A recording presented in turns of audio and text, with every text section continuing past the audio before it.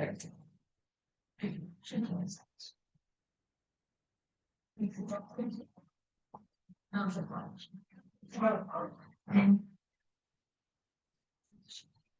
morning.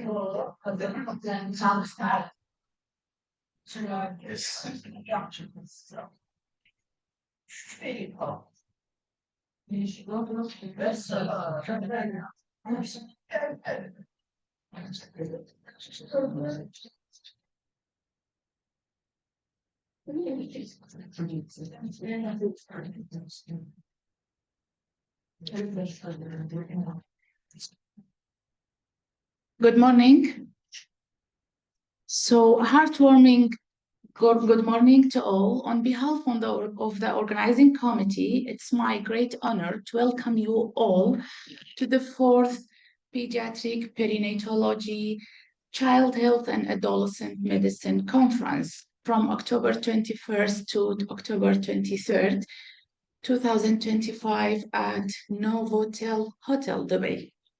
It gives me immense pleasure to see such distinguished gathering of pediatricians, neonatologists, perinatologists, child health experts, adolescent medicine specialists, researchers, healthcare professionals, and industry leaders, all united here to share commitment for improving health and well-being of children and adolescents. Today marks the beginning of an exciting journey of learning, collaboration, innovation. We have an outstanding lineup of keynote speakers, scientific session covering a wide spectrum of topics from neonatal care, perinatal health, pediatric nutrition to child psychology, infectious disease, and new advancement in adolescent medicine. This conference serves as a dynamic platform of exchanging knowledge, fostering global partnership, and inspiring progress in pediatric and child health research and practice. Let us look forward to an engaging and impactful 3 days together, filled with meaningful discussions and new collaborations. It's me, I'm Dr. Shayda Al-Talabani from Iraqi Kurdistan. I look forward to an inspiring and productive day with you all. About the organizing company, they are proudly leaders in organizing professional meetings, conferences, workshops, and symposiums across the medical, clinical, healthcare, and life science. They bridge academia and industry, driving excellence and innovation in every event they organize. So with the global reach of 24/7 support and a dedicated organizing team. So on behalf of them, I extend heartfelt gratitude to the organizing committee, our esteemed speakers, and all participants who contribute, whose contributions have made this event possible. Together, we are advancing the future of pediatric and adolescent healthcare worldwide. So we will start our sessions. Each keynote speaker will have 20 minutes, and the other speakers will have other 20 minutes.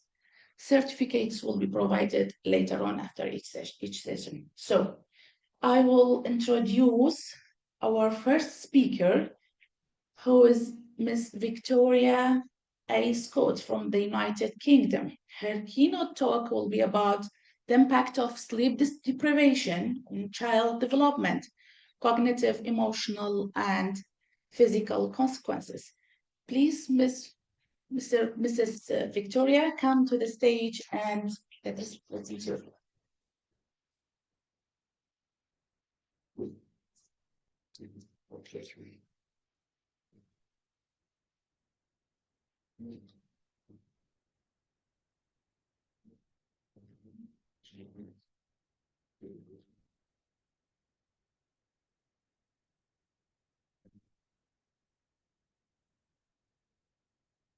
Good morning, everybody. My name is Victoria Scott, and I'm from the UK. My background is in paediatric nursing, adult nursing, health visiting, safeguarding, and latterly, I'm a sleep consultant. So you may wonder why I've come into now being a sleep consultant, but I think this presentation will help you to understand why I find it a very passionate subject. Where's the controller?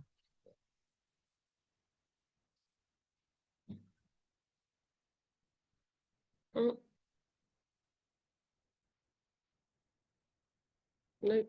Does it work?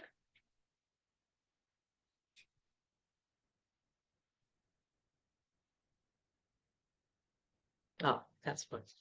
Okay, so this morning I'd like to, the learning objectives by the end of this session, and hopefully you'll be able to recognise the prevalence and multidimensional impact of sleep deprivation in childhood, and describe how insufficient sleep affects cognitive, emotional, physical and social development in children, and identify common signs and clinical consequences of chronic sleep deprivation, and apply evidence-based strategies for assessment and intervention to promote healthy sleep in pediatrics.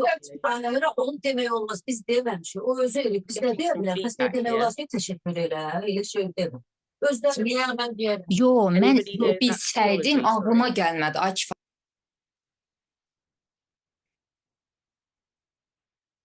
Okay, so let's have a look at this diagram. So many of you may be familiar with issues regarding sleep, but it seems to have stopped. There was some talking thing.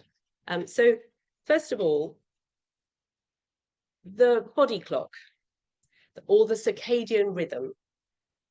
This lives in a tiny part of the brain, nucleus, and it takes its cues from light. When it's bright, it tells the body to stay alert. As it gets dark, it sends messages through the superior cervical ganglion to the pineal gland and releases melatonin, our natural sleepy hormone. So this system tells us when it's time to sleep. And second, we have sleep pressure, the need for sleep. The longer we are awake, the more chemical called adenosine builds up in the brain, making us sleepy. And when adenosine levels are high and melatonin kicks in, that's when we actually start to drift off. In short, the body clock sets the timing and the sleep pressure drives the need. And when both are in sync, sleep feels easy. And when they're out of sync, say from screens, this is where my presentation is I'm going to be talking about screens, jet lag, which I am suffering from at the moment. Some of you might also be suffering from, or neurodiversity. Sleep can get tricky.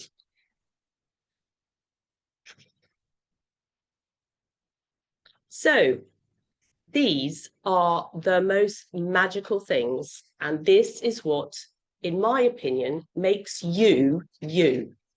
And how does that actually happen? Okay, thanks. So they're brain's mini workouts while we sleep.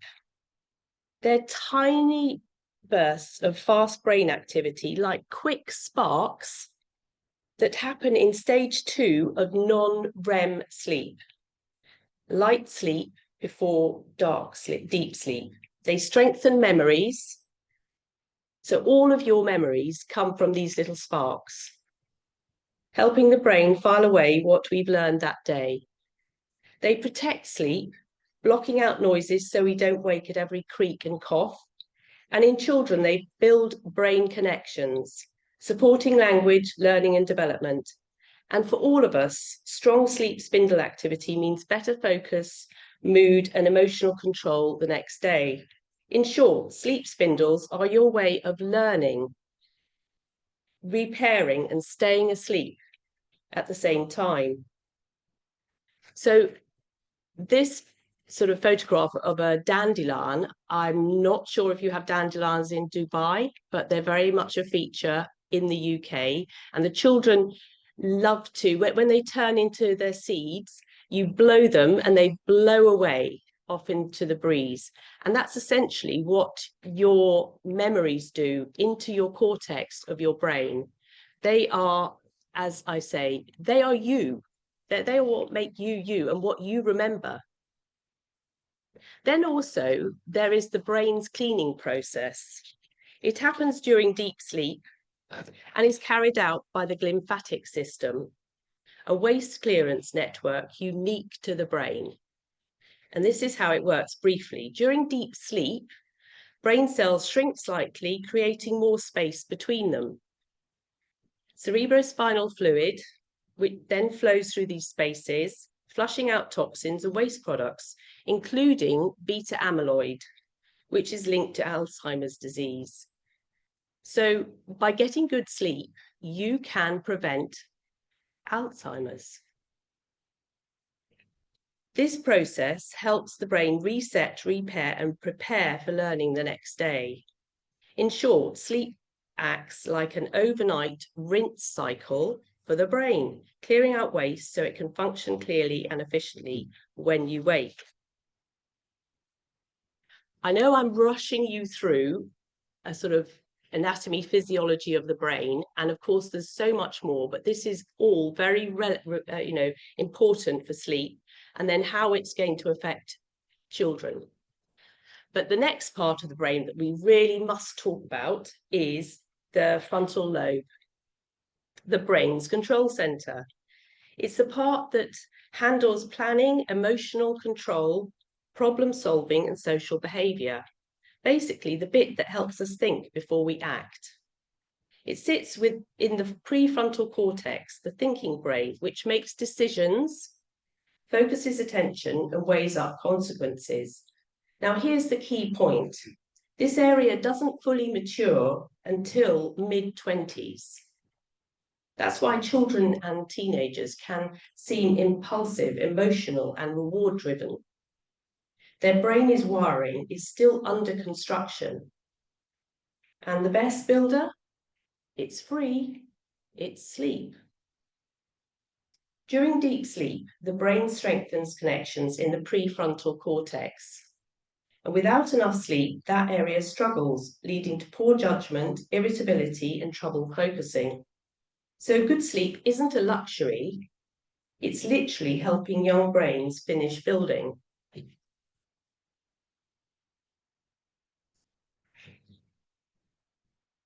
So then really, we need to look at how much sleep do teenagers need? Now, I'm focusing today's presentation because there's so little time on really teens. Perhaps most of my working life as a sleep consultant, I'm actually working with parents for younger children who aren't sleeping. And they often get a lot of the focus. But actually, for teenagers, this is a huge global issue. Teenagers actually need 8 to 10 hours of sleep each night, and that's the sweet spot for learning, memory, mood, and growth. Most average around 6.5 to 7, and almost half of the older teens get under 6 hours on school nights. And if you add that up, that's like losing an entire night of sleep every 3 days. So no wonder they're tired, emotional, and struggling to concentrate. So when we push for better teen sleep, it's not just about avoiding grumpiness. It's about protecting mental health, improving learning, and helping them reach their potential. The answer lies in how the brain's timing and signaling systems differ in neurodiverse people too. Many neurodiverse individuals, especially those with autism, ADHD, or sensory processing differences, have alterations in how their circadian system and melatonin pathways function. And that's why it can disrupt the sleep.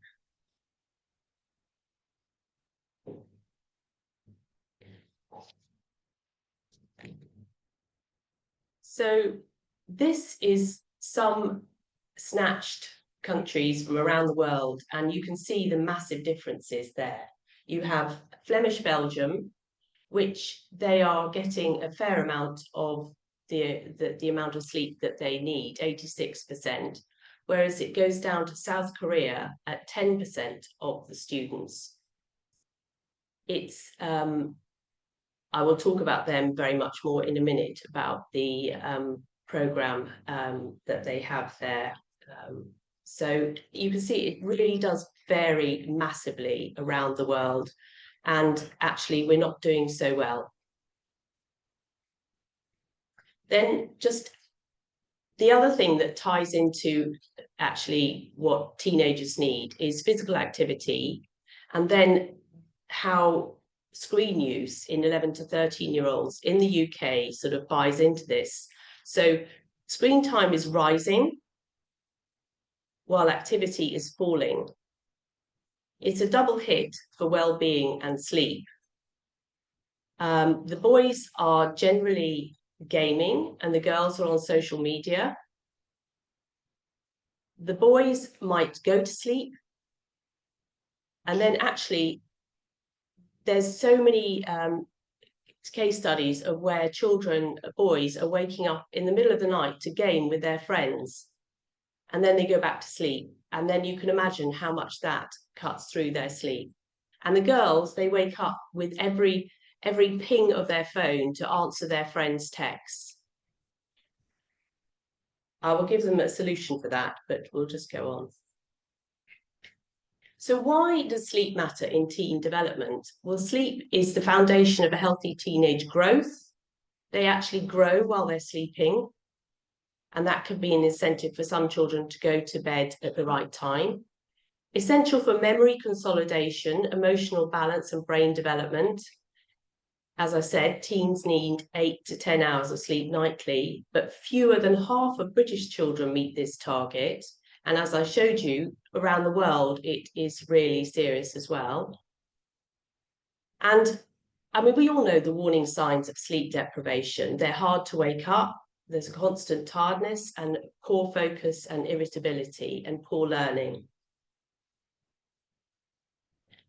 Now, I wish I had known this when I was growing up, because then I might have slept a bit better, because I loved my sport. I loved my netball and hockey and swimming and all those sorts of things. But it can actually boost athletic performance. It improves your muscles' recovery and growth, energy, endurance, sharper mind, strength and speed, and injury protection. And it's, for boys, that can be an incentive if they're really into their sport, or for girls, obviously. And it encompasses good sleep, really can, as a parent, if you want to encourage your child to sleep more, you can pick things out of this presentation to encourage them to actually make their own choices a bit better about going to sleep. And magically, well, we'd love them to put their phones to bed too, wouldn't we? But this slide actually shows why I've sort of come into the sleep business, really, because I was a safeguarding nurse in Surrey from 2015 to 2021. And, you know, in our meetings, you know, with the doctors, the nurses, everything, and the mental health nurses, I could not understand why now there were so many teenagers presenting in A&E for self-harm. Really serious things, really serious things. And the mental health crisis out there amongst some teenagers is very, very serious. It's in all countries, really. And particularly for the girls. And there is a reason for this, as I'll go on. The boys, as I say, they do wake up and stay awake too long to game, but yeah, it is a problem. And this is what's happening as well, is they're spending less time with their friends and more time on their screens, 4 to 5 hours a day, which is not the same sort of socializing that I grew up with at all. So it has deteriorated since the invention of the smartphone, round about 2010. I know some came in a few years before that, but really kids didn't really start to get them till 2011 and 12. And socializing has gone down. And again, there's high psychological distress across, 13 European nations and across the US and other countries like Korea as well. Now, these PSA scores are in decline. These are results from the Programme of International Student Assessment run by the Organisation for Economic Cooperation and Development, the OECD, which you might have heard of. And these measure 15-year-old students around the world to apply their knowledge and skills to real-world problems in three main domains: reading literacy, mathematical literacy, and scientific literacy. And the results are used to compare educational systems across countries over time. Now, the top performers were Singapore, Macau in China, Taipei, Japan, and Korea, but all of them have taken a dip in these last few years.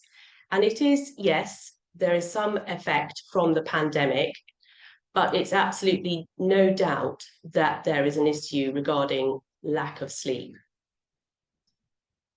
because there's statistics for this too.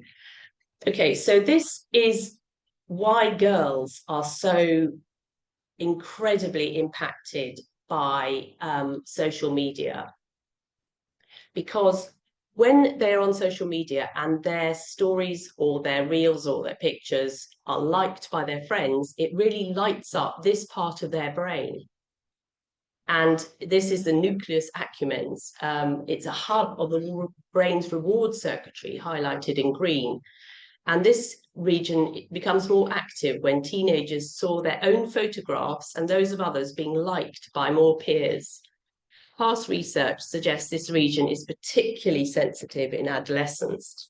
So, yeah, it's turning out that screens are really concerning for teenagers. So, yeah, the teenage brain is under construction. Puberty resets the internal clock, and they have later sleep and wake times. So they literally go to bed later and want to wake up later, but early school times, wake up times affect that. So they sort of break through their sleep because they can't get to sleep early. They don't have enough sleep at night too.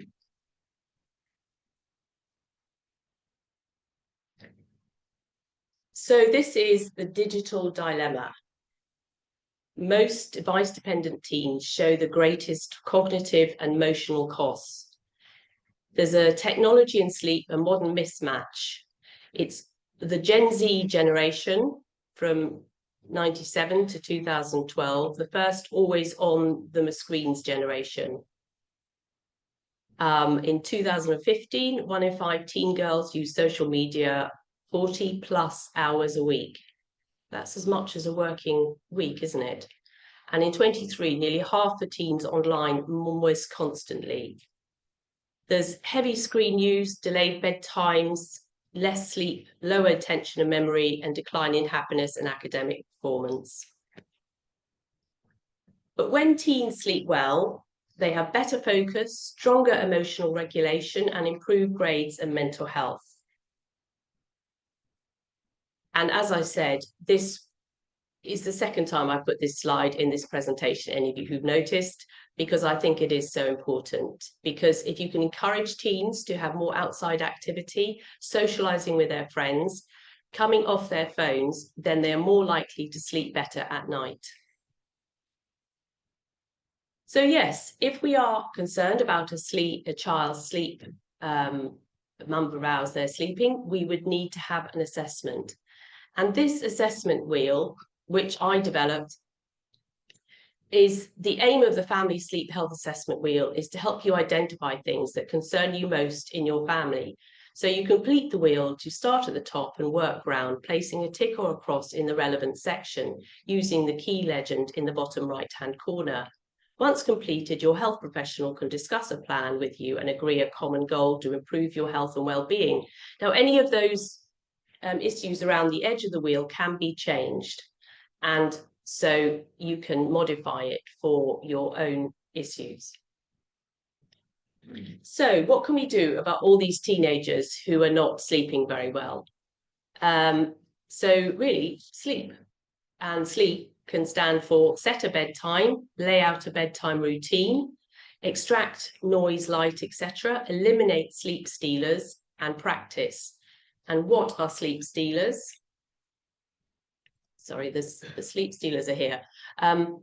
Consistent bedtime routines, inconsistent bedtime routines. These are all the things. You might like to take a photograph of this for your own teens at school, because these are things that are really going to affect sleep.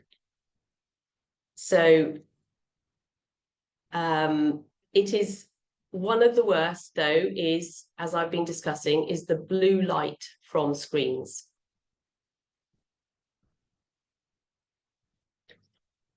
I'll go back to this stage. So what we need to have is a sleep-friendly day. Daytime does matter, what time they get up, how much daylight and exercise, regular meals, avoid late naps, and manage stress. I mean, there's no doubt, if you feel tired today, listening all day long, it's a good idea to go and get some sunlight, because that will shut down any kind of sleepiness that you're actually feeling. That's a little hot tip anyway. But you need to help your children to sleep. Choose a bedtime and a wake-up time and stick to it most days, and allow an hour for winding down at night. An hour without screens before bed. And that applies to adults too, because it could really help your sleep. There's 3 routines: wind down routine, chill out before bed, bedtime routine to signal sleep, and then a morning routine to light and movement to wake up. Those were the sleep stealers, as I mentioned.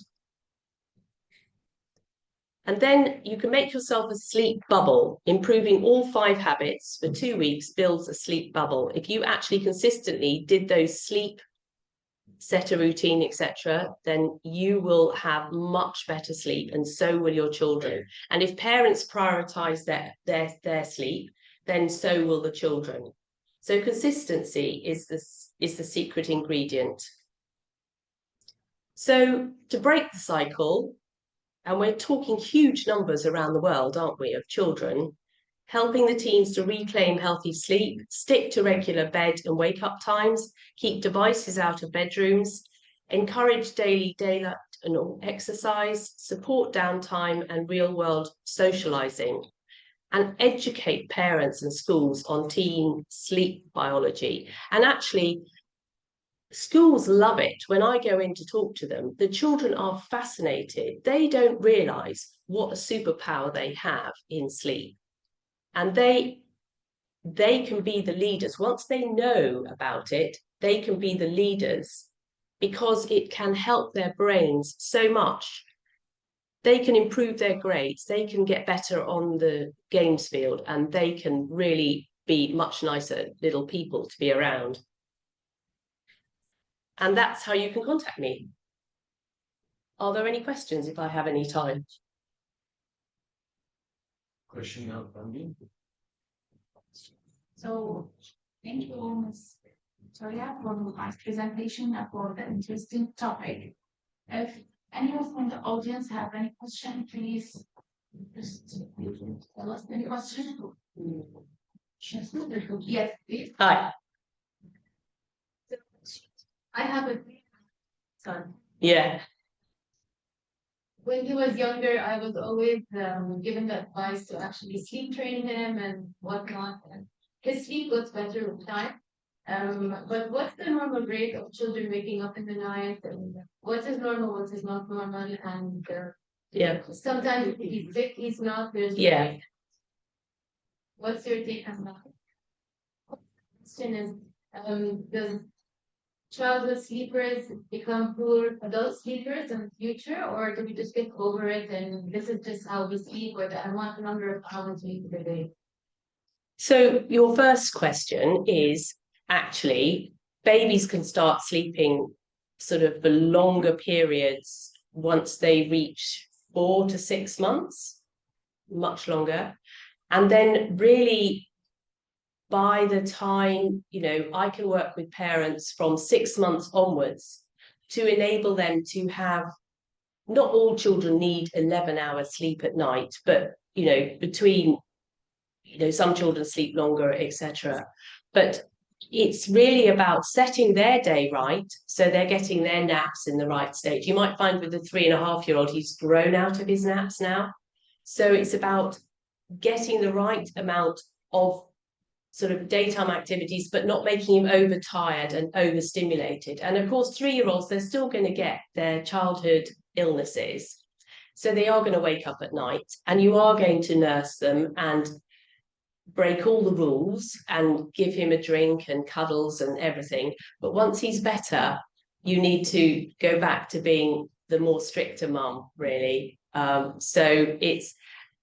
do poor sleepers end up, youngsters end up as poor sleepers as older ones?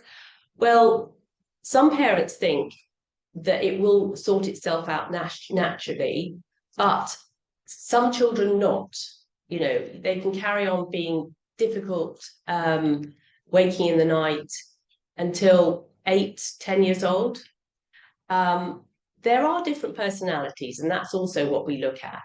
And there's the little calm children who literally could sleep on the carpet. And then there's the little meerkats who anything is going to wake them up, and they're going to keep going all night, you know. So there's different personalities. So I think it's, but I mentioned it briefly in my talk here, which was children who are neurodiverse. They struggle sometimes because of the mechanics within the brain can affect, and so they need extra help to really help them have a routine before bed. So yeah, that's the long story short. Yes. Okay. Thank you very much for this. My subject, actually, it is a common problem in pediatrics. Yeah. My question is that I'm daily practicing and looking for babies, maybe 10, 20, 30, 40, 50 per day. Much a good number of illness from sleep disorder. And some of doctors, they prescribe melatonin to induce sleep, especially for all age groups. Especially, I'm asking about the small babies, infants, during teething, during ear infection, during even nasal obstruction, they avoid sleep. Is it scientific to use melatonin to induce sleep for sick babies? There has been research looking into if you're prescribing it, is that sort of dampening down your body's own ability to produce it? And I think the research is really not conclusive yet. But there's one thing a doctor prescribing melatonin, but then parents are buying it off the internet with very variable amounts in those gummies. And so one gummy might have a lot of melatonin, and then another gummy might hardly ever have any. And the parent thinks that it's not working, and so they double the dose and things like that. I think that is the huge problem. Melatonin isn't the cure-all for improving sleep. I mean, you do need to very often work with the parents as well. I think it's a huge subject in itself, really. I think I'm sure you just yeah, thank you. I say, well, let's say a question.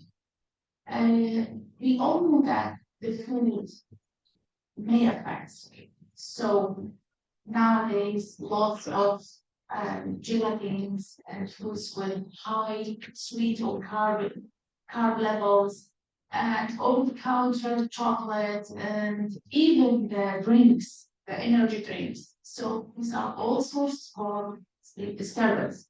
So Yeah. I'm sure that in your practice you need to count the parents, the adolescents about the type and the timing Absolutely. of each. Yes, Yeah. because it was briefly in my presentation. Yeah. It was, I absolutely agree with you. There's preservatives as well that are so most of them are CNS stimulants, so Yeah. they will disturb that. absolutely.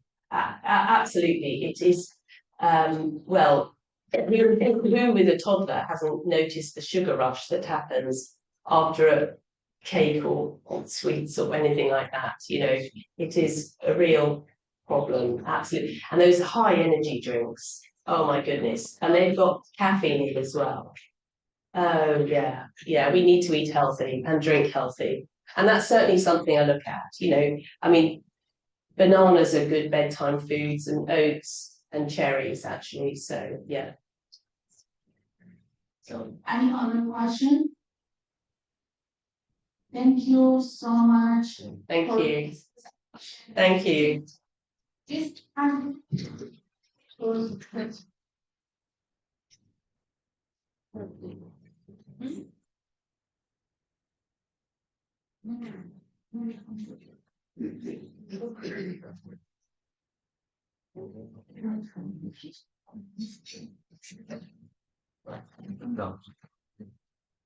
So what are you going to report as the protocol? Thank you. Thank you very much.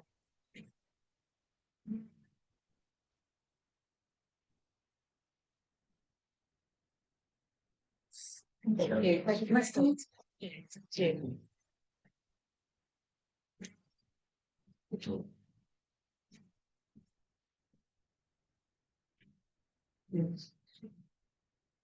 So our next speaker, I want to proudly ask my teacher,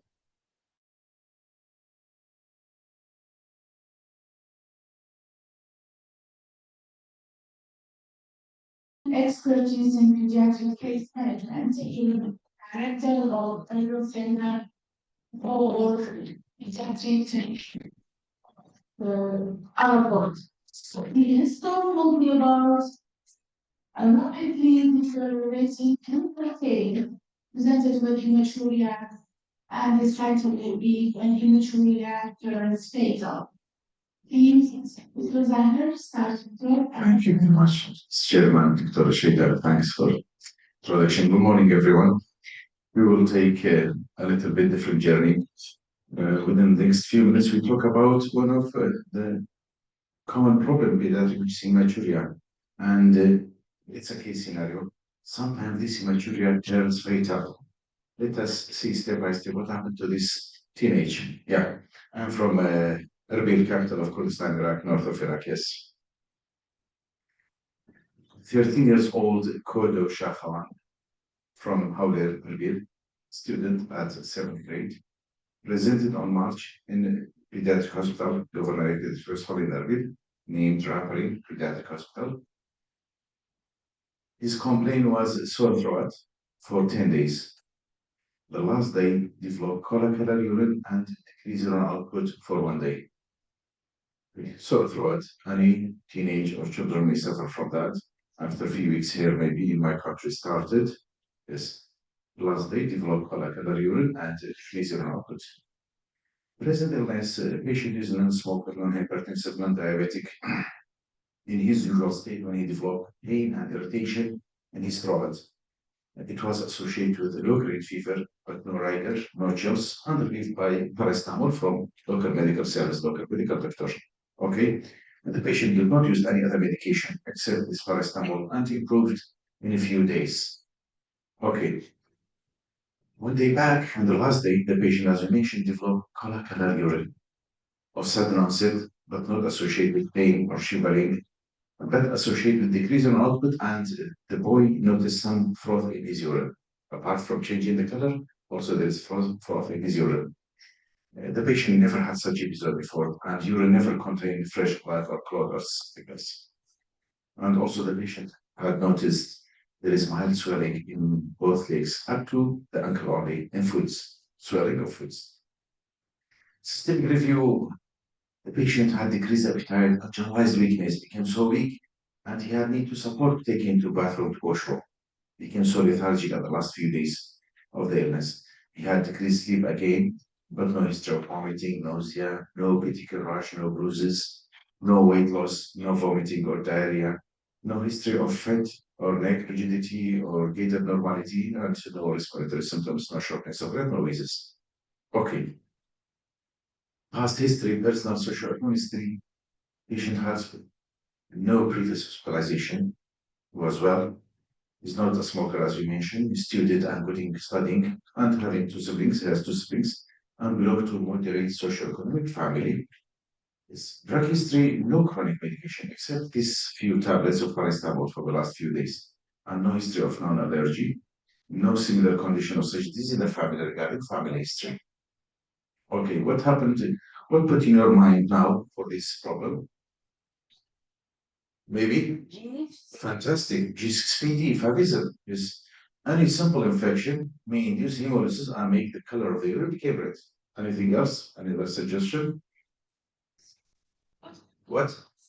Post-infectious. That's the newest differential diagnosis. Good, very good. And we have a rare disease, IgA nephropathy, Berger disease, and so on, so on. So post-infectious or previously called post-streptococcal, they believe that is streptococcal nowadays. We said a lot of infectious disease cause glomerulitis, post-infectious they term now, IgA nephropathy, drug-induced glomerulitis. Sometimes someone take one tablet of NSAID, profit, and indocate, okay, may develop glomerulitis. And one tablet of one capsule of antibiotic because what's called drug-induced glomerulitis. It's a very fatal sequel you have. And myoglobinuria sometime after extreme exercise, a teenage may develop progeria. Okay. And there's, as our colleague mentioned, about G6PD deficiency. Okay, examination of Kodos 13 years old. And boy, lying on bed, well cooperative, okay. Pulse 78 beat per minute, but the blood pressure is 160 over 100, significant hypertension. A febrile, respiratory 15, he's a bit pale, and pedial edema I mentioned, no jaundice, no cyanosis, no clubbing, no lymphadenopathy, thyroid normal, and no purpuric spots or petechial rashes. This is important in the examination. Purpuric spots are important. Purpuric spots and petechial rashes. Abdominal genitourinary examination, routine examination, flat abdomen, no scar, no stria, genital inspection, and normal abdomen moving with grace. Nothing significant. Kidneys not palpable, no fluid within the cavities of the abdomen, all sound is normal. Cardiorespiratory, again, normal chest shapes, no scars, no bruising. Trachea central apex, normal S1, S2, good hereditary bilateral, normal vesicular breathing. Okay, everything is normal cardiorespiratory. CNS, Glasgow Coma Scale, now 15 or 15, higher mental function intact, sensory and motor system also normal, no signs of meningeal irritation, cerebellar system intact, all cranial nerves are intact. We will remember that in the end of the story about CNS system. Proceed to laboratory investigation. We found that white blood cell count is accepted 9, but hemoglobin became 10. Yes, platelet count accepted 400 perineum, urea 14, and creatine is 1 milligram.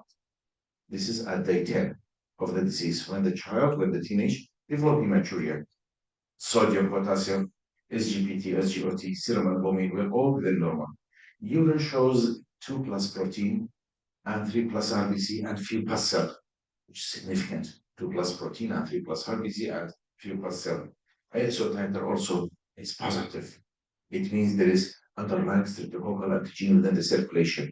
Stimulate the immune mechanism and showing positive strepto ASO titer. Yeah. Complement level here is significantly low. It means immune system is cascade is activating complement system. Anti-hepatitis C, hepatitis B cells antigen non-reactive, rheumatoid factor and antinuclear antibody negative. It's too early for that, but sometime may show positive results. Anyhow, there is the investigation, basic investigation. Diagnosis, it goes with post-infectious glomerulitis. Yes, till now we are going toward post-infectious glomerulitis. Treatment started.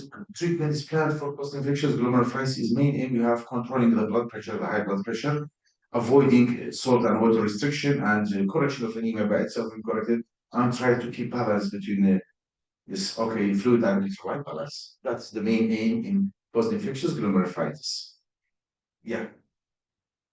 Patients' renal function is rapidly worsen over next 3 to 5 days. And repeating renal function shows that urea became 110 and creatinine 60 milligram, significantly increased. It's acute renal shutdown. urine output further deteriorate, the patient became anuric in this state after 3 to 5 days from the beginning of hematuria. Sorry? Adrenal hemorrhage? Why the renal function is so impaired? Let us listen to the scenario to be clear, yes. Yes. Here, in this state, we need urgent renal biopsy. Yes. Renal biopsy was planned to rule out rapidly deteriorating progressive glomerulonephritis. We are afraid from this complication, progressive glomerulonephritis, rapid progressive. And patients traveled abroad at that time and started to have a uremic symptom. Okay, acute renal shutdown, and he had to undergo 4 sessions of dialysis within the subsequent. Sorry? Possible, yes, hemolytic uremic syndrome. Actually, it's not typical one, hemolytic, but one of the nearest differential diagnoses. You are right, yeah. Okay, let us listen. Continue. Renal biopsy results. Immunofluorescence staining shows a non-specific glomerular immune deposit with crescent formation, which confirming the diagnosis of type 2 rapidly progressive glomerulonephritis. Here, the diagnosis is settled and treatment can be started now. Okay. What are the various uremic symptoms that you will suspect to see in CODO in this teenage? There's a list of problems you may face in CODO uremic symptom. From anorexia, vomiting, diarrhea, shortness of breath, weakness, encephalopathy, uremic froth, and platelet dysfunction leading to bleeding. You may suspect that thrombocythemia happened in acute renal shutdown, anemia, pericarditis, peritonitis, etc. So these are problems we may face in CODO. What happened to CODO? About this. So what are the treatment options? Now you can choose one of these. He has acute renal shutdown, and the biopsy is confirmed rapidly deteriorating type 2 glomerulonephritis. Either keep the patient on dialysis for life, or patient will recover, suppose the patient spontaneously and stop further dialysis, or give him an antibiotic and stop dialysis, or immunosuppression and bridge gap with steroid and dialysis. Any suggestion from this? The voice is okay or too loud? Okay, yes. Any suggestion from this? Rapidly progressive glomerulonephritis of a teenager of 13 years old, for sudden, just developing sore throat and becoming hematuria, and within a couple of weeks, develop this condition. Okay, the answer is immunosuppressant should be, the cascade of this renal damage should be stopped, and steroid with dialysis continue. This patient was put on corticosteroid and pulses of cyclophosphamide chemotherapy. We have a lot of side effects of cyclophosphamide and how to prevent the side effects.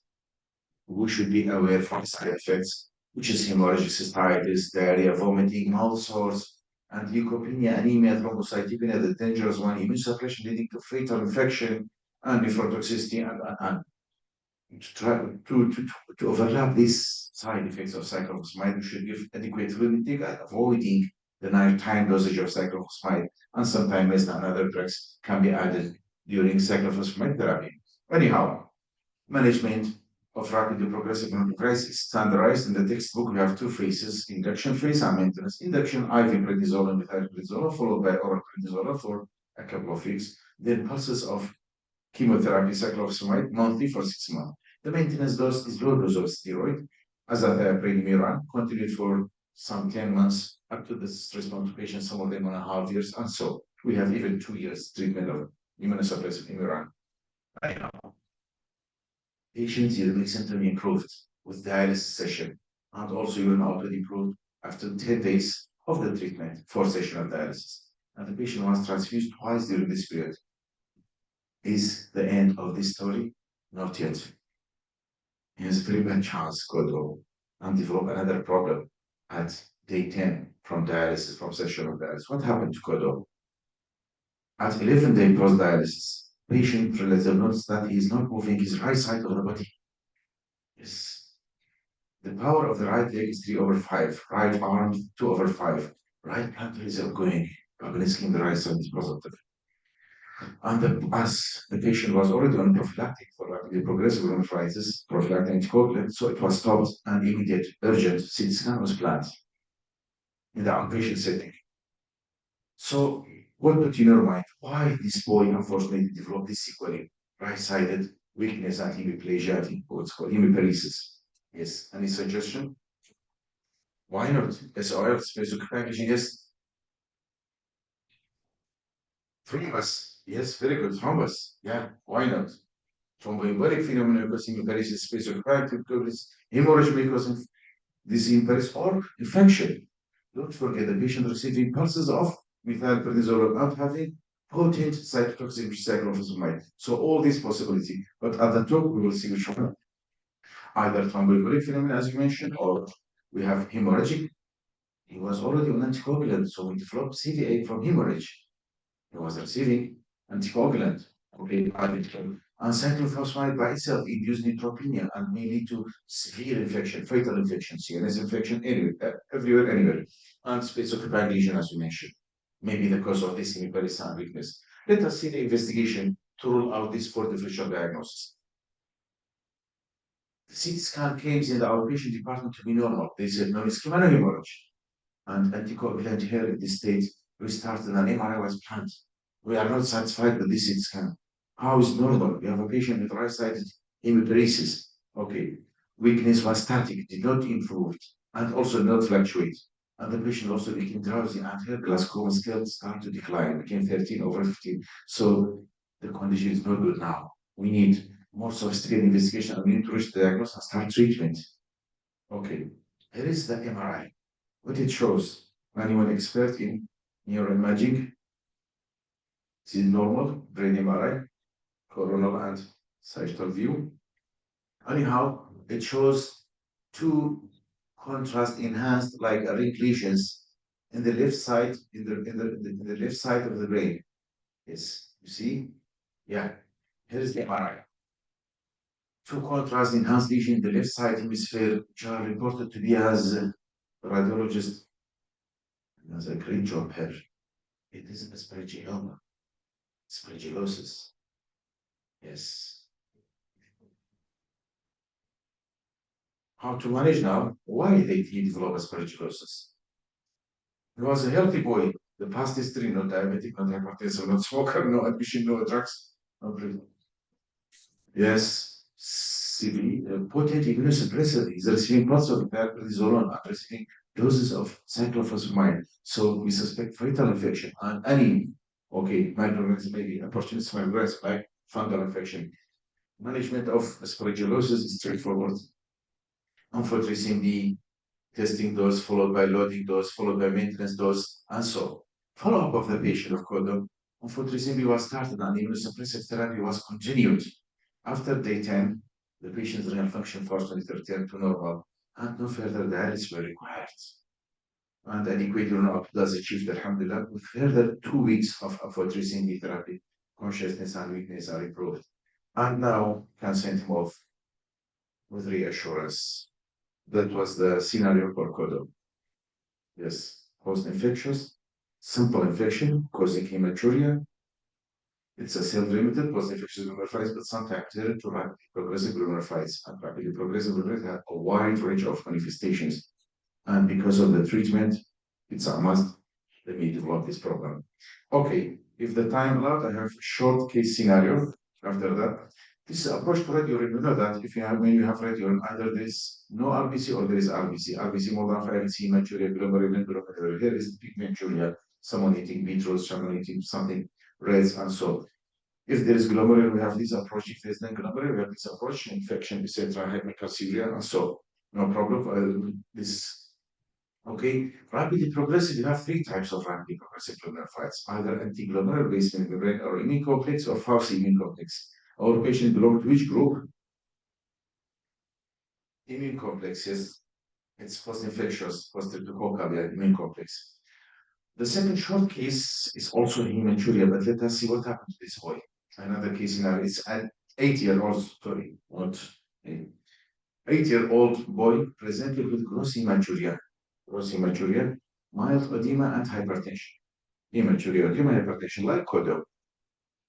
There is no rush, no joints. Problem.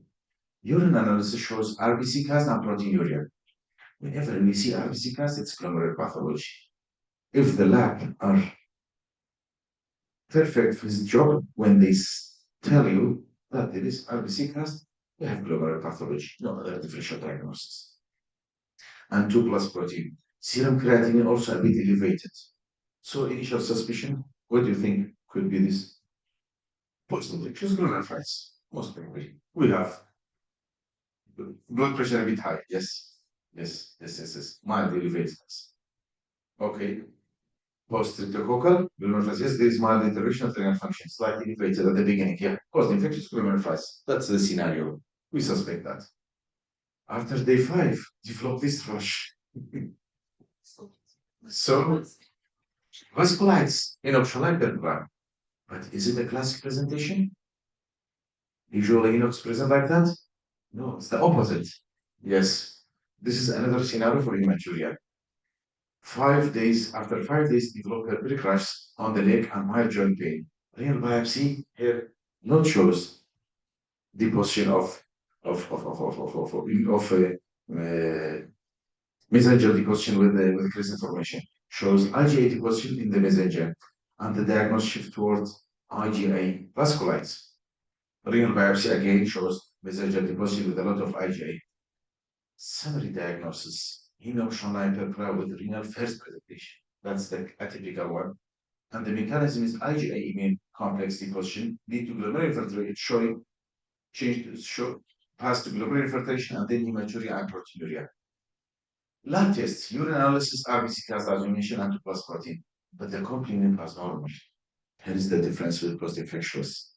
Complement is very, very important. Whenever there is continuous infection, C3, C4 will be affected. C4 in autoimmune, C3 in post-infectious.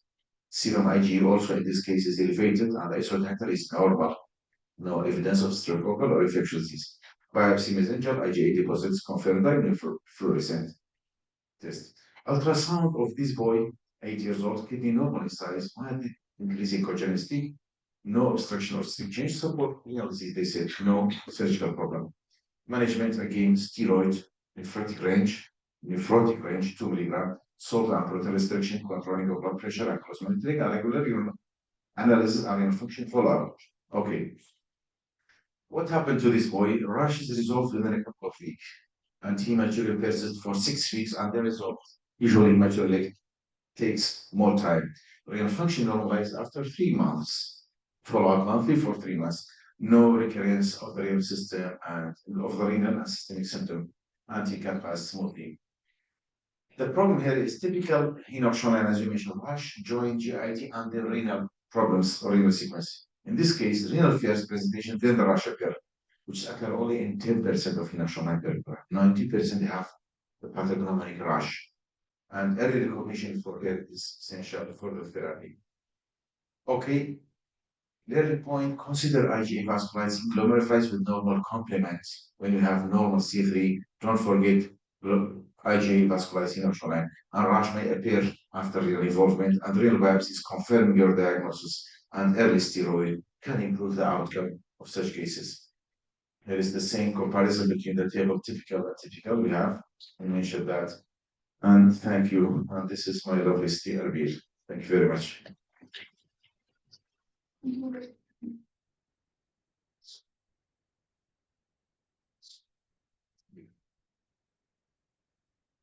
Go. Yes, good.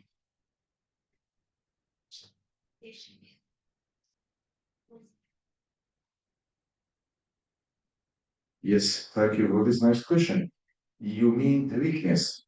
Yes, the weakness was not belonging to, to CVA or hemorrhage, and not belonging to space occupying lesion, and not belonging to a thrombus formation. For that reason, it's infectious. After the infection subsided, the patient became okay. Yes, we have the right.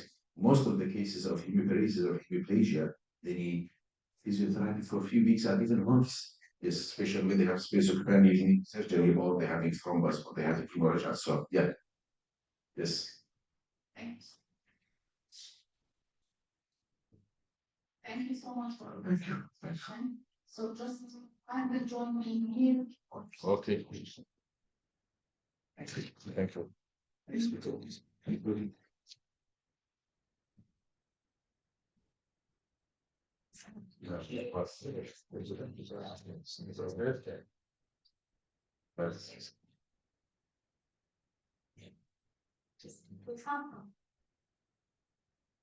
Yes, no, it's not done.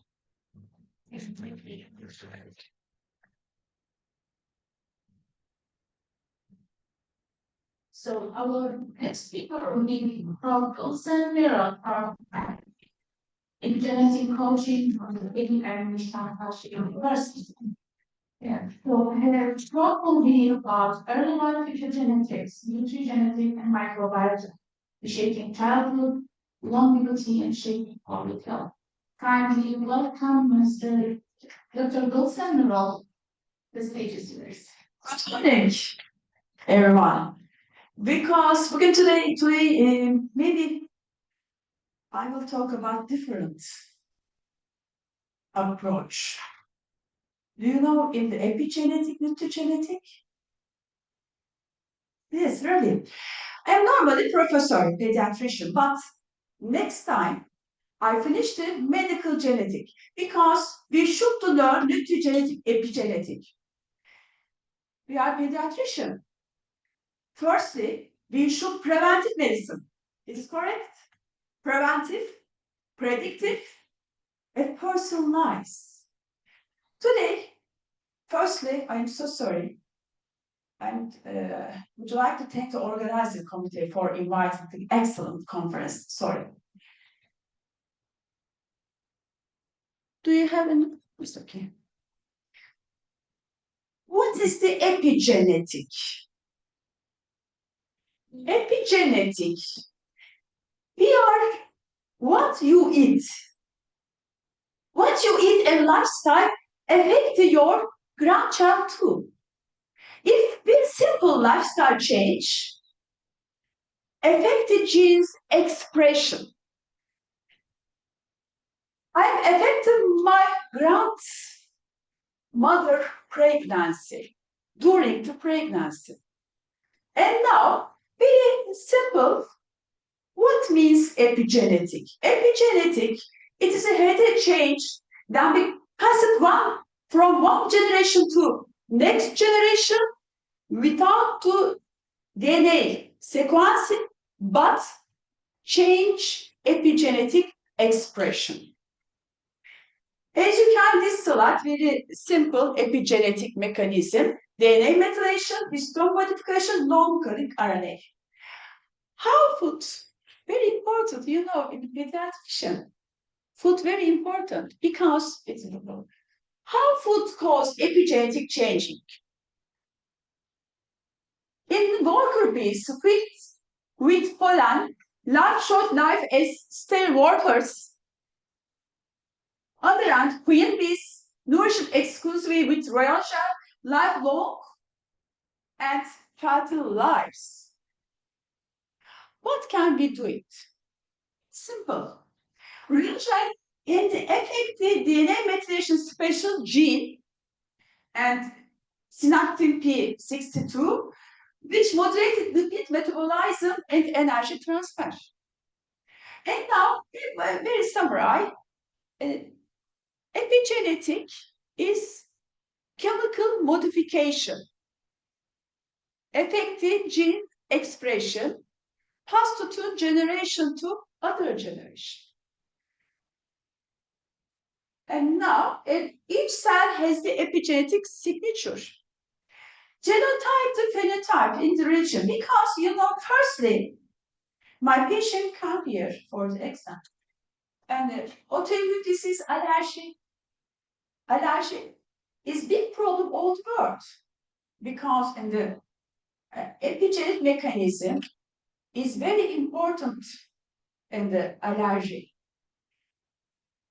And genotype to phenotype, epigenetic in the same genome, yet distinct phenotype to gene expression profile is a possible expression for why genetically identified twins might develop different disease, because you know in the same genes but different disease, because and the expression is different. Environmental factor, diet, stress, affect the gene expression, may cause autoimmune disease, cancer, allergy. When very important for us, because pediatrician during the pregnancy very important. And next step is is more important. And now, how about the twin brothers? When this chemical was added to diet in the mice during pregnancy, it has been observed that the number of yellow-colored obese puppies has increased. And now, potential clinical mother food, the gene that determines in the newborn hair color has been shown the effect epigenetic mechanism. What are the epigenetic mechanisms? As you can see slide in the directly control gene expression, indirect control gene expression.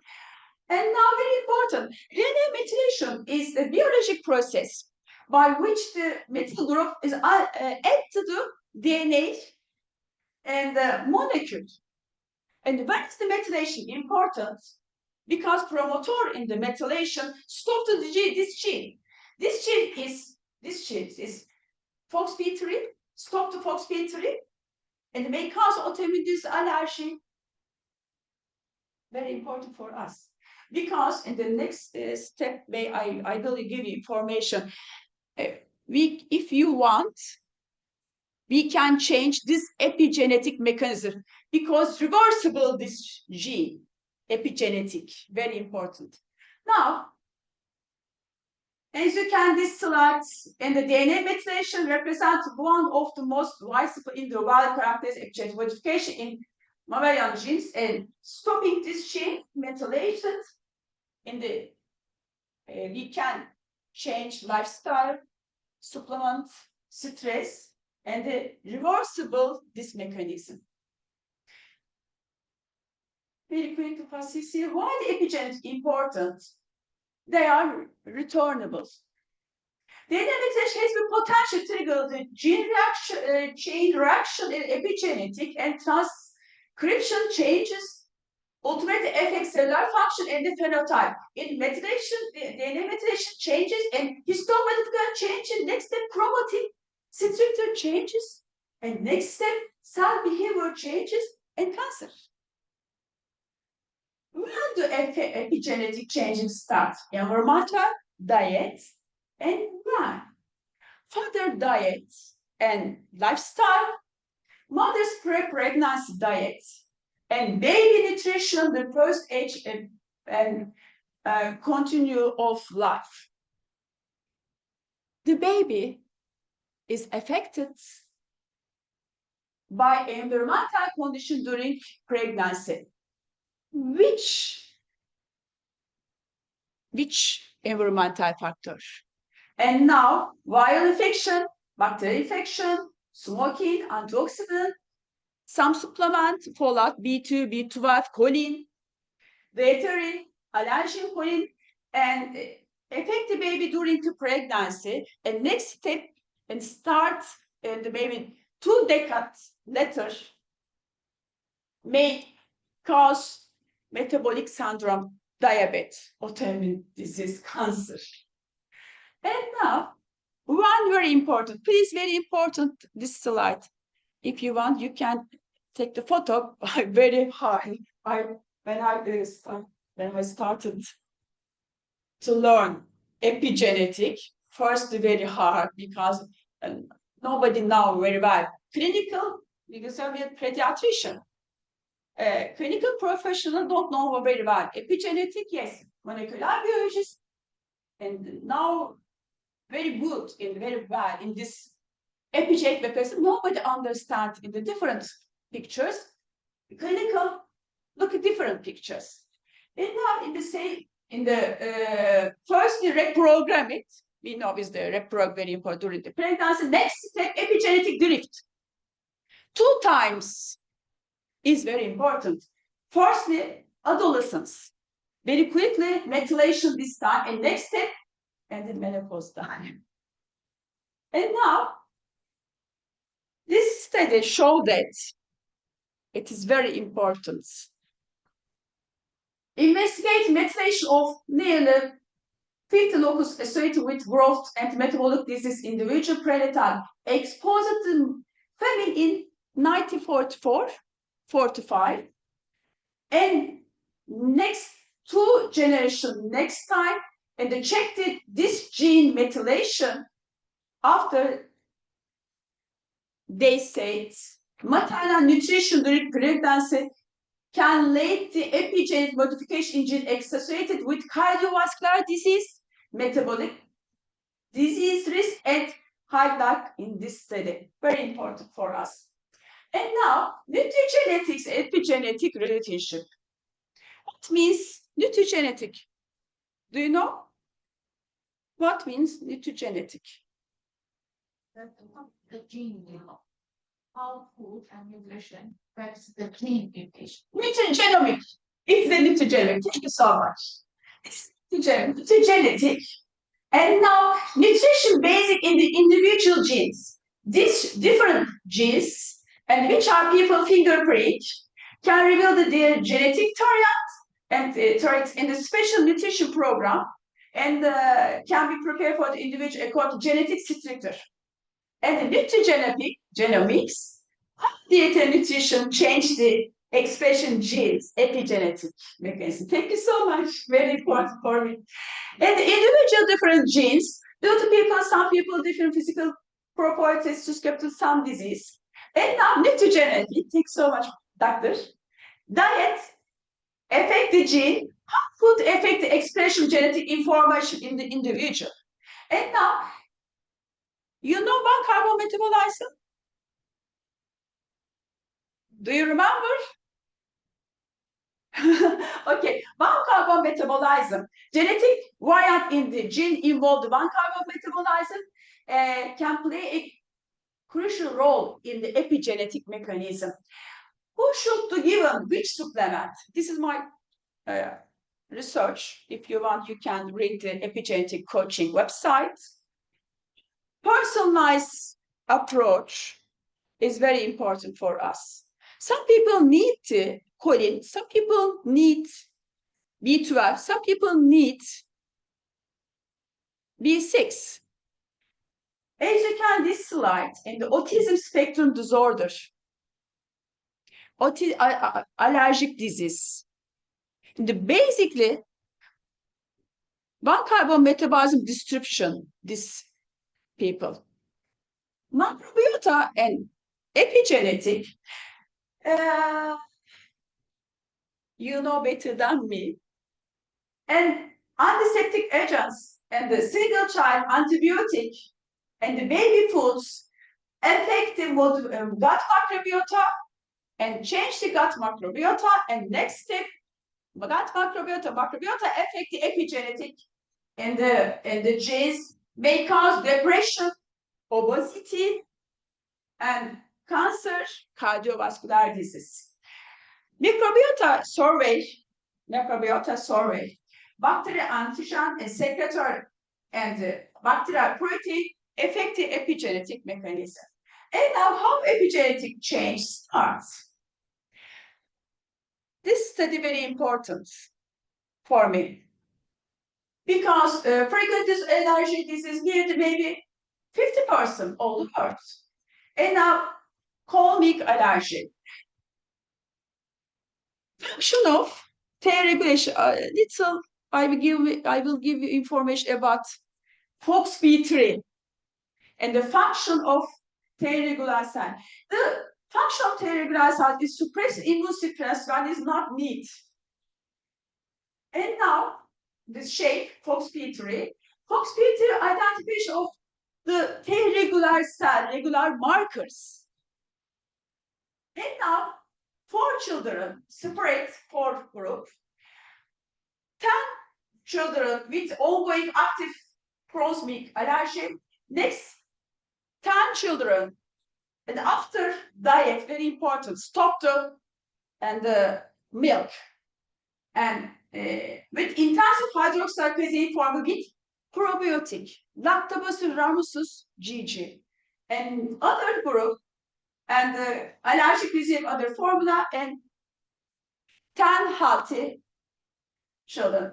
FOXP3 specific demethylation and expression were measured in the molecular cell. And now, this study showed that in case of methylation of FOXP3 regular T specific demethylation region genes diet with extremely hydroxylase casein formula and lactobacillus GG, a significantly different than control group. And the recent study showed that lactobacillus GG, in addition to the vitamin D supplement, increasing CT4, CT24, FOXP3, tetrate expression. If you improve in the expression FOXP3, tetrate, and we can healthy in the improve my patient's symptoms, decrease allergy. And other study, and very important for us, the effect of casein in gluten-free diet in the epigenetic of FOXP3. Patient is Hashimoto thyroiditis. And diagnostically change FOXP3 demethylation occurred with 3 months gluten and the casein-free diet than control group. A significant difference. And now, if you want, this study showed that if you want, we can change FOXP3 epigenetic mechanism, and next step, we can improve and healthy our patient. And asthma and allergy are not destination. And now this case is, I'm sorry. Do you have how many? Three? Yes. 23. Okay. Very quick. Thank you. I am a doctor. Firstly, I want the important that in my patients in the come here. These patients come here in the atopic dermatitis. We can look the different genetic and the clinical. And the firstly, phenotype to genotype, selected special panel, because I know I can change, if I change diet, supplement, and lifestyle, my patients, and we can change, and these symptoms increase, these symptoms. Is okay? Now we can check together. Nutrition panel, methylation panel, vitamin support panel, mental health panel, detoxification panel. Firstly, I'm sorry. Oh, I'm so sorry.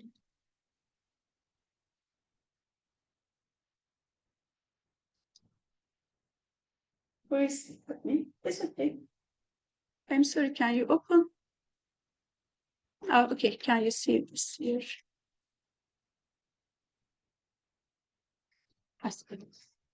This is my patients. 1 week, 2 week, 3 week, and the 4 week finish the symptoms. And 1 week, 2 week, 4 week, 3, 4 weeks finish the symptoms. She has lactose intolerance. She has food allergy. She is coffee sensitivity. And now gluten sensitivity. She needs choline. Choline play crucially on one carbon metabolizer. We should recommend it and choline, this patient. And other vitamin E. You know, in the do you check vitamin A level your patients? Very important. Because some people in the some genetic makeup may cause of vitamin A deficiency. Vitamin A deficiency may cause cancer, autoimmune disease, allergy. Because vitamin D receptor and vitamin erythroid X receptor, we should work together. We should work together. Yeah, vitamin D receptor, vitamin erythroid X receptor, and together work.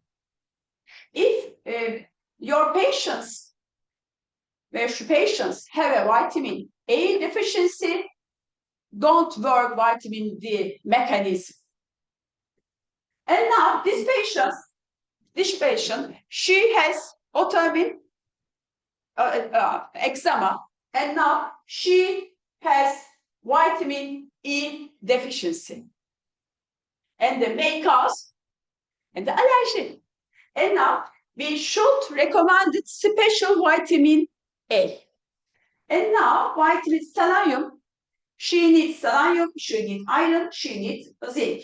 And detoxification panel, after we checked on the detoxification panel, and now ventilation panel, and now inflammation panel, and the mental health panel, and now in the carbohydrate, because some people in the tend to carbohydrate sensitivity, some people and tend to the fat sensitivity. After we can recommend this special diet these patients.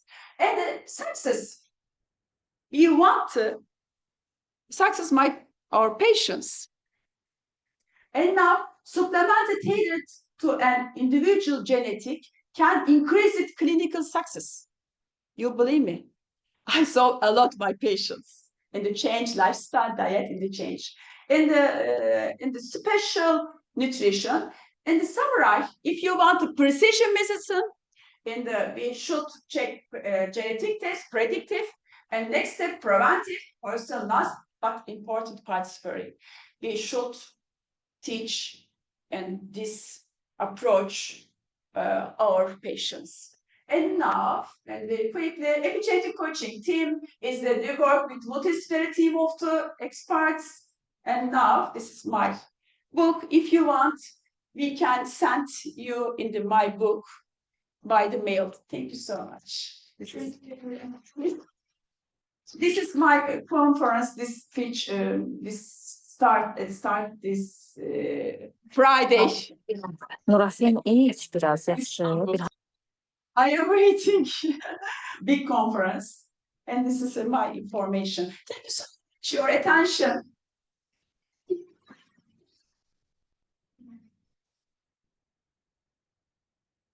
Talk of any modern medicine. So a comment or a question from my side. Do you recommend probiotic as a line treatment for vegetable GI or metabolic diseases? Because nowadays we see that there is a recommendation to use probiotic or prebiotic for majority, like even GERD, colic, irritable bowel syndrome, even constipation, diarrhea, lactose intolerance, gluten intolerance. So you recommend as a line for management to use probiotic? Probiotic are interested in vitamin D.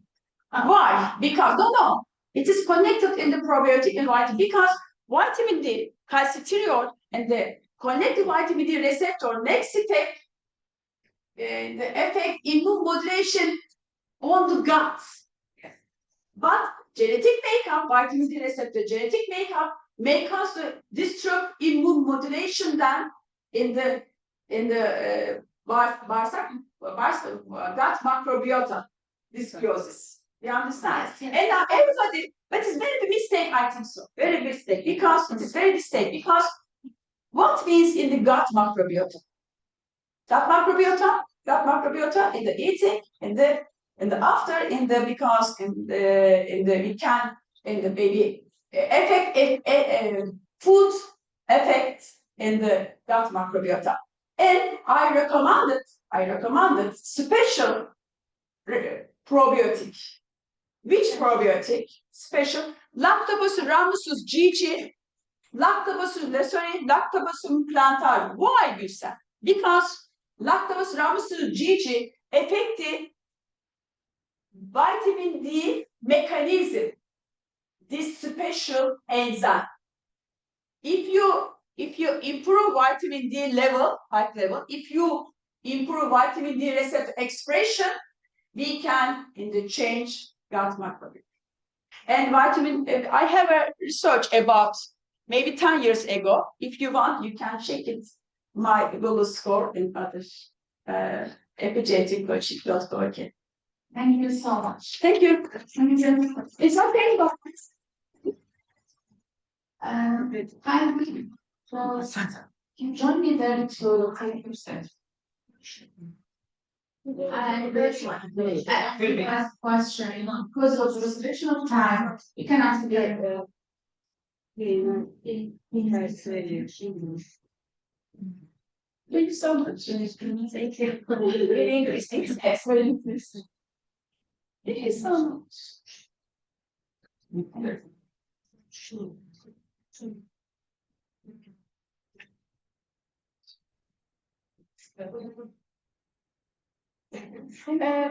Can I start my book, my friends? Yeah, sure. Okay.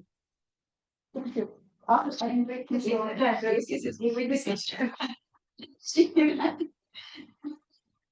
So the next business who is the co-founder of Epigenetic Coaching Limited from the United Kingdom. The topic will be about AI-driven epigenetic approach in pediatrics, from signal to simple, actionable. And the thing. Can you log in your WhatsApp?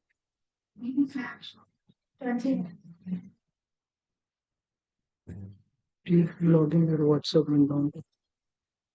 I can't log in with WhatsApp. I can send it to you in email again. Log in your email and download. I can log into any. I can log in. I can send it to you in your email. Can you log in your WhatsApp? I can send anything anywhere. Look, don't you have an email logged in here? I can send it to here, and you can tell me later. You should do it once more. Okay.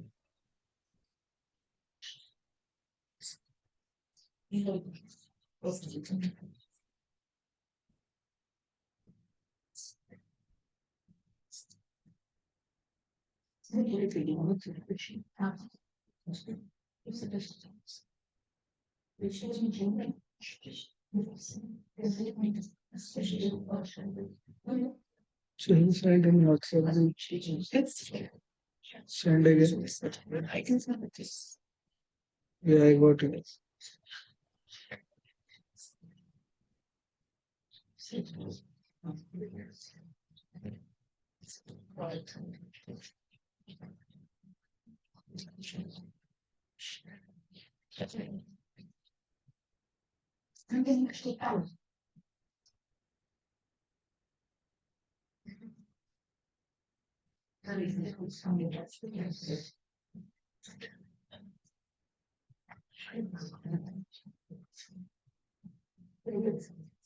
Yeah.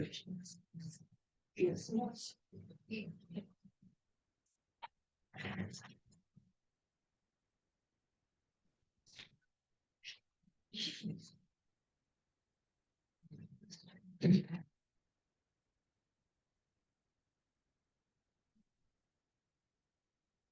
I'm sorry. No worries. Hello. My name is Ipek, and I am a computer scientist and a data analyst. I am the co-founder of Epigenetic Coaching. It will be a back-to-back talk about epigenetics and epigenetic coaching, but I will talk more about the technical side of it and how we do these assessments, how we do these tests, and how we proceed in doing the genetic analysis and reports. I will just give a very brief background information. The modern day medicine is still following population-based approaches, which are one-size-fits-all approaches, which is proven that is currently not working very well. So we lean towards personalized medicine. What is personalized medicine? It is basically combining genetic profile, lifestyle factors, and environmental exposures, which makes us move from one size fits all to an individualized care system, which enables early detection of risks, targeted prevention strategies, and optimized treatment responses, which is critically important, especially in pediatric care, to prevent further diseases as children grew to be adults and treated in a preventive way. Genetic versus epigenetics, we did talk about this, but genetics is your DNA code, And epigenetics is how that code is expressed and regulated by lifestyle and diets. Epigenetics is basically like a dimmer switch, modifying the gene's activity without altering the sequence.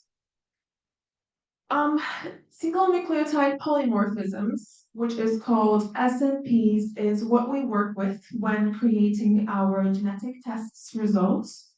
So they are one-letter changes in the DNA, the ATCG. We have millions of SNPs, and some influence nutrition, absorptions, metabolisms, detoxification, or neurotransmitter functions. These are just a few of the examples of what we look in our genetic analysis. For example, ApoE gene is affecting the Alzheimer's disease risk.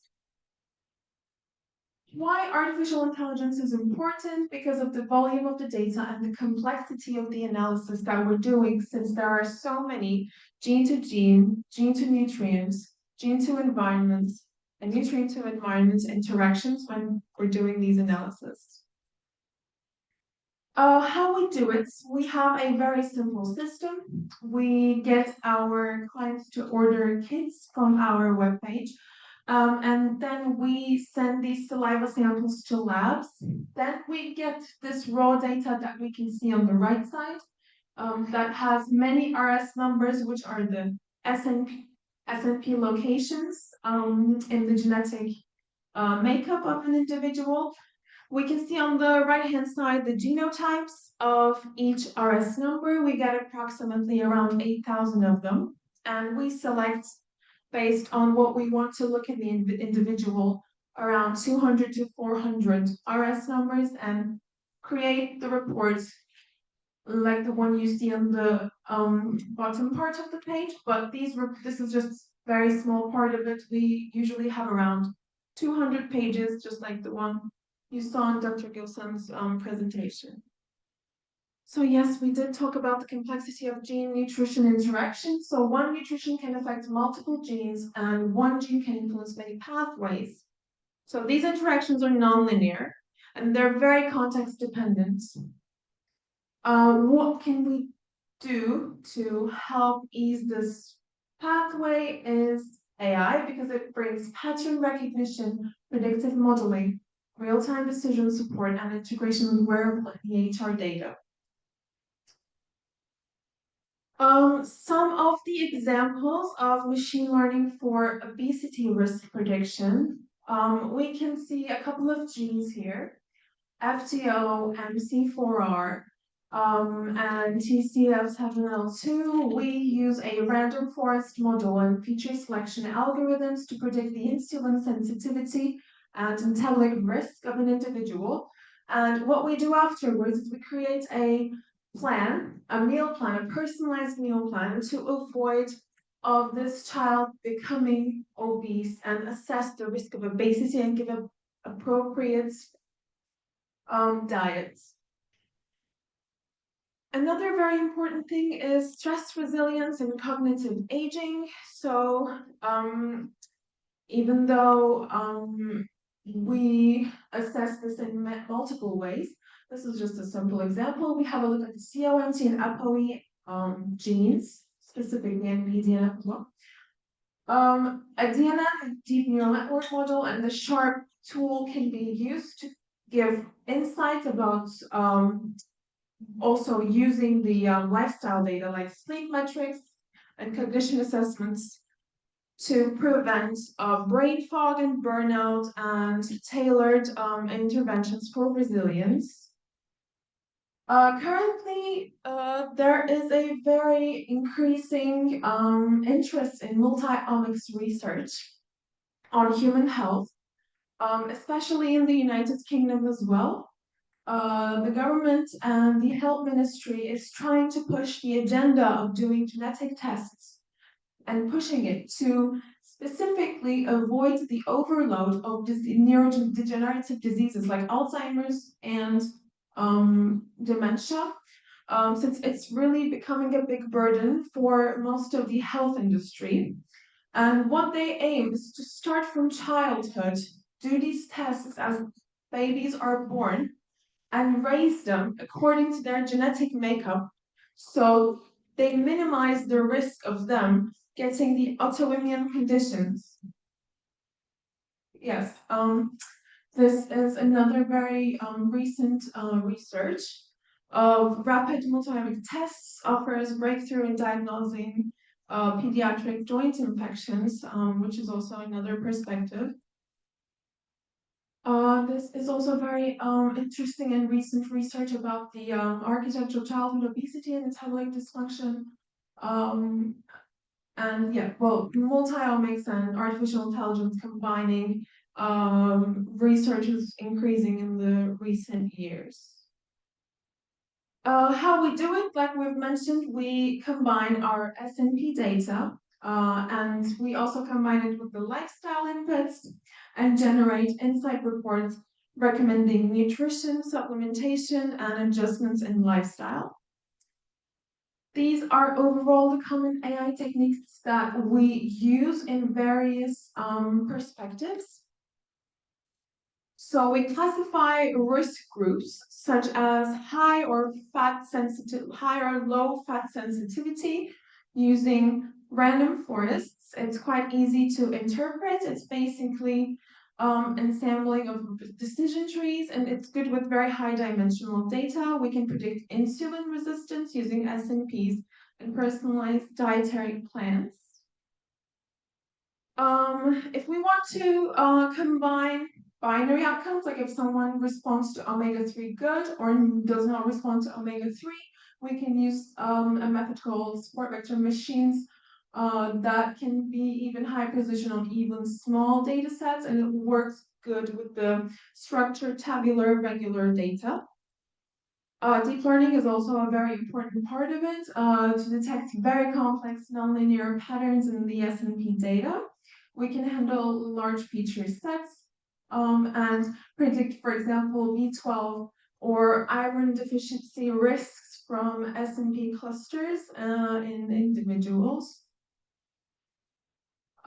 Clustering is also another important one that groups patients based on similar gene nutrient profiles, so we can uncover similar subtypes of people that have similar reactions to certain diets.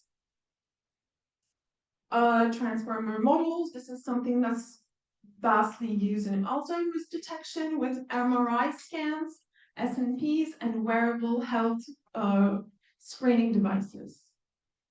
And finally, the reinforcement learning is important, especially creating an adaptive diet plan, since we're constantly getting the feedback of the individual who's doing these diets, like the one you saw on Dr. Gilson's presentation, where the skin condition grew better over time.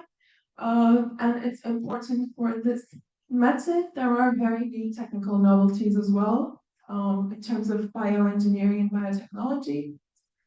So this is the chart of process. The data comes from health institutions, in our case, labs and individuals. It can be used in many data forms, such as medical images, time series, tabular data, and then it is processed through the appropriate model to get the input that we want based on what we want to assess, either omega-3 or diet plan or being prompt to a certain metabolic condition.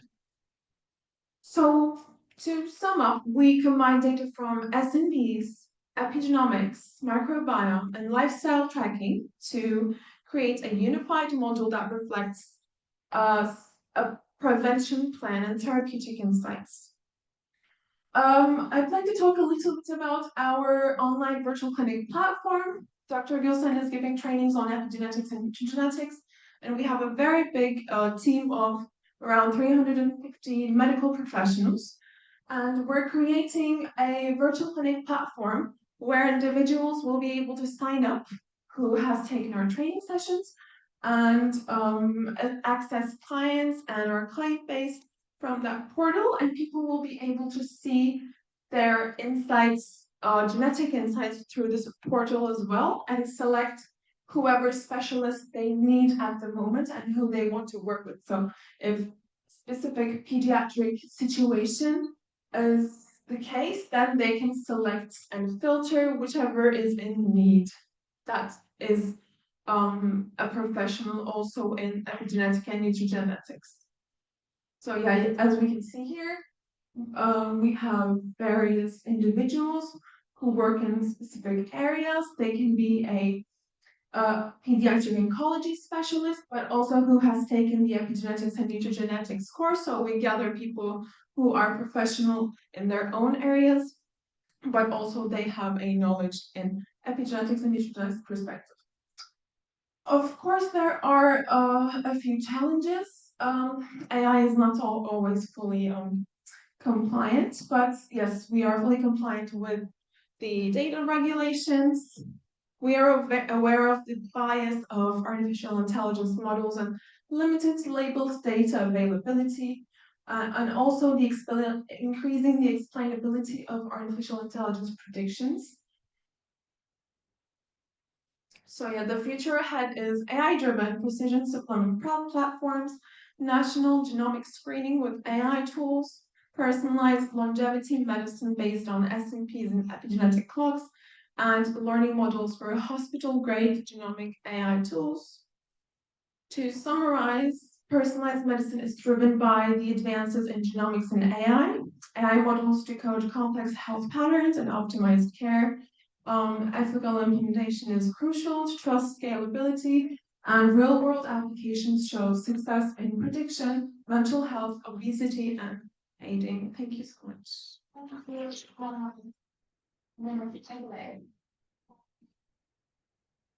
The future is with AI. So combining genetic microbiota with AI will be just amazing. Any question, we can take one question because of time. Please. Yes, please. Yeah. So the medication provided to someone who has complex syndrome or experience is lifelong, or is it everything we create, because the genetic makeup does not change, is lifelong. Of course, it depends on the risk of an individual. Some people have higher risks, very, very high risks. Some people have a lower risk. Like, let's say if someone has a very high insulin resistance risk, and let's say they are fully compliant with their diets for long periods, but then they do a couple of cheats, let's say for a week.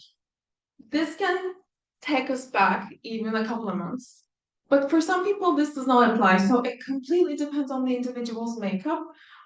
Children, usually they're very quick to respond to diets. Like the one you see in 4 weeks, we saw very dramatic changes in skin conditions. But as age grows, this might also change. Thank you so much. So can you just join me for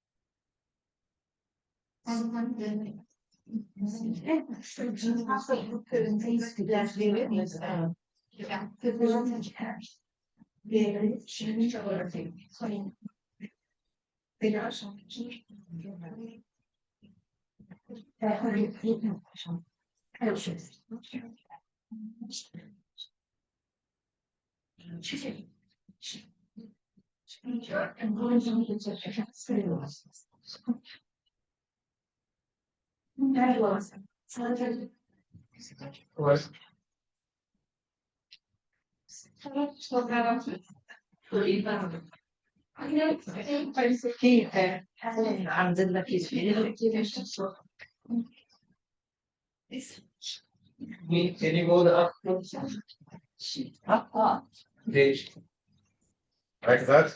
Yeah.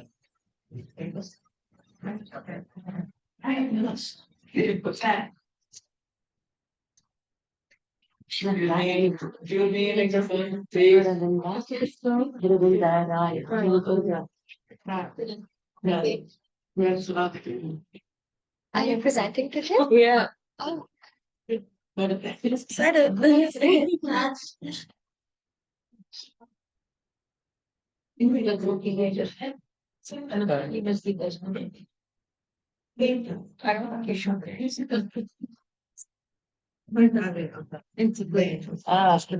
هو فيونا لا هو ايه كده مرة you get it very tough.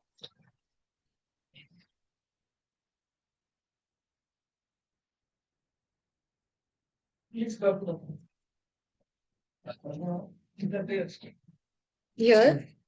Okay. Okay.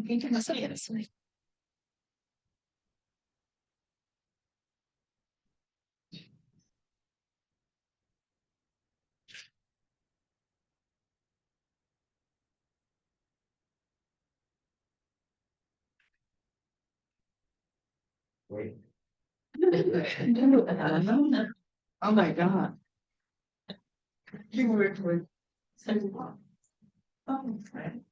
Are you gonna send us the pictures or does everybody need pictures?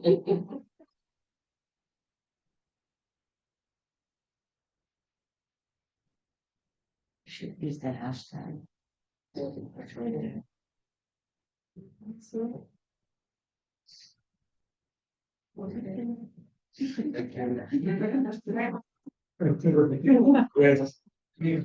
Probably the same as super. It's I really know. I understand. it's sort of like But what you said about teenagers.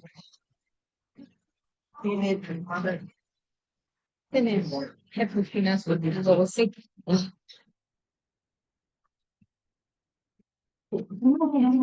Yeah.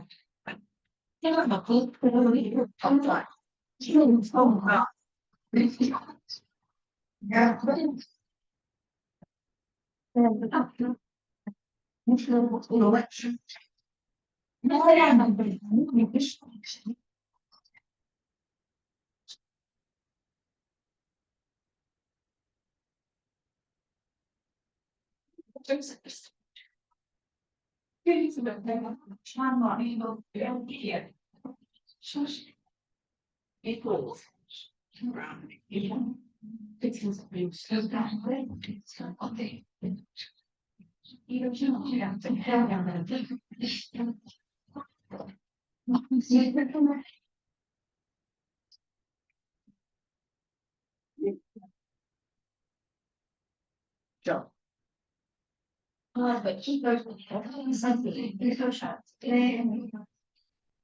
I'm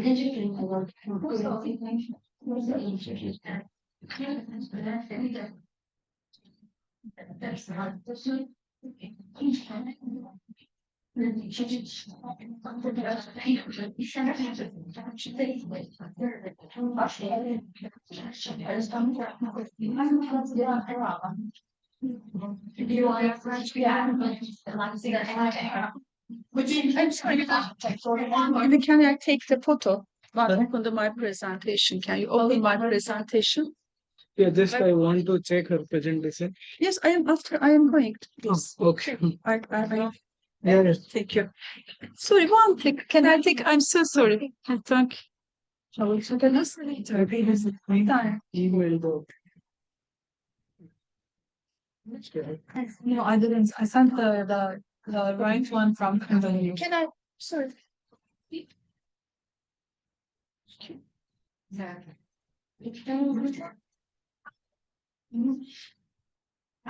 İpeksin kefçi 2 dakika çekil.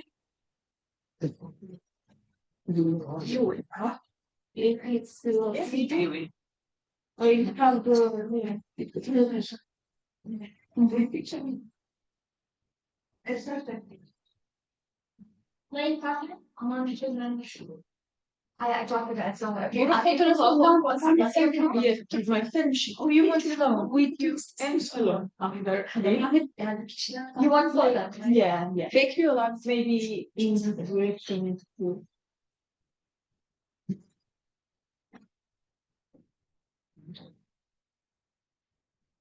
Sen çeksen. Yeah. Oradan. Evet.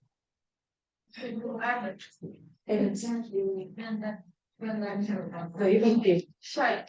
Şöyle mi? Nasıl hocam? Gender, if,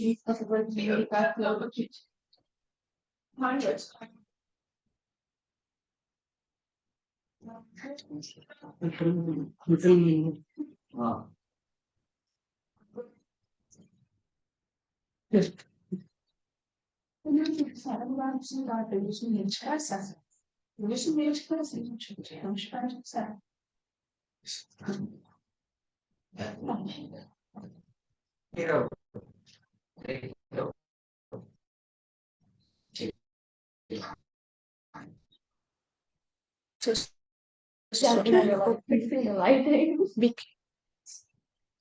Thank you. As such, is okay. Thank you.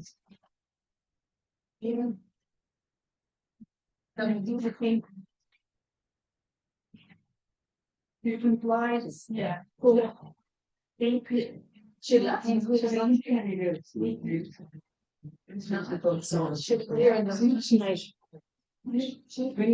have at 11 after. Çekeyim seni peki yok. Yeah, but let's check here. Better. On stage? Yeah. Oh, okay. Yeah. Yeah, I watched. This one, doctor? Yes, can you press that please to make sure it's all correct? Oh, okay. In this one. Yes, perfect. Thank you. Please. Ah, sorry, this is not it's mine, so shall I Yeah. escape for 1 second? Give few minutes. Just give me 1 minute. I just want to check the slide if they're fine. 1 second, Just give just few a seconds. quick Yeah. go through, Overview. just to make sure that nothing is out of space, out of place. Okay, all good. No worries. Here you go. Done. Yes, it's good. Thank you. Thank you. Please have your coffee. Yeah, where do I get my coffee? Here, outside. Very important. Okay. Maybe. Which one? Do you want the con? Yes, the Just the conference background. Okay. Yes, Yes. yes, it's perfect. We use. Yeah.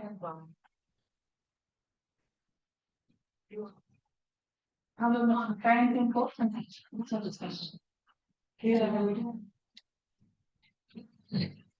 Yeah. Yeah.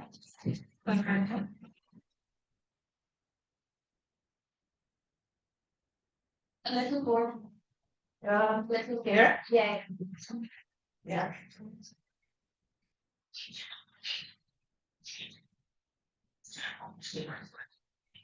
Maybe if you like them, one more. One moment. Could you help me? Next session is mine. Which one? This one.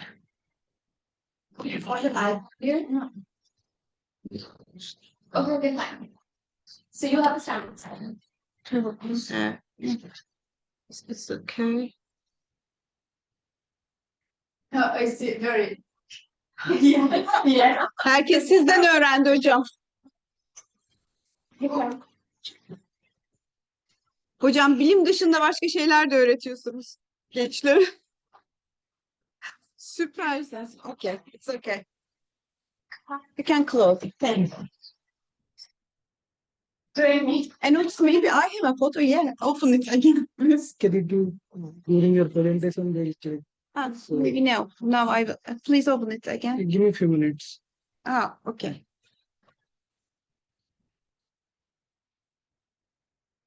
You have.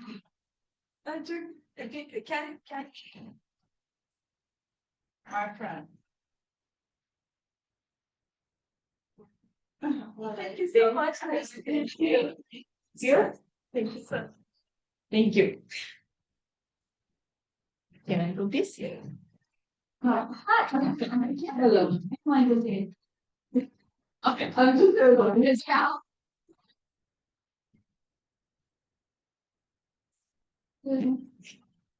Can I take them? Yes. Yeah. Let's put my presentation. What? Photographer will click on the picture. Yeah, just to have one that the way I wanted. Yes, please.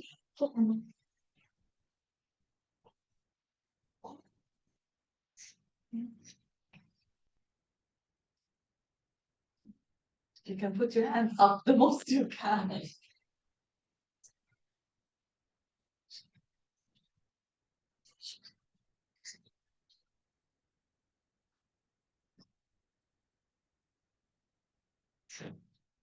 One more. Shall I put my presentation? Yeah. One more thing. Yeah. And that process.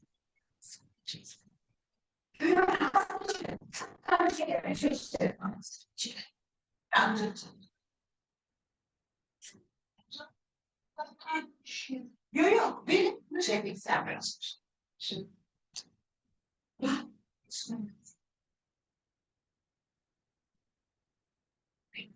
Thank you. I hope you like that. I hope so. Oh, they're good, actually. Thank you. Yeah.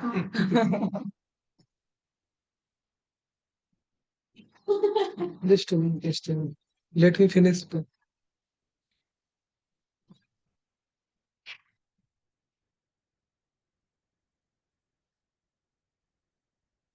Have you sent your presentation? Yeah, because I'll download it.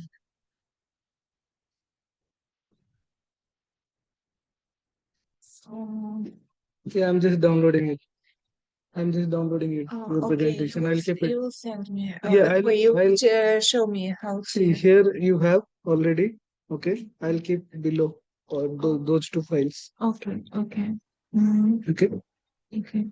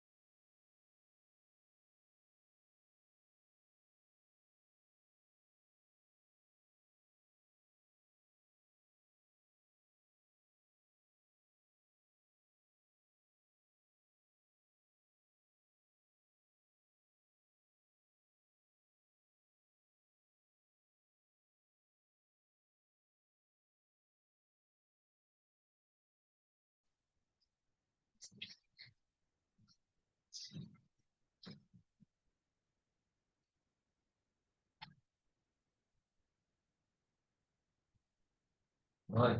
Strike.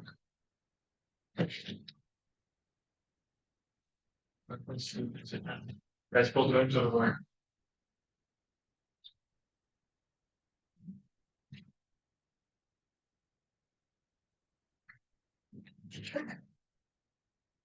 Karşında çok. Çek her yerden. Nereden güzelse.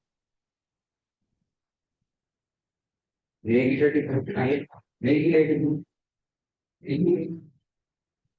Biraz da şöyle. Şey mi açsam acaba? Amcayı seç.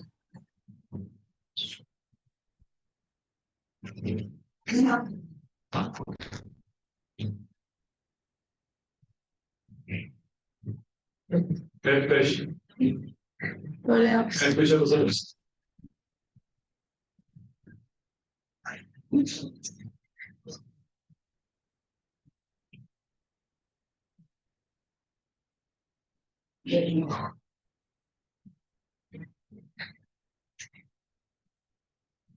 Geç şöyle geç.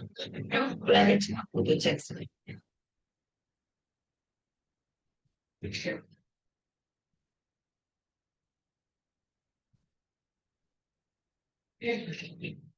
Tamam. Olmuştur. Beğenmezsen devam. Teşekkür ederim.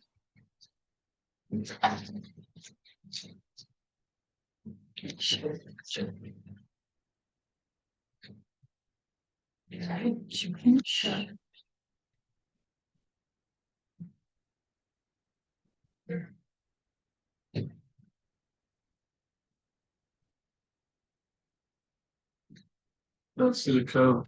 Tamam.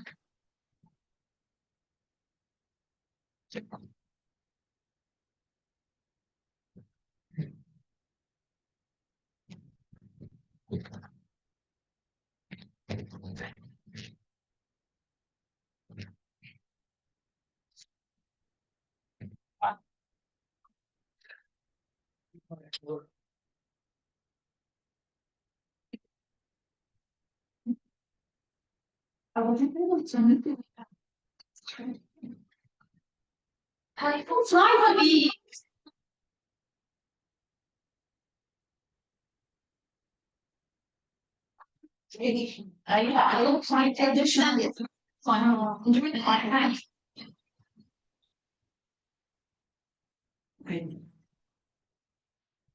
That the no, the normal life. The jump fighter force for what? No. You can let that do. But I was not able to make with that. Because for my presentation, I'm just so it's very kind of stand there. Yeah.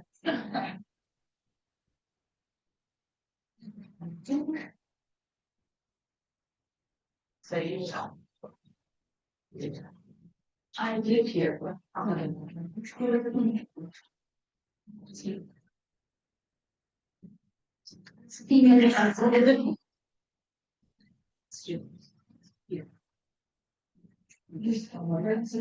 first one.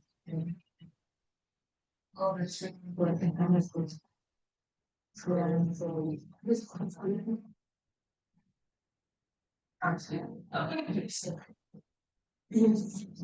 Yeah, so like for me, I think it's kind of a little bit easier than positive.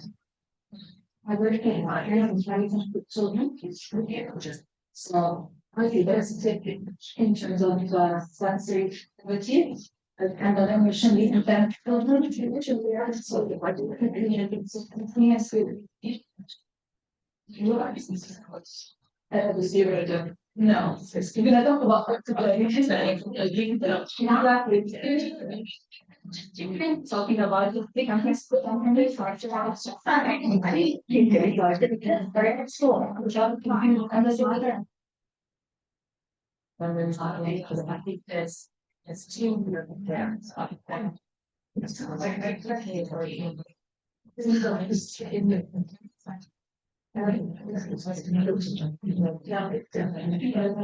start. Hello everyone. Ready? Yes. Oh, color drawings.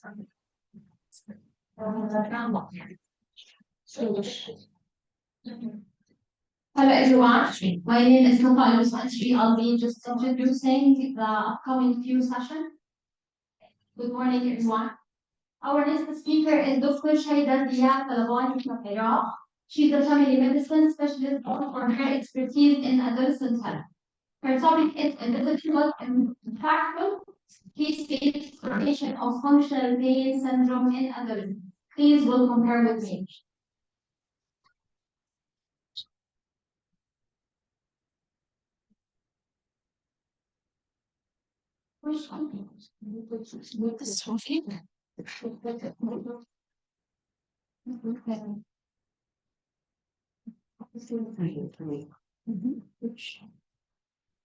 Good morning again.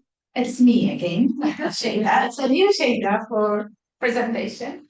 So just a small introduction about me. I'm a family medicine specialist and lecturer in College of Medicine, Howler Medical University from Iraq.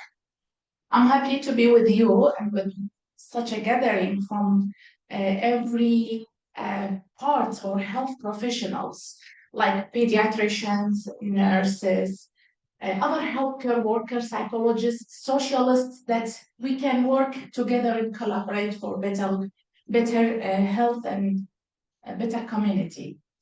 So my topic will be a bit different from the previous one. It's invisible but impactful. So we have some complaints from the patient side that we may take it not seriously, or we think that it's not such big or such impactful, but it's really impactful on them. Whenever you experience practice or you practice medicine with someone with any functional pain disorder, he will tell you, or patient will tell you, he or she, that it's really hurting. You cannot imagine. Because we do see the result of tests. It's normal. We do see the physical examination, which is again normal. So we can't imagine the impact or the true pain or the true symptoms experienced by the patient. So they usually say, don't judge me before experiencing that pain. In general, the functional syndromes, they are physiological and neurological syndromes. So they are disorders related to neurological system, and there may be some physiological changes rather than psychological, because we usually judge them that you have a psychological problem, that's why you have this pain, which is not. There are absolutely some neurological changes and some physiological disorders behind these syndromes. It's a spectrum or a range of diseases that collectively diagnosed or have been listed under the name of functional pain syndromes. It's essential to know that there is an interplay in the pathophysiology. There is an interplay between the brain, the emotion, and the body sensations.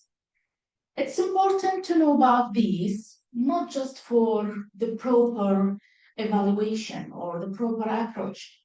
First of all, we need to acknowledge that these pain and these symptoms are genuine and it's impactful, and not just to judge the people, especially children.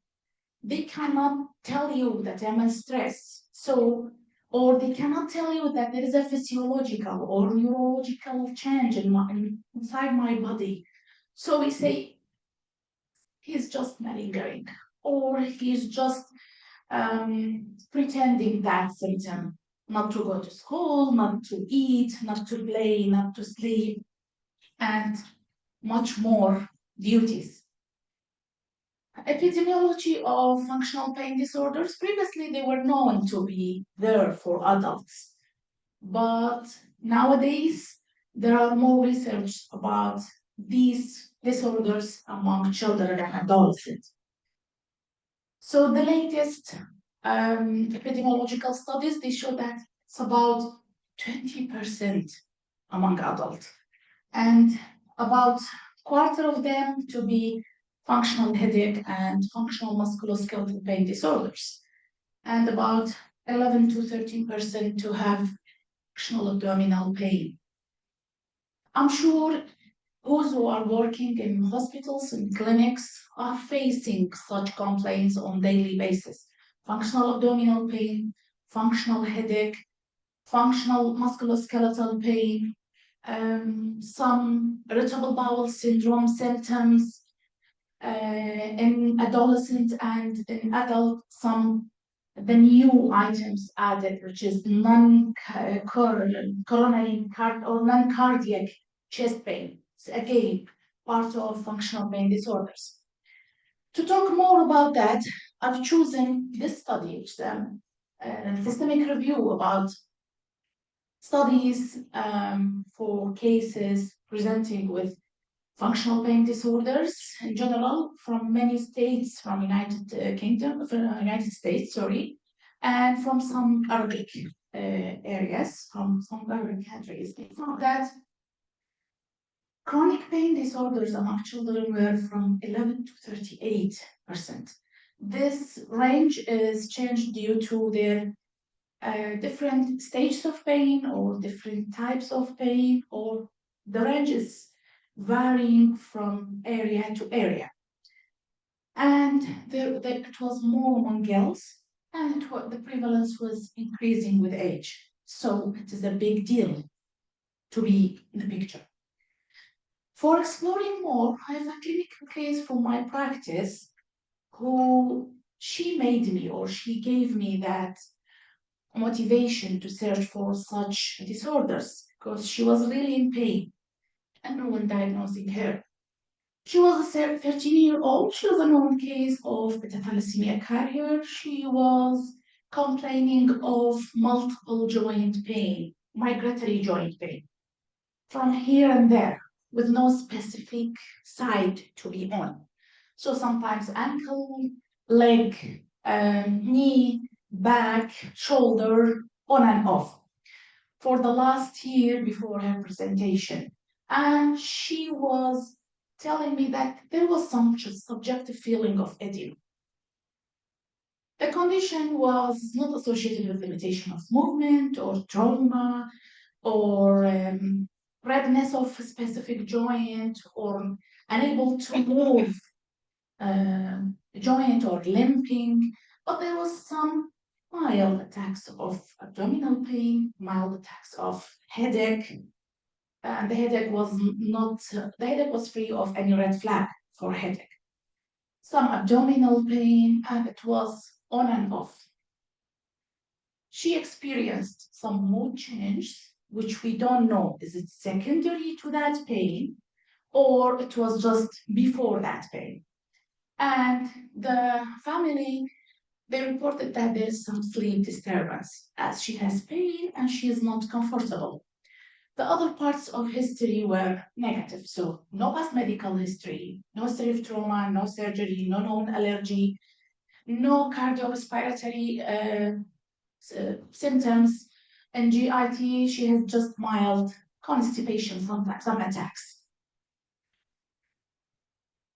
And there was no weakness or paresthesia experienced by the patient. On examination, everything was normal apart from her weight or her growth parameters were below. And the family report that she's not in mood to eat. It's not about weight loss, but she's not in mood to eat. She's just disturbed by her pain. And by multiple visiting to doctors and by over-investigating her. There was just, by my examination, just mild swelling in the right wrist and the right ankle. That was the only finding. So I just reviewed her investigations. It was lots and lots and lots.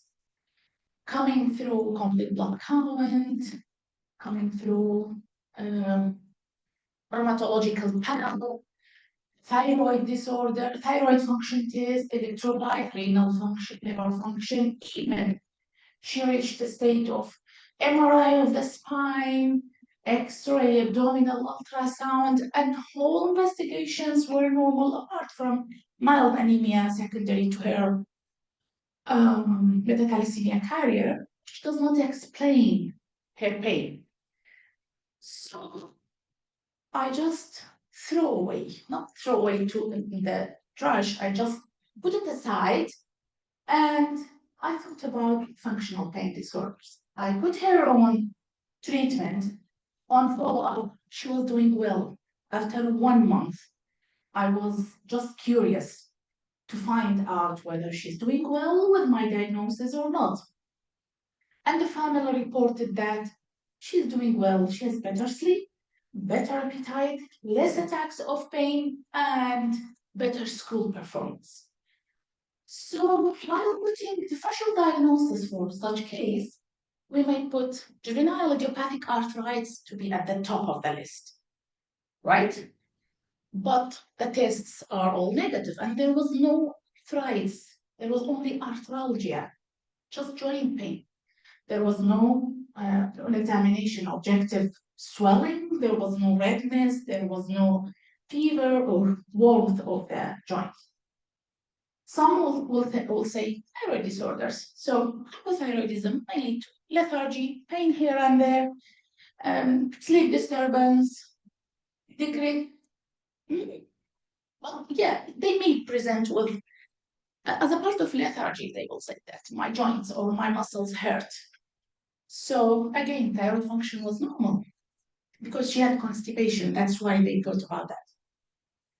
Some will say it is a depression, but she was not fulfilling the criteria for depression. We need 1, 2, 3 criteria for that.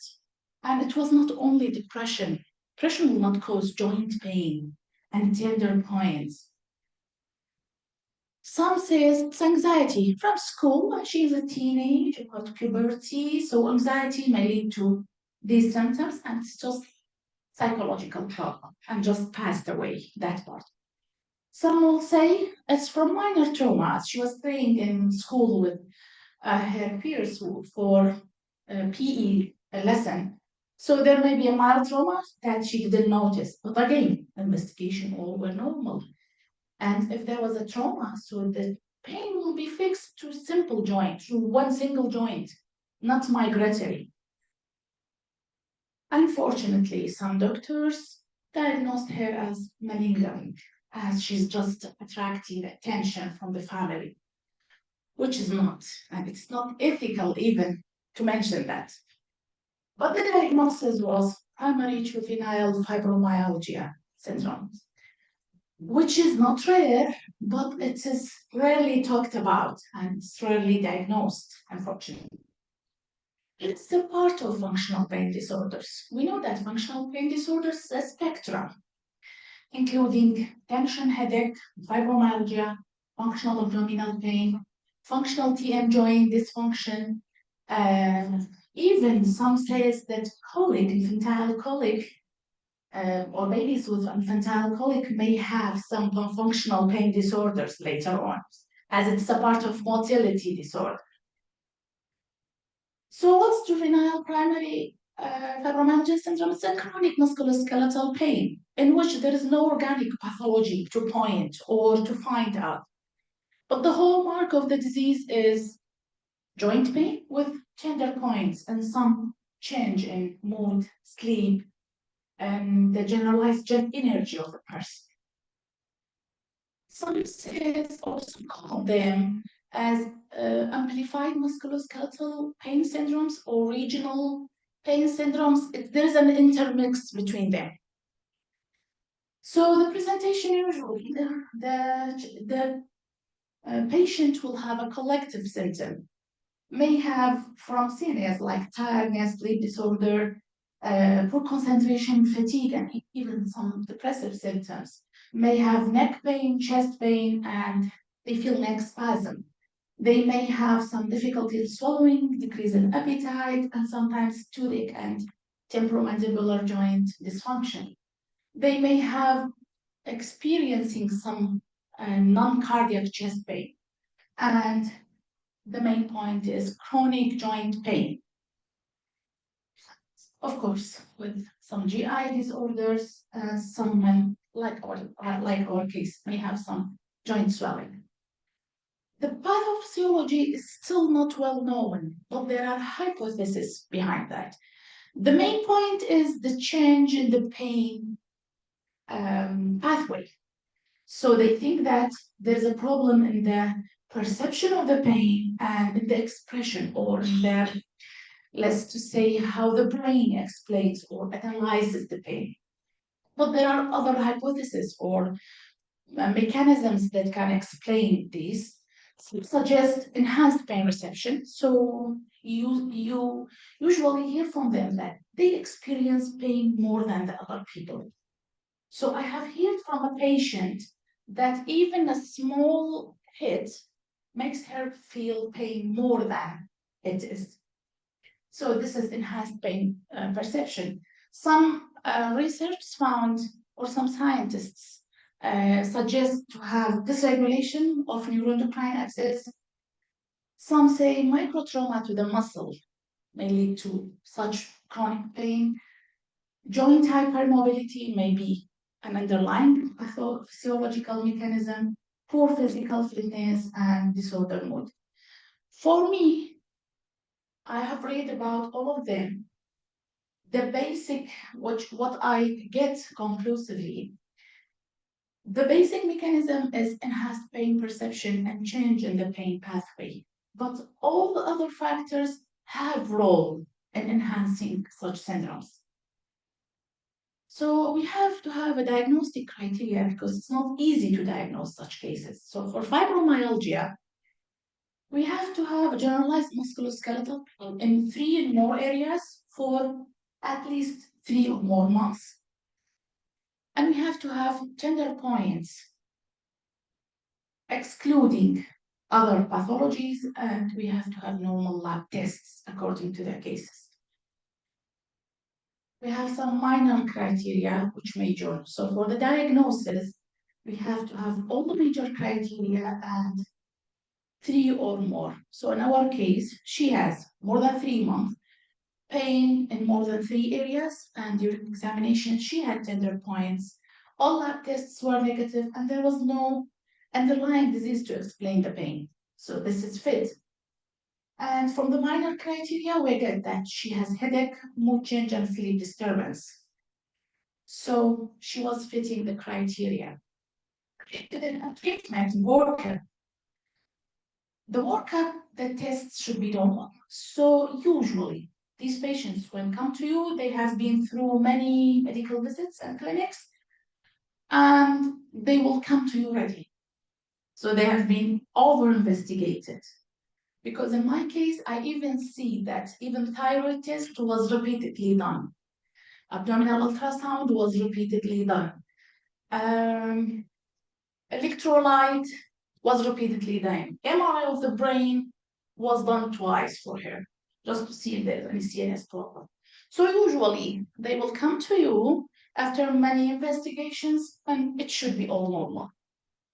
Of course, radiological tests are indicated whenever you suspect any joint problem. If you suspect that she's concentrating on one joint, so you need to exclude trauma.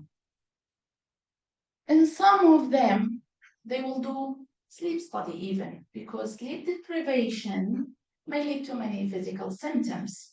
So as they usually have sleep disorders or sleep disturbance, so some will think about sleep study even. Treatment, we all think about medication, right? Because even our culture leads us to that. If a doctor is not prescribing drug, so they are not knowing anything, right? I don't know if in the European countries it's a bit different, but in our culture, drug prescription is the main stay of treatment. But unfortunately, in fibromyalgia, this is not true. So I need to mention that we have drugs that help. It's not for cure. It helps in symptoms and it helps in the control of the disease.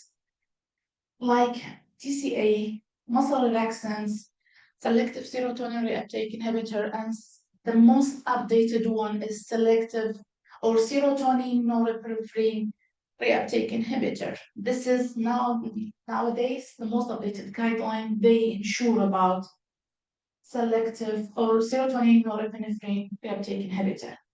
Someone will ask you, these drugs are for depression, anxiety. So do you diagnose the patient with a psychological disorder? No, these drugs are used for chronic pain disorders, whether it's fibromyalgia or whether it is like secondary to spine pathology. Again, we can use these drugs, in adults for chronic pain disorders because we need to tell the family about these. They will go to the pharmacy and they will read about the drug. They will think that you diagnosed the child with depression because this is an antidepressant, right? So we need to counsel the parents about that. This is an antidepressant, but I'm not using it as antidepressant. I'm using it to regulate the neuroendocrine axis or to reduce the pain perception. But drugs and pharmacotherapy is not the mainstay for fibromyalgia. We need to have physiotherapy, which usually it strengthens the muscles and decreases the pain. We need to counsel the parents about physical fitness. As physical fitness and physical activity, we all know that exercise will cause more endorphins and less pain, better sleep, better mood, and less symptoms. Not to forget psychological support, because usually, in majority of the cases, they found that they have a chronic stressor in their life, a chronic anxiety, a chronic trauma or a previous trauma. So psychological support is important for searching for the cause of the disease and to help the patient about the impact, because healthcare professionals have traumatized them a lot by telling them, malingering, you have nothing, your pain is not genuine. So we need to give them support in these two areas. As a take-home message, it is not a psychological disorder. It is a physiological and a neurological one. It's increasing, unfortunately, among adolescents and children. We need to evaluate thoroughly, and we need a multidisciplinary approach, and we need to choose many lines of management to get better outcome. Thank you so much for listening. Thank you, Kushida, for the lecture. Please come here to give your radio set. So, any questions? Because I may leave. Yes. Any question? Any question? يلا تفضلي. Yes, I think yes. Okay. Yes. First of all, the dose of such drugs, it's not the same dose as we are giving them. I think my voice is yes. No. No? No. Okay, normal. So the dose, while I'm prescribing TCA or SNRI for a patient with functional pain, is different from that as an antidepressant. It is lower. This is one. So this is good for side effects. And I usually counsel the family to start up the drug just to decrease the side effect. And I have to counsel them that you will take this for longer duration and to taper it later on.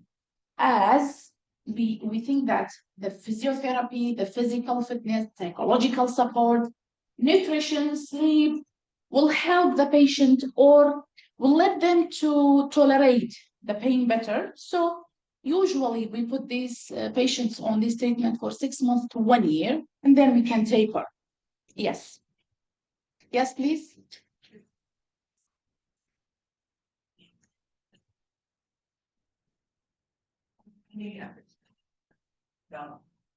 I think this question is not for me. I've searched about diet. Yes, diet usually, actually, I searched for anxiety and diet, not only functional pain disorders. As we said, anxiety is a major part. Yes, we have some types of food that increases their symptoms, like the CNS stimulants, preservatives, high sugar diets, and the processed ones, processed food. So any fresh food, even the season of vegetables. So nowadays we have every vegetable in every season. We think that it is fresh. No, it's not fresh because it's not the usual natural timing for this vegetable to be, which is called season of vegetable. Again, all of these has effect on the neurotransmitters, epigenetics that will lead to more symptoms. Why girls suffer from functional pain? Yes. Again, that was a question I was asked before, I guess, few months when I presented stress in women. So why stress is more in women? First of all, our emotional epigenetic is different from male. Sorry. Our emotions are more, let's just say, yes, it's not fragile. We are more emotional. This is one. Our brain connections are more anxious than the male. And we don't have the box of nothing. I'm sure you all aware about that. We don't have that box of nothing. And during our life, we have many stressful events as a part of our physiological growing. So puberty is a stress for female, right? Marriage is a stress for a female. Childbirth is a stress for the female, while all of these is a matter of joy for male, right? So that's why usually majority of the functional pain disorders belonging to the female side. On the other side, usually in our culture, that's why what I've noticed, if a male is diseased, they believe in more. But while a child female, so I don't know how much of you knows Arabic, we say dalal. So we don't say that this male يدلل. I don't know what's the يدلل. We are not saying that the boy's symptoms are usually genuine. This is from our culture. And studies shown that majority of the studies, functional pain disorders are more in female. On the other side, they blame that reporting is more in females. So we admire that we have pain. We admire that we are anxious. Okay? Done?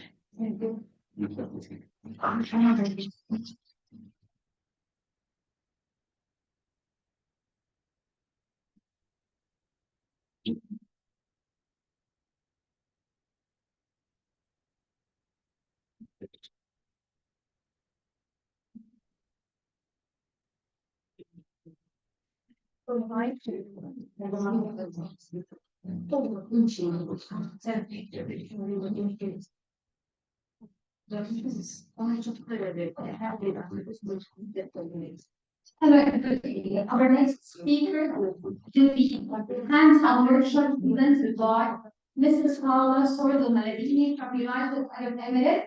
She's the founder of No More Lies. She will lead an engaging workshop session. Please welcome her.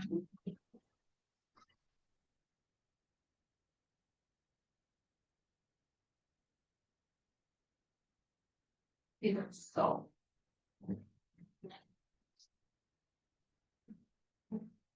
Hello, everyone. So this is, okay. Hi, good morning. So my name is Paula. I live in the UAE since 14 years, and I'm not a doctor. So today I am sharing with you not the story of a brand, but the story of a struggle. So mainly most of us struggle once in the life with life's issue. So this all the story of this brand started because my daughter and my son were into the lice problem. The lice is the most democratic parasite because they don't look at the gender, at the age, at the nationality. So each family, at least once in the life, will struggle with the lice issue.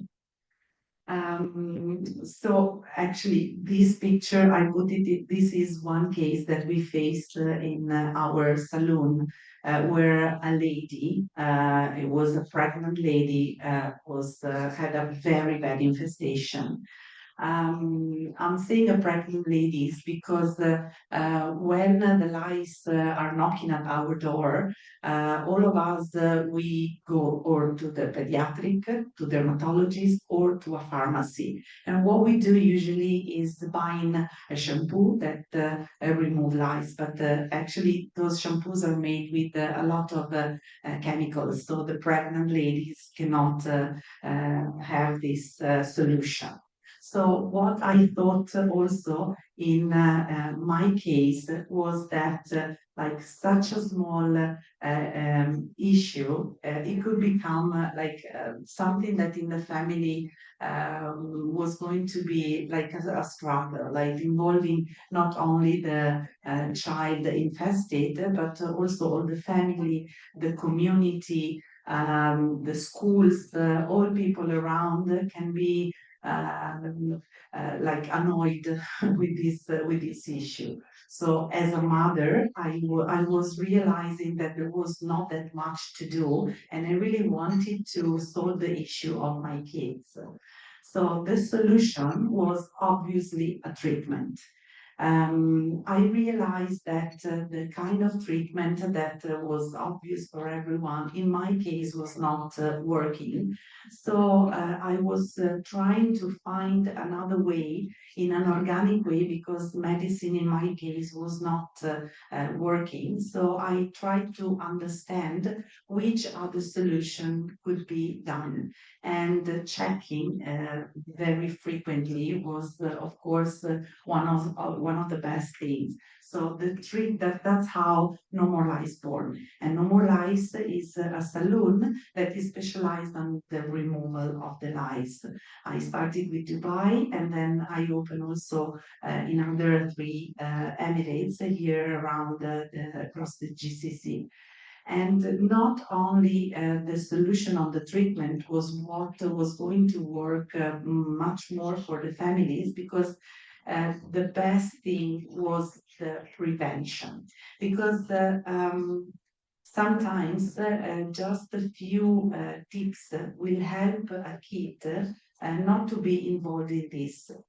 Such as, like, for example, I'm always suggesting not to share personal belongings or to use like, I was laughing a while ago because we realize that selfies, that is something that, of course, all the kids nowadays having dealing with a mobile phone, they are taking a lot of selfies, but the contact head to head is what is most difficult to prevent, and so the lices are very happy with selfies.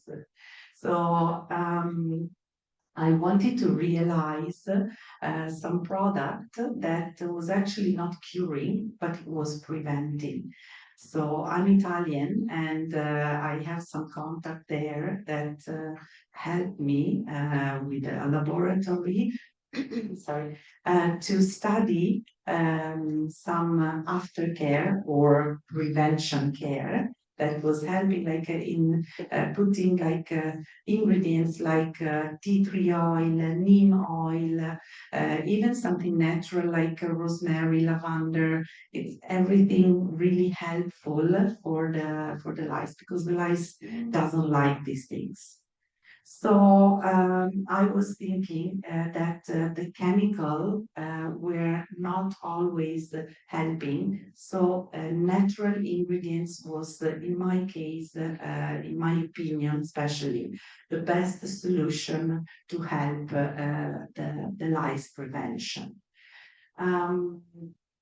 I think that whenever I hear someone saying that they don't have lice, I'm sorry to say, but this sounds to me like a lie, because or in the family itself or next to us, there is always the case of a lice, and this is really dangerous because the first symptom is the scratching. So the scratching can also let a lot of things involved, like, you know, if us, like for example, with a mosquito bite, if you start scratching a lot, it will cause a bruise. And if you don't take care of the bruise, can involve infections. And so there's so many things that the lice can involve. And so I think that as a parent, prevention is the most important thing in the lice issue. So the trust that I guess that the parents need to have is to of course get to check as many times as we can to realize the health of the scalp, because sometimes parents think that just in case there is a fever, so they need to go to the doctor to see if there is any problem. But again, prevention, I think, is the key that will help even the doctors to understand better, in this case, when the lice is knocking at the door. I think that the personal stories is helping to understand whenever there is a problem, because not only the problem will knock at our door, but we can prevent it. So my personal experience was really hard because it was for more than a year. My kids were having the lice and we were not able to remove it.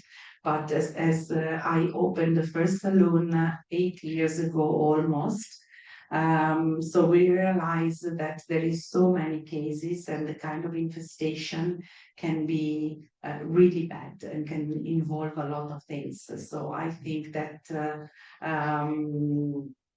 prevention is the key of the issue. Thank you very much.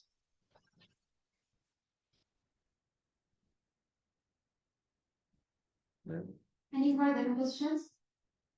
I just want to say something. We really have to normalize that. Thank you so much for this presentation. As parents, we get so many parents face this thing and they don't tell other parents, and they tell me, I'm a parent coach, deal a lot with parents, and they actually hide behind that thing as if it's their fault or they've done something bad, you know. It's just, we have to normalize it. It happens, it's ugly, it's disgusting. Yeah, it is. But we do, and thank you for having such a solution. It's very helpful. Yeah, I think that you said something very true. So the stigma that there is in this problem is very high, because a lot of people is hiding because they are ashamed to talk about it. And when it comes to lice issue, all the moms thinks that it's like because there is a lack of hygiene.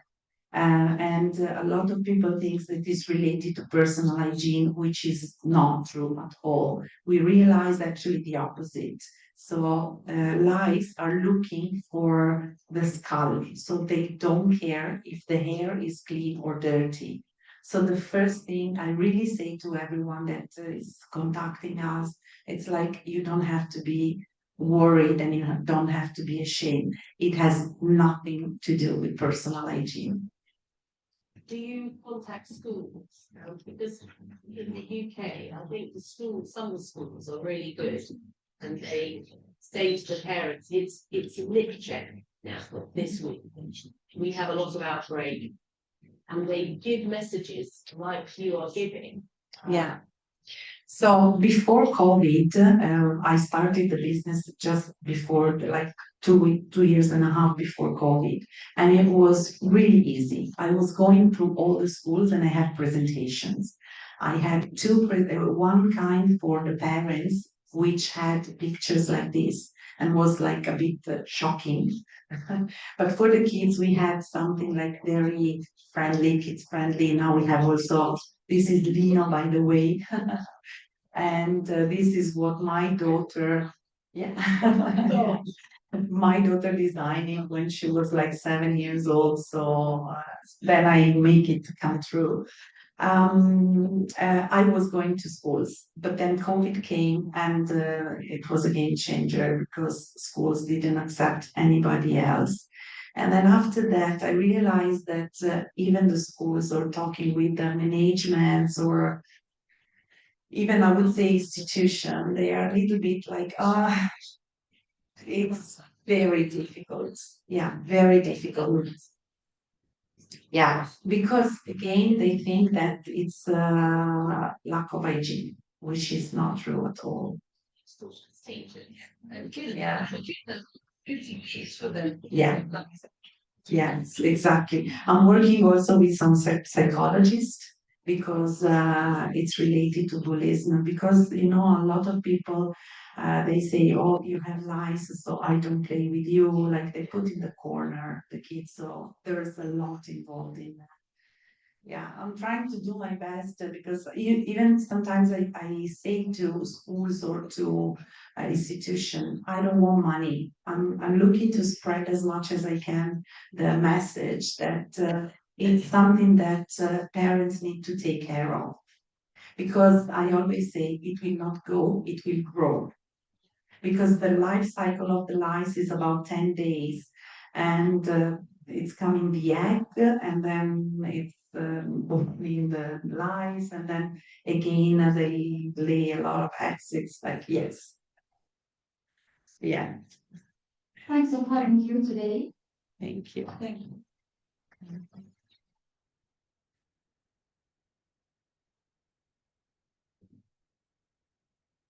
Since I do that one score your There. uh-huh. Chinese.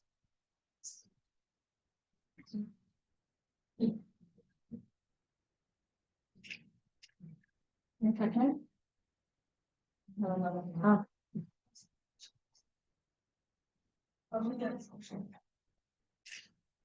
Good work.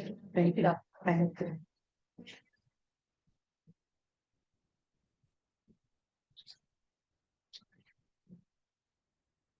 Our next speaker will be Dr. Gizam Aydin from Turkey, a faculty member in medicine.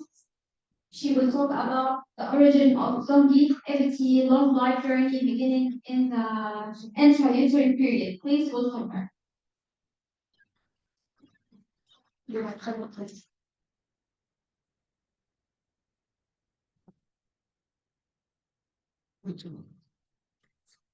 Yes. Yeah.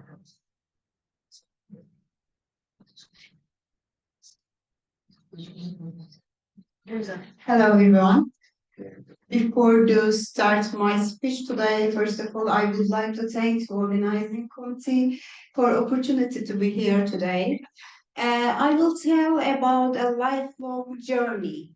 It begins in intrauterine period. It's very important for us because we are telling something about epigenetic and longevity. I would first start to my professor's sentence. He told us we are born old. our biological age begins counting in the womb. It's very important because today's main idea is longevity doesn't start when we decide to live healthy lifelong, but it starts long before birth. We often define longevity as delaying aging, but true longevity is about biological resilience, and process begins from birth. And real longevity isn't only living longer, it's about maintaining cellular youth and resilience. In some problem fetus, maybe growth problem in the fetus, show us the conditions early life set the foundation for health or disease across decades. Why early life matters? Because the first 1,000 days from conception to age 2 are biologically decisive, and early nutrition and stress shape lifelong health and metabolism.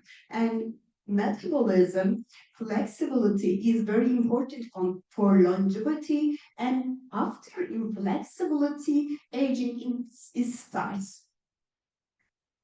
Only a quarter of lifespan potential comes from genes. We believe that, and also many articles show that the genes only influence the longevity about 25%, but epigenetic and environmental factor affects it about 75%. My professor Meryl will love this sentence because this is my sentence. Epigenetic acts like a volume dial. It doesn't rewrite the music, but it changes which genes play louder or softer. The epigenetic bridge means the DNA sequence remaining the same, gene expression change through DNA methylation, histone modification, and RNA non-coding RNA. Clinical implications show that redesign prenatal nutrition protocol is important and integrate with epigenetic biomarkers in prenatal care. For prenatal functions, we should see this biomarker for believe the fetus is healthy or not. Educate, and we should educate the future mothers on metabolic legacy. The womb is not just a passive space. It's a dynamic ecosystem influencing every aspect of fetal biology.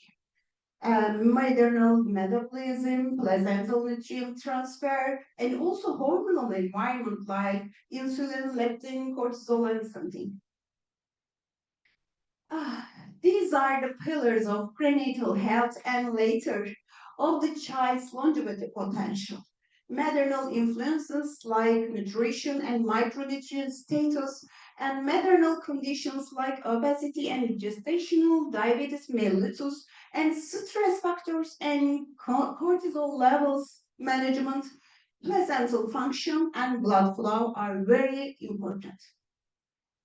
Intrauterine growth restrictions, babies often appear small but healthy, yet their cells have been programmed for scarcity, predisposition them to later diseases. Intrauterine growth restriction causes low birth weight, and it induces higher lifelong cardiometabolic risk also. Third, insulin sensitivity and mitochondrial efficiency is very important for energy metabolism, accelerated biological aging. When the maternal environment is overfed, vice versa, but inflamed, the fetus learns to survive in dysfunction. Maternal obesity and gestational diabetes related with epigenetic change in insulin and inflammatory factors pathway. Increased risk of metabolic syndrome in offsprings also. Shorter telomere length observed in some cohorts. And as I told before, genetic, maternal diet and lifestyle, and also DNA methylation at birth affects childhood's healthy or non-healthy status. The placenta is an intelligent organ, you know, constantly translating the mother's biology into messages from mother to fetus. The placenta works like a biosensor of maternal environment. Hypoxia and inflammation alter nutrient signaling. Placental mirror profiles guide fetal gene expression also. Placenta integrates a multitude of maternal and fetal cues with information from intrinsic nutrients, sensing signaling pathways to match fetal demand with maternal supply by regulating maternal physiology, placental growth, and nutrient transport. We can see this shape all of the things. And it is another study about mTOR pathways. The placenta integrates maternal signals with information from nutrient sensing. Like you, I try to point it.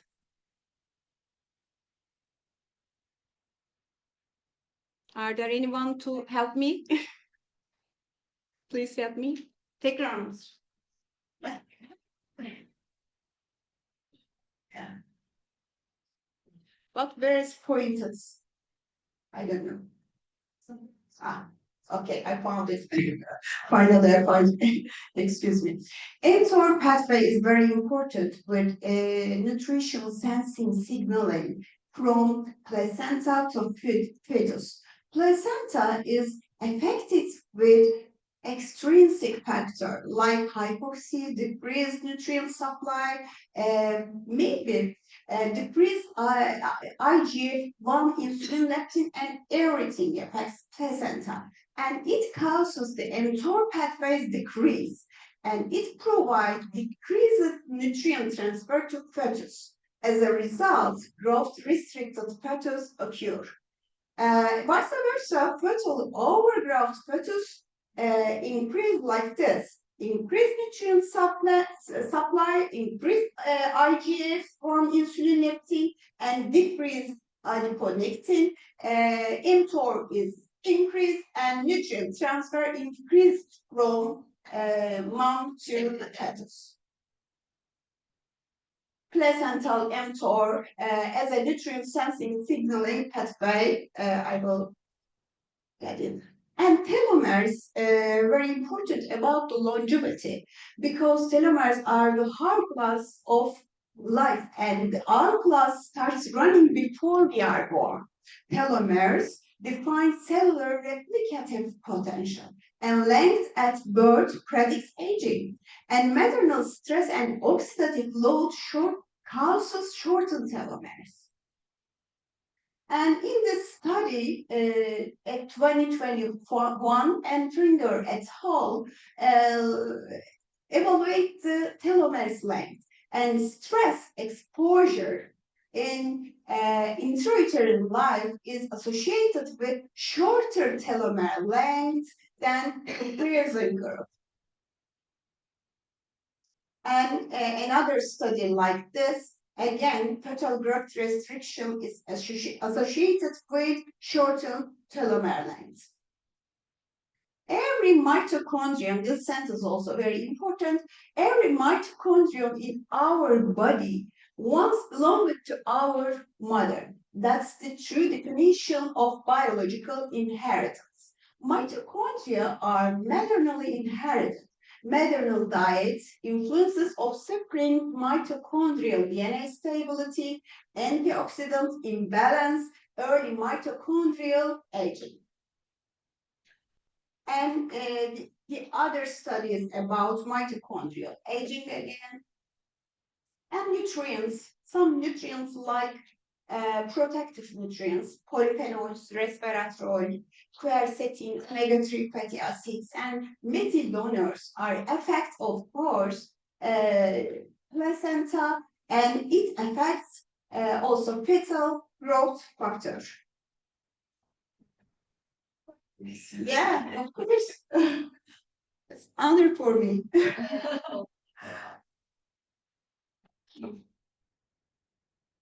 Okay. We continue with epigenetic memory is why the womb experience echoes across decades and sometimes generations. Yes. Early life marks are long lasting. These are influence gene expression into adulthood, can be passed to the next generations.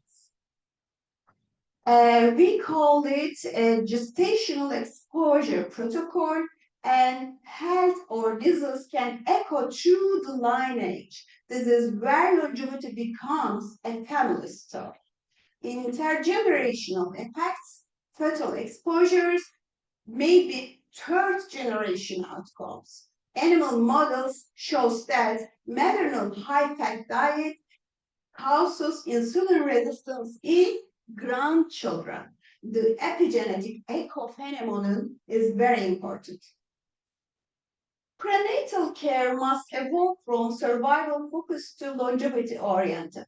Prenatal longevity interventions like nutrition, metabolic health, and stress strategies is like this. I will change the slide firstly, and impact epigenetic stability, mitochondrial effects, efficiency, and they affect longevity.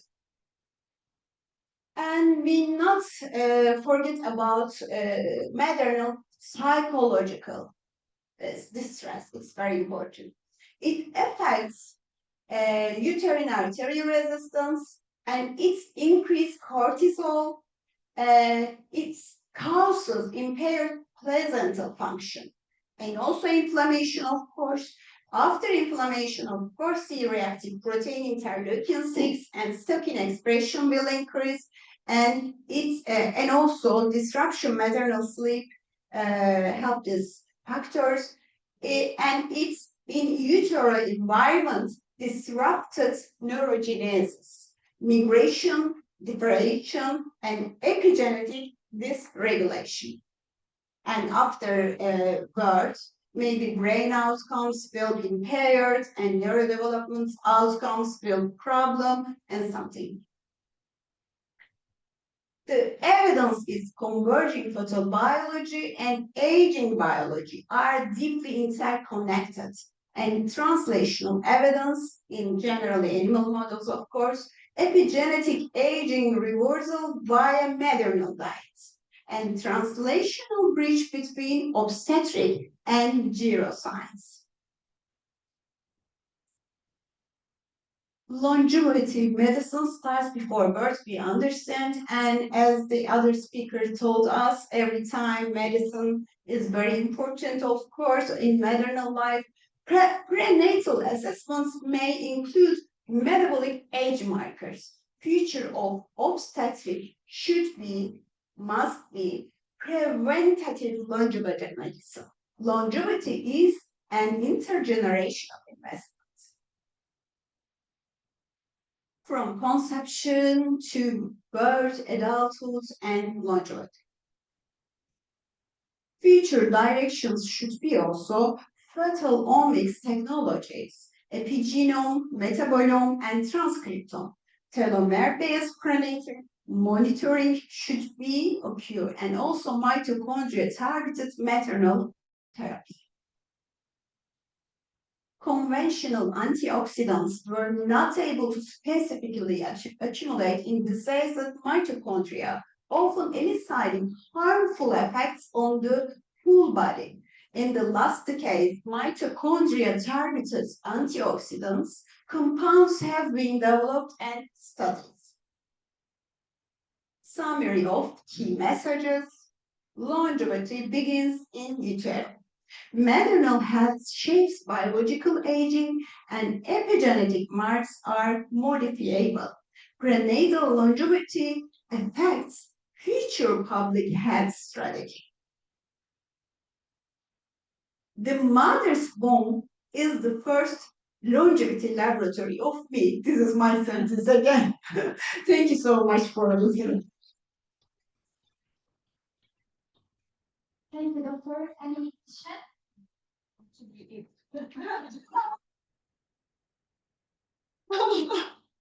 Normally, I'm doing calorie restricted diet for longevity and also keto, especially keto, but normal life in my routine habits like this. If I have some congress out of the country, if I have some invitation in my city, it's not correct. I can eat everything when I have some event, but normal life of me, I am doing keto, calorie restricted, and I stop my eating after some yes. After sunset, everyone should stop to eating everything, not one nut. You can drink water, green tea, black tea, coffee, but stop to eating after 5 o'clock maybe. So do you think this is the reason for myself? Excuse me? This is the reason for myself. Yes.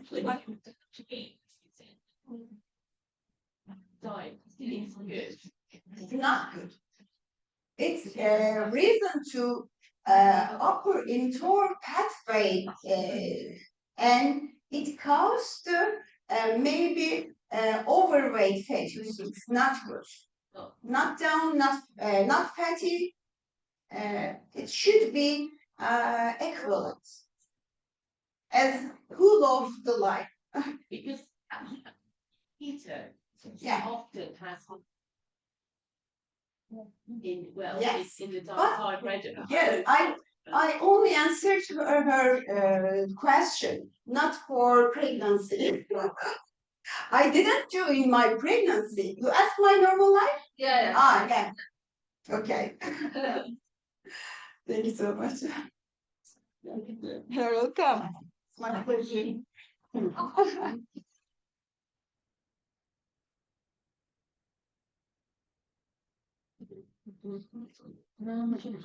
you so much.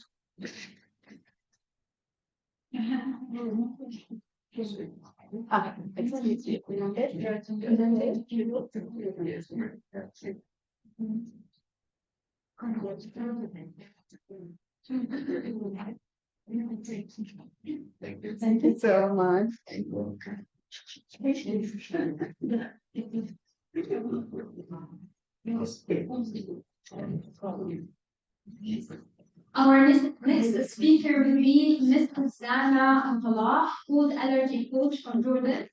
Her presentation title is the Food Allergy and Raising Awareness Facing Thank you.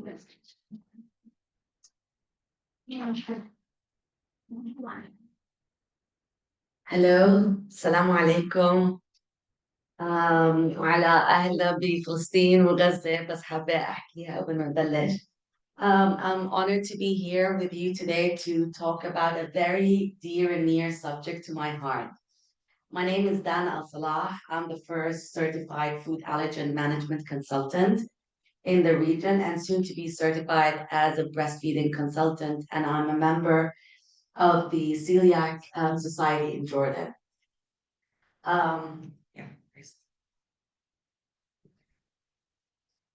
So every journey begins with a why. And everybody has a reason to wake up in the morning. And these children, 3 children, are my reason why I wake up every morning and do what I do. And, 15 years ago, I never knew that food can kill until I almost lost my firstborn several times. But here I am today. I have turned my personal struggles into learning, pursued specialized professional training to guide and help families, empower them to live their life to the fullest, and of course, spread awareness and shed the light on food allergies. So, food allergies and celiac, they're not only a medical condition. It's more than avoid the food. I wish it was as simple as this. But everything revolves around food. Food brings us together. We meet over tea, we bond over lunch, We celebrate holidays, birthdays with food. We even treat kids with food. Food is cultural, traditional. It gives us comfort. It's information. It's bonding and connection. So everything revolves around food. But still, there is lack of general awareness and knowledge. So many people mix up food allergies, celiac, wheat allergy, lactose intolerance. They're all seen as one. Unfortunately, even in medical care, like more than 60% of doctors think that lactose-free milk is safe for children with dairy allergy. This is what happened to me. So, and nowadays, I think you almost see so many of those restaurants, cafes labeling themselves gluten-free, nut-free. It's become a trend. It's like the badge of honor. We have celiac, gluten-free meals. When in fact, in reality, those labels don't always hold the meaning they should. And what's written on the menu doesn't always reflect what happens in the kitchen. So, and this is really frightening for people with food allergies. Now, even in schools, you see schools and nurseries labeling their facilities as nut-free facilities. My son, who is diagnosed with a nut allergy, was enrolled in these nurseries, high nut-free nurseries where I live. But their wipes was macadamia based. There was a jar filled with candy coated nuts sitting in the principal's office. So, those things might seem so small, but to people living with celiac and food allergies, they're so big. They're life-threatening. Because even a tiny trace amount, can cause a reaction in some people.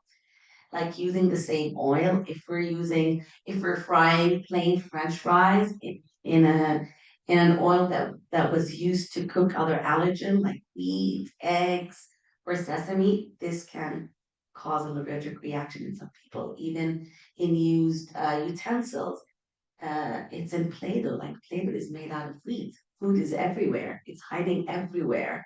It's even hiding. Like I once found a cashew nuts in a pants I was trying at Zara. Another reason to boycott. So, like literally, food is everywhere. So we also, we also find those aisles and shelves filled with gluten-free and healthy products, but they're not always available. Like we suffer finding allergen-free or safe-free snacks for the house. And even if it's available, it's double and triple the price. So like, look at this. This is a regular milk. This is 85 cents. This is the same milk, but it's rice. It can cost 4 JDs and like almost 5. The formula milk, regular one, 400 grams is for 6 JDs. The 400 grams of the new cake, which is allergen friendly, is 49 JDs. So even this, the cost of gluten-free groceries. This is the cost of traditional items, and look at the cost of the gluten-free items. And this is just groceries. We're not adding medication, compensations. It all adds up, and the financial burden is real. Some people and some mothers quit their jobs because they have to stay with their children who are celiac or food allergies, and this even adds up more burden to the family. So food allergies and celiac, they affect every aspect, every part of life. Traveling is affected, school, work is affected, everything. And every age and stage has its own challenges, whether it's anxiety, feeling shame, fear, embarrassment, being bullied. Not only children are being bullied for their celiac or their food allergies, even adults. Like so many people, like I see those looks and rolling eyes at me when I see, please, can you change your gloves? We have food allergies. People don't fully get it, and it's really frustrating. Food allergies is life-changing.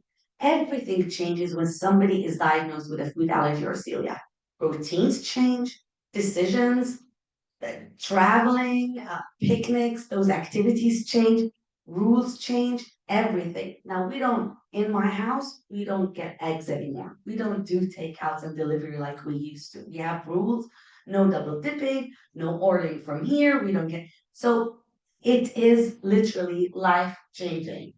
And like more than 92% of parents with kids with food allergies think about food allergies and their kids constantly.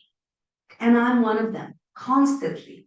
I have a child who has multiple food allergies to dairy, sesame, nuts, and eggs. And it really like consumes me. I'm thinking about him all the time. He's a teenager now.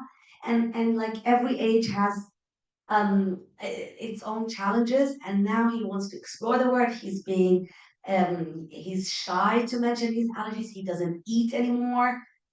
So yes, it's not the easiest thing, and it has the ripple effect. Everybody in the family is affected.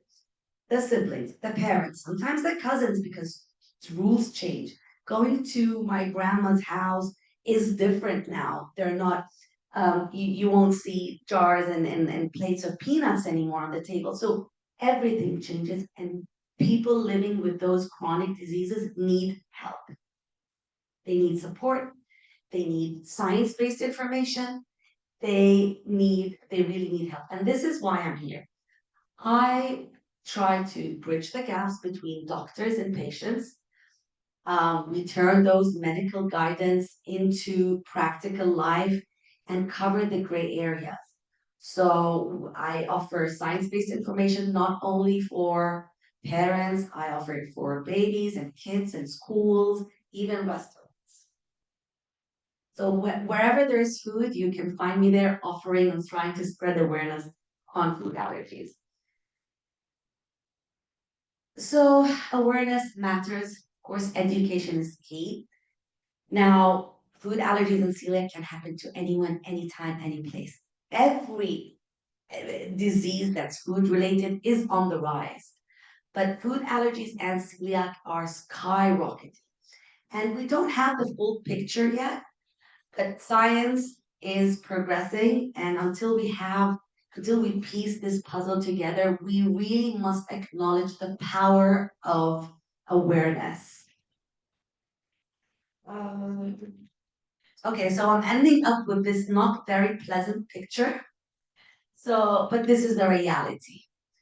People living with celiac and food allergies feel that they live in a game of a Russian roulette. Every bite, every meal carries uncertainty. We never know when the bullet will fire. So this is reality. I really believe that no one should be living in fear of food, and awareness should start now. Thank you very much. Any questions? Thank you. Yeah, sure. From my training that now in the UK, they found that in a time when they told mothers, pregnant mothers, not to take allergenic foods, it caused more problems for their children. So they now tell mothers to eat eggs, to eat peanuts, to eat, and to have them during their pregnancy. And then again to introduce them early during the baby stage and not to delay. So our recommendations 10 years and 15 years ago was delay dairy until the baby is 1, fish and shellfish and peanuts until they're 2 and 3. But they've noticed that food allergies has increased. But recently after the LEAP study, the study is called LEAP, the recommendation is to start introducing those allergenic foods early and often in life, even starting 4 months to 6 months is a good window, especially if a baby has a history or is more prone to developing food allergies. So yeah, those recommendations of delay. And they found that when moms start introducing those foods early and often, the possibility of developing allergies drop to 80%. So yes, this is one way of preventing food allergies. Thank you. Okay.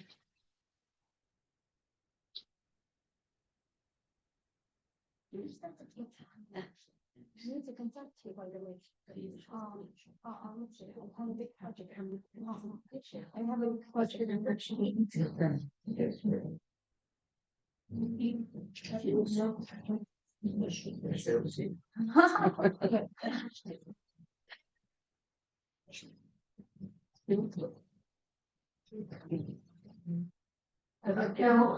Let's welcome our next speaker, Ms. Karen Afghan, a PhD student in medical biology, in decoding epigenetic mechanisms in pediatric cancer with physicians early.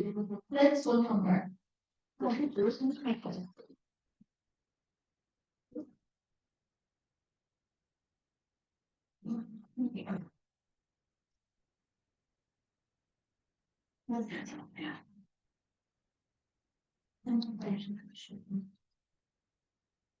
Isn't it so good?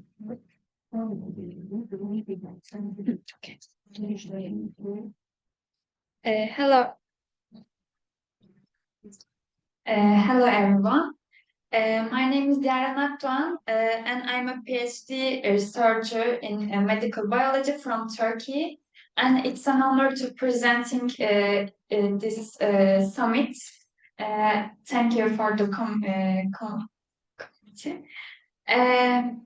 Today we will explore the non-genetic drivers of childhood cancer and how we can translate this knowledge into effective. Pediatric cancers make up for only a small percentage of all malignancies, but they remain a major cause of disease-related death in children. Unlike adult cancers, they tend to arise from embryonic developmental tissues and usually have a low mutational burden. This means that other regulatory layers, especially epigenetic mechanisms, are playing a key role in tumor initiation, progression, and treatment resistance. As the chart shows, most pediatric cancer cases are concentrated a few disease types, with leukemias accounting for 26%, central nervous system neoplasms for 16%, and lymphomas also representing 16% of cases. Understanding these unique molecular features gives us new tools for earlier diagnosis and more effective therapies.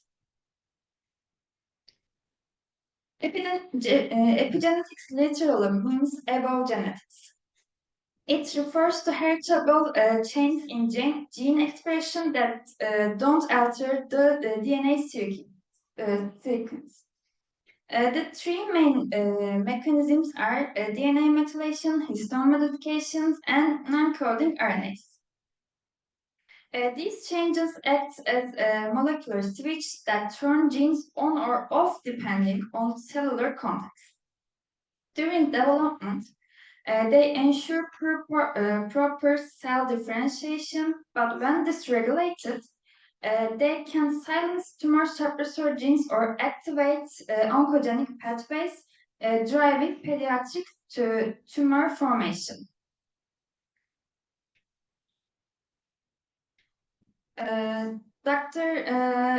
Professor Merrill told us in the first session, but I will mention about it a bit again. First, our first key mechanisms, DNA methylation, occurs mostly in CPG island within promoter regions. As diagram on left illustrates, when these regions become hypermethylated, tumor suppressor genes are silenced, which is a key step in oncogenesis. In pediatric leukemias, abnormal promoter methylation patterns have been linked to relapse risk and poor outcomes. Conversely, global methylation leading to transcriptional activity, as seen in the bottom panel, can lead to chromosomal instability or oncogene activation. These methylation signatures are now in classified tumor subtypes and refine risk stratification in children. Second key mechanisms of epigenetic regulation histone modifications. Histones are proteins that package DNA into nucleosomes and regulate chromatin accessibility. As you can see the diagram, chemical chains on these histones determine whether the DNA is available for transcription. Close chromatin is where the DNA is tightly packed and transcription is repressed. Open chromatin is where the DNA is relaxed and accessible, allowing the transcription to occur. This dynamic control executed through post-translational modifications. These modifications, such as acetylation, methylation, and phosphorylation, control gene expression by altering the chromatin structure. In pediatric tumors, the dysregulation on histone modifiers, enzymes like EZH2, H8-DAPE, and KDMI6A is a major contributor to tumor genesis. Most critically, these alterations now serve as a powerful diagnostic tools.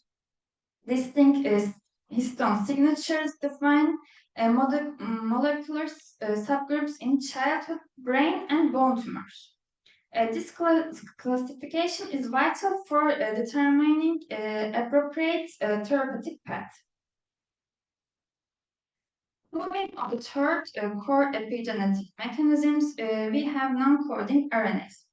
These molecules regulate gene expression without actually coding for proteins, playing a vital role in cellular control. This complex family is molecules play a crucial regulatory role. As illustrated in diagram, we focus on two main types. These are microRNAs, inhibit mRNA translation, effectively blocking protein production.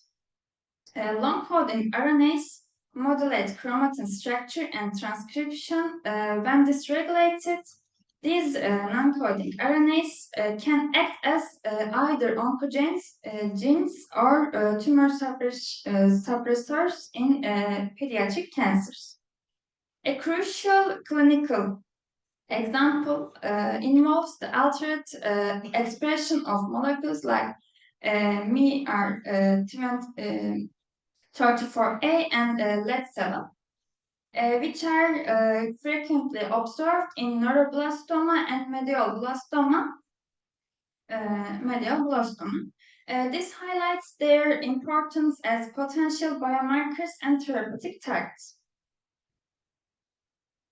So far, we have talked about main epigenetic mechanisms and how they regulate gene expression.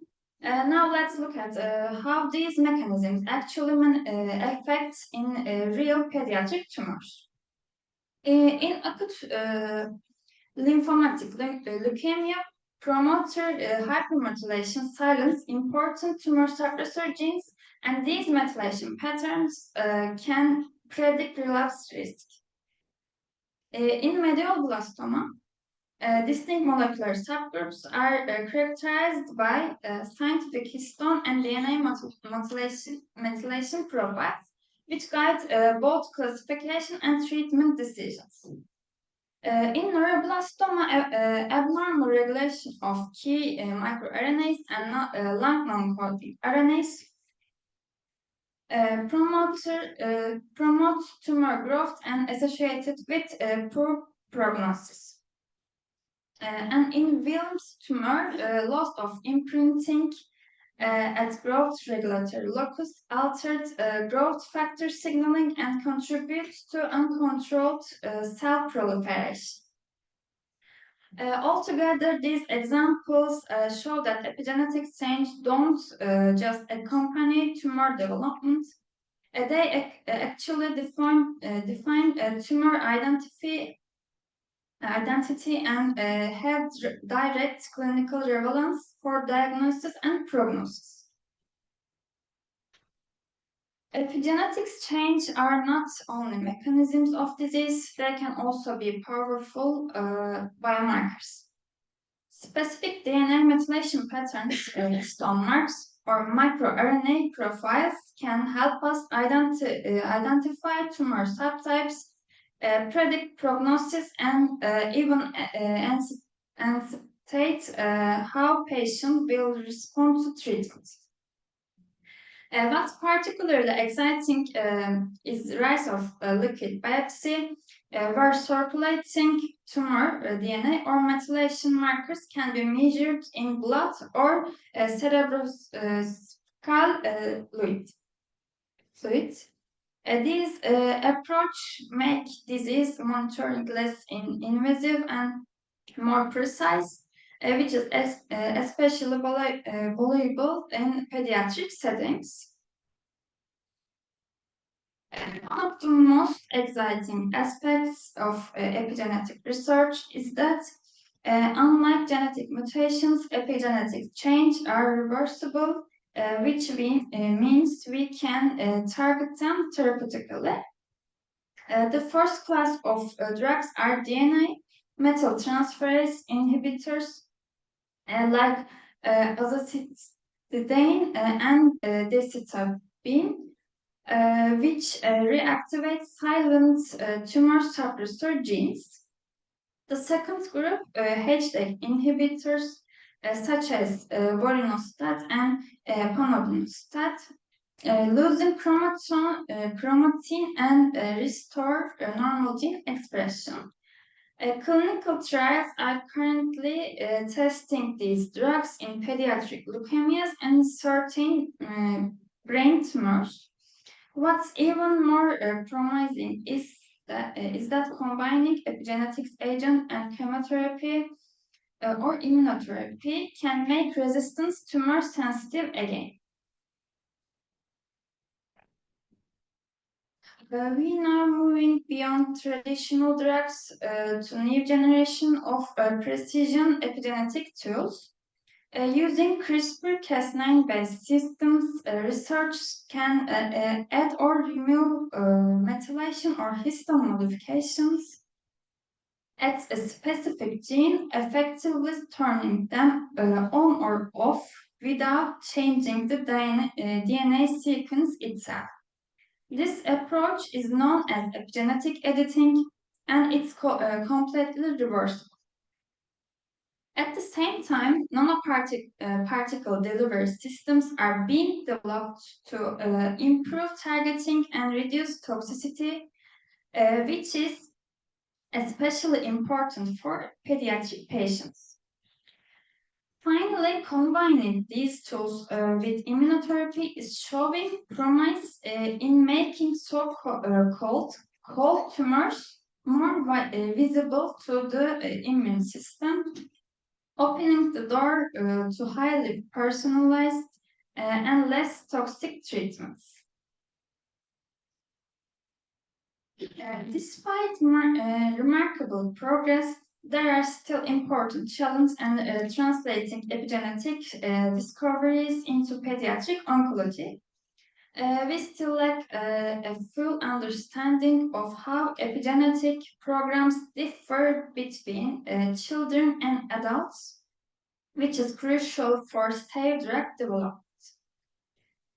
Many existing epigenetic drugs were designed for adults and can have off-target or toxic effects in children. In addition, tumor heterogeneity, the fact that not all tumor cells share the same epigenetic patterns complicates both biomarker and discovery and treatment design. However, the future looks very promising. Integrating multi-omics data with AI-based modeling could allow truly personalized therapy. EPEC told us, and targeted epigenetics editing combined with immunotherapy may offer long-lasting tumor control. To conclude, here are the key take-home messages. Epigenetic alterations are defining reversible and targetable drivers in pediatric cancer. Epigenetic signatures are emerging as powerful biomarkers for non-invasive diagnosis and risk stratifications. The development of targeted drugs are cutting-edge epigenetic editing tools represent the next frontier in precision oncology for children. Overall, we are moving toward an era where we can truly decode and correct the specific epigenetic mechanisms driving these diseases. Thank you for attention. Thank you. Thank you, Doctor. Any further questions? Thank you.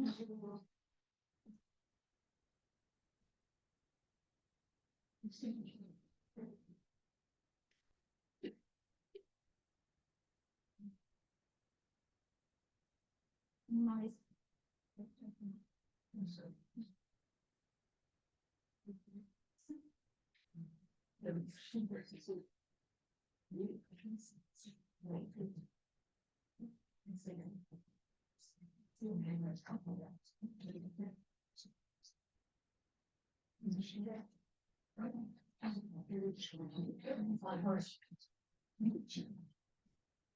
Our next speaker is Ms. Dana Sam from United Arab Emirates, a parent coach and early childhood specialist. She will deliver a speech on the hidden needs of emotionally intelligent children, what mental health professionals and parents must know. Thank you. It's on? Hello. Is it on? Oh, now it's on. I hope I won't be too loud with the microphone. I'm already a loud person. Hello, everybody. Thank you so much for being here. And I just want to ask you a question before I start. Is anybody here familiar with highly sensitivity or emotionally intense children? If we could. Okay, thank you.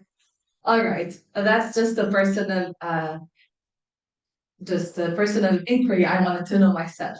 Thank you so much for being here. And I am Dana Saab. I am a mother of two beautiful children. My purpose in life and in this field that I'm working on now. And I'm a parenting coach and an early childhood specialist. And I work closely with parents of highly sensitive children. Those are the emotionally intense ones, and the ones that feel so deeply, they react so quickly, and they are often misunderstood. So, all right, so yeah, so I was saying that this was a topic an area that is very close to my heart because I've lived it, I live it now, I've witnessed it, and it's made a big impact on me, and now I'm seeing it on my child, and personally and also professionally. So today we are going to explore how we can better differentiate between a temperament, emotionally intense children or so-called highly sensitive children, and between other neurodevelopment disorders and why this understanding matters so much, and how much it matters for our children's mental health development. I have been this child that has been labeled, and with all love and meaning, with a loving meaning, and a meaning of concern and love, but the label was just something that was not helping me in any way or another. I was that person that was labeled as absent-minded, the one that actually had that I discovered later in life when I became a mom, that I have an inattentive part of the ADHD, informally diagnosed, and I'm a highly sensitive person myself. And I learned this when I became a mom after 30 years of life. All right, so a child is seen and a behavior is seen, and then directly we label that child with either defiant or difficult. And those children, and this is why, by the way, I have those notes with me, so that my brain will not be scattered a lot and I'll be able to have everything in place for today. So the child is seen as a behavior, and then this behavior is labeled. And then this label, it will either take us to two ways. Either that label is going to make the child feel less and misunderstood and incapable, and the parent feeling anxious, overwhelmed, and helpless, and the child will not thrive, and will just be who the label is showing him to be.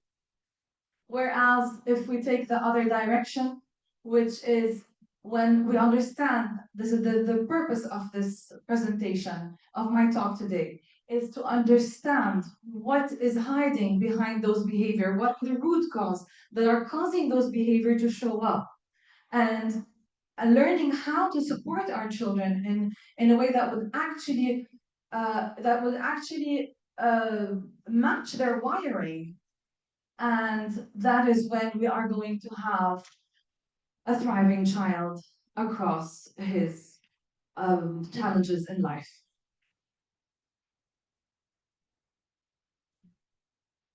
I'm sorry, this is the one.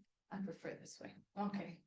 So here's the thing, is that research has shown that children who are described as difficult and defiant are actually have a heightened sensory system. They are and emotional sensitivity. In fact, Dr. Elaine Aron, one of the lead researchers in high sensitivity, also showed in her studies that 15 to 20% of population are highly sensitive.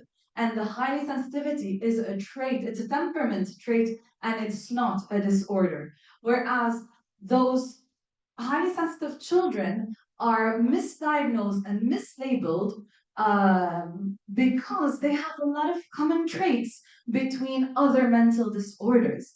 Now that I'm not saying that if we don't label them as a mental disorder, that would be better. No, sometimes they could be both. Sometimes children could be diagnosed with a specific mental disorder or neurological disorder, and also have a highly sensitive temperament trait.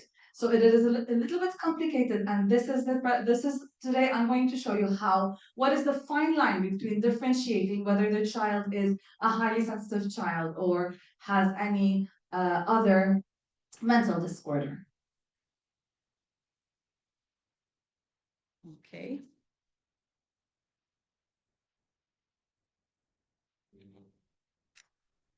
All right, so see, I went through. Okay, so high sensitivity, or also called a sensory processing sensitivity. So this is not the disorder. If anyone has heard about sensory processing disorder, so the disorder is different than the sensory processing sensitivity. And we are going to learn how we can differentiate that.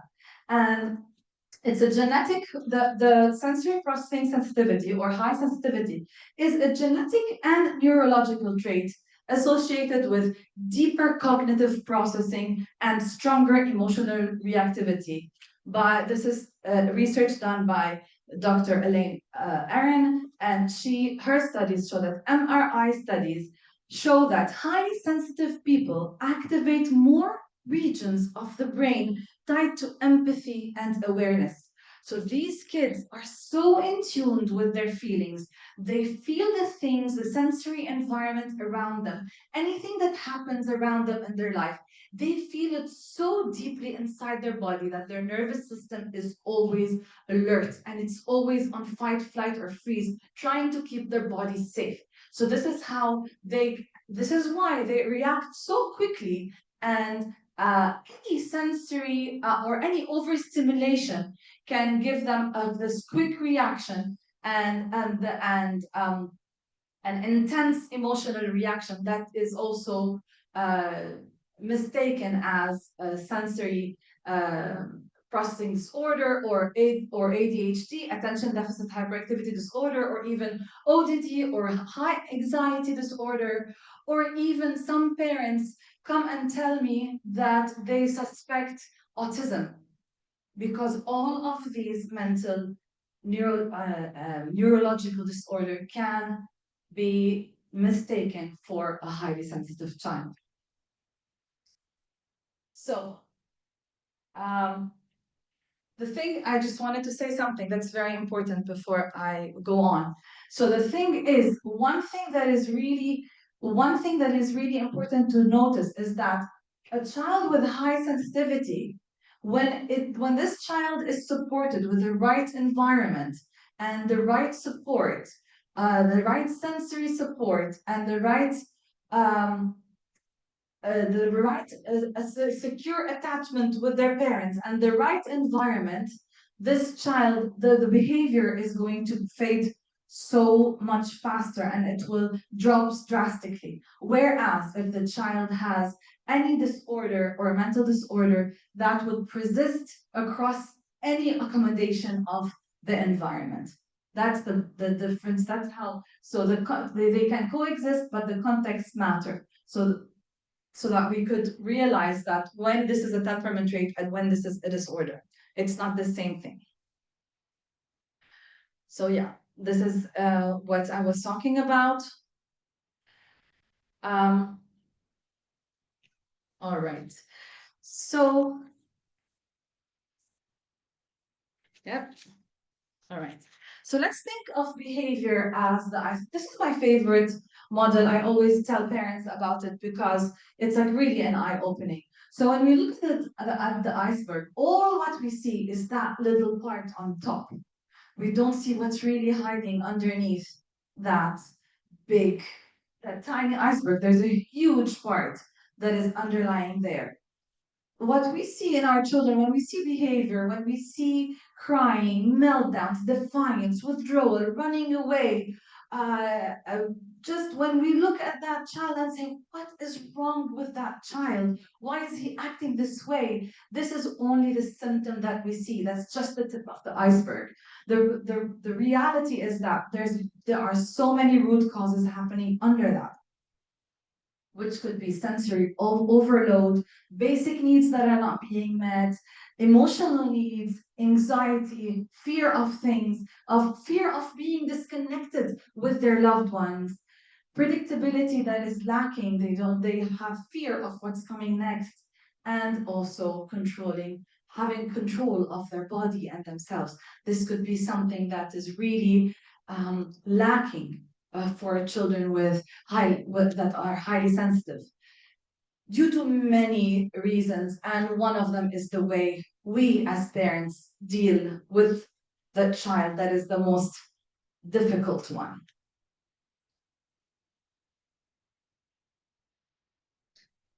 So,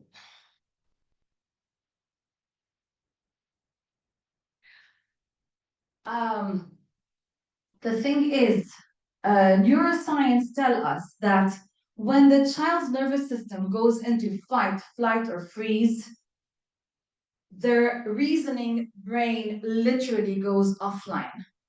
So all what we are going to see is the behavior. They will never come and tell us, oh, mom, I feel I have a fear of losing you. Or I feel I have a sensory overload. They cannot tell us that. It's impossible, right? They don't even know what is causing that behavior. So, and when they are in a fight, flight, or freeze mode, we cannot access their logical brain whatsoever. So this is when parents come and tell us, they know she is smart, she knows what she's doing, and when I come and tell her what to do or to calm down, she just doesn't. She's defiant, she's not compliant, she's not cooperating.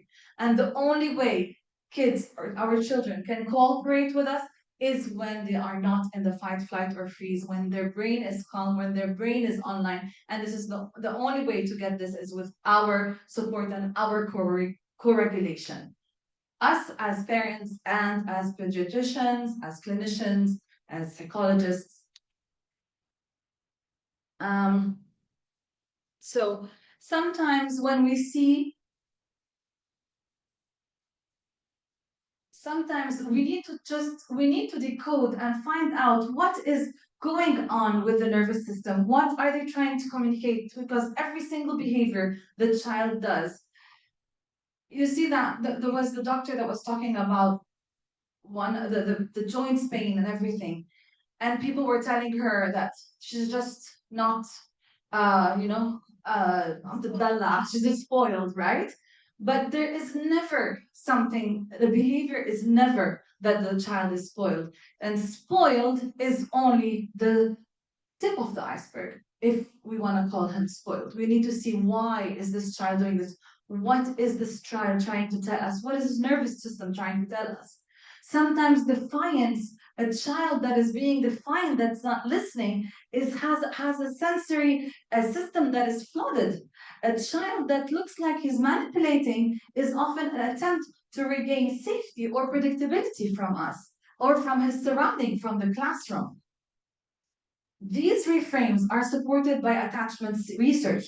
When children feel safe, their behavior organizes naturally. When the brain is under stress, it doesn't cooperate. This is what we need to be looking before we diagnose any child with any disorder. Asking the right questions before diagnosis is super important for clinicians and for parents. These questions in my personal practice and my professional practice with parents of highly sensitive children, these are the key questions I ask the parents to observe and to notice. And this is when the child's life changes. Some children I've worked with were at the verge of a diagnosis, and then when these questions are observed closely, so many life-changing outcome happened. First thing is, when does this behavior happen? When my child is closing his ears and screaming in the middle of the classroom, or screaming in the middle of the hallway, or in a public place. What is going on there? When does this behavior happen? Is there too much light? Is there too much noise? Are there a lot of people? What happened before that? What happened right before the behavior happened? Was the child feeling disconnected? Was the child feeling blamed or shamed by anything? What was happening right before that behavior? How do parents deal with failure? This is such an important thing, because I don't know, in our culture, that is the main thing I know, and so many different cultures, we are still parenting in like the old ways. I am not saying that the old way is not the right way. I'm just saying that I love to keep our values of the old fashioned, if we want, or the old way of disciplining children, but as well as looking at the child beyond what they are doing and beyond our traumas and our beliefs that we carry with us, the baggage that we carry with us along. And so the way we deal with our children with failure, if my child did not put away the toys when I asked them to, that's failure for us. If the child comes back home with a note from a teacher, this is a failure for us.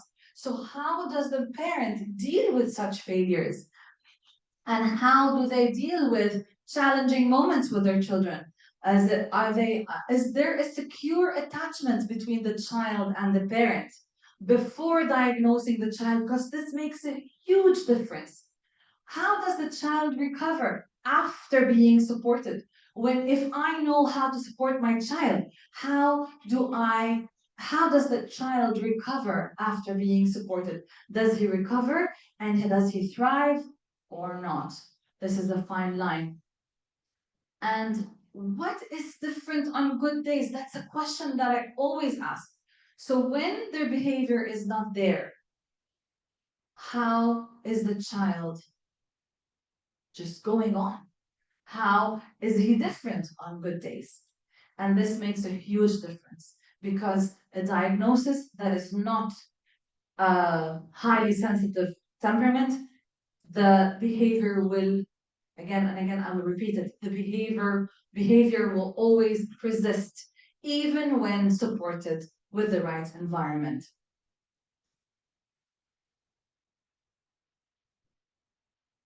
So this is a made-up story. I'll just tell you why I made it up, because it's actually a real story. It's a real different stories made in one, because I really can't tell you all the stories that I have. And I truly believe that every single child is a story. And when we know the story behind the child, we will know exactly how to support that child and help him thrive in his world. So this little boy, his name is Ahmed. Let's see. He's a 7-year-old boy. The teacher used to tell the parent, this is a parent that came to me. And she kept on telling me that the teacher always says that he's crying, he's defiant, he doesn't listen. We tell him to come. There was circle time. We tell him to come next to circle time. He doesn't come.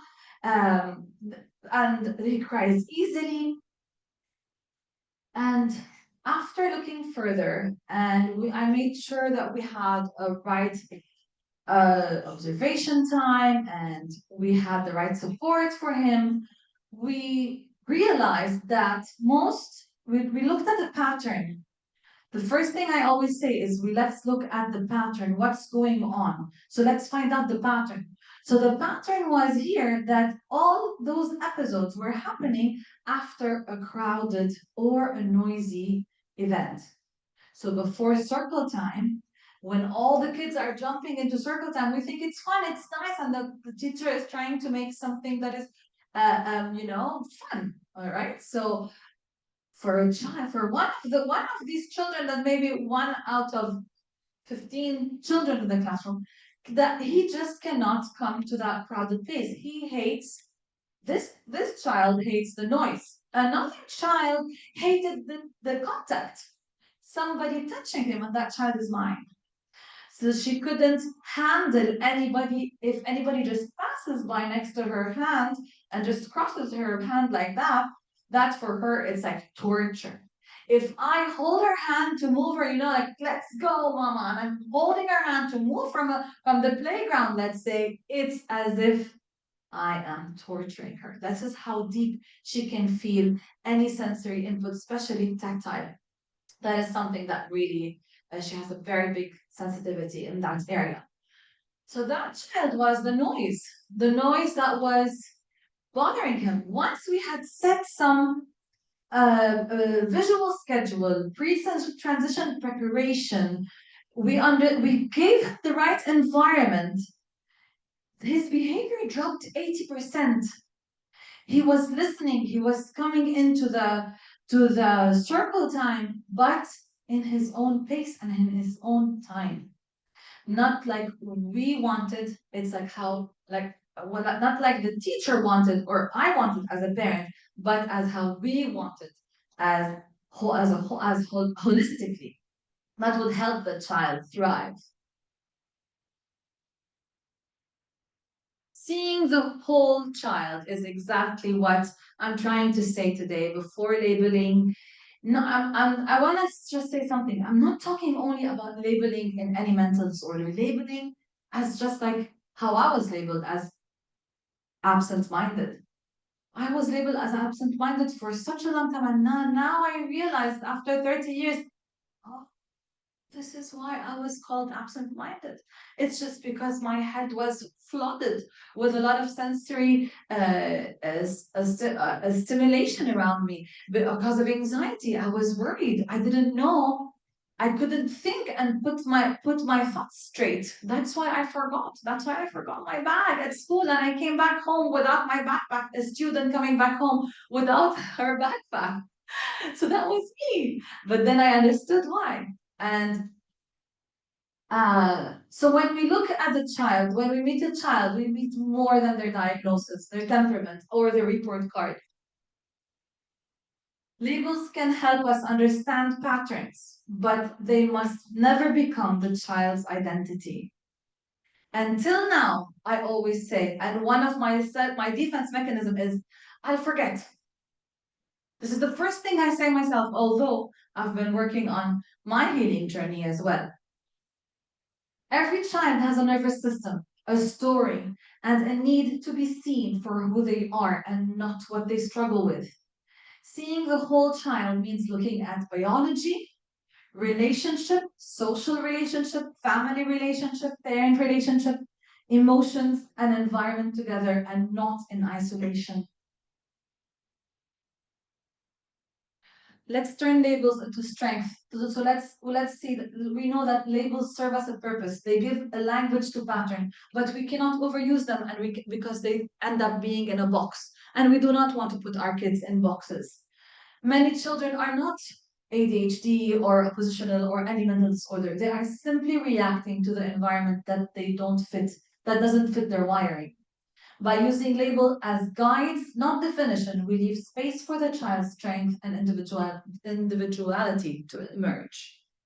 When we focus on what the child can do, what lights them up and what regulates them, we stop asking, why can't they do that? And we will be looking at their strength.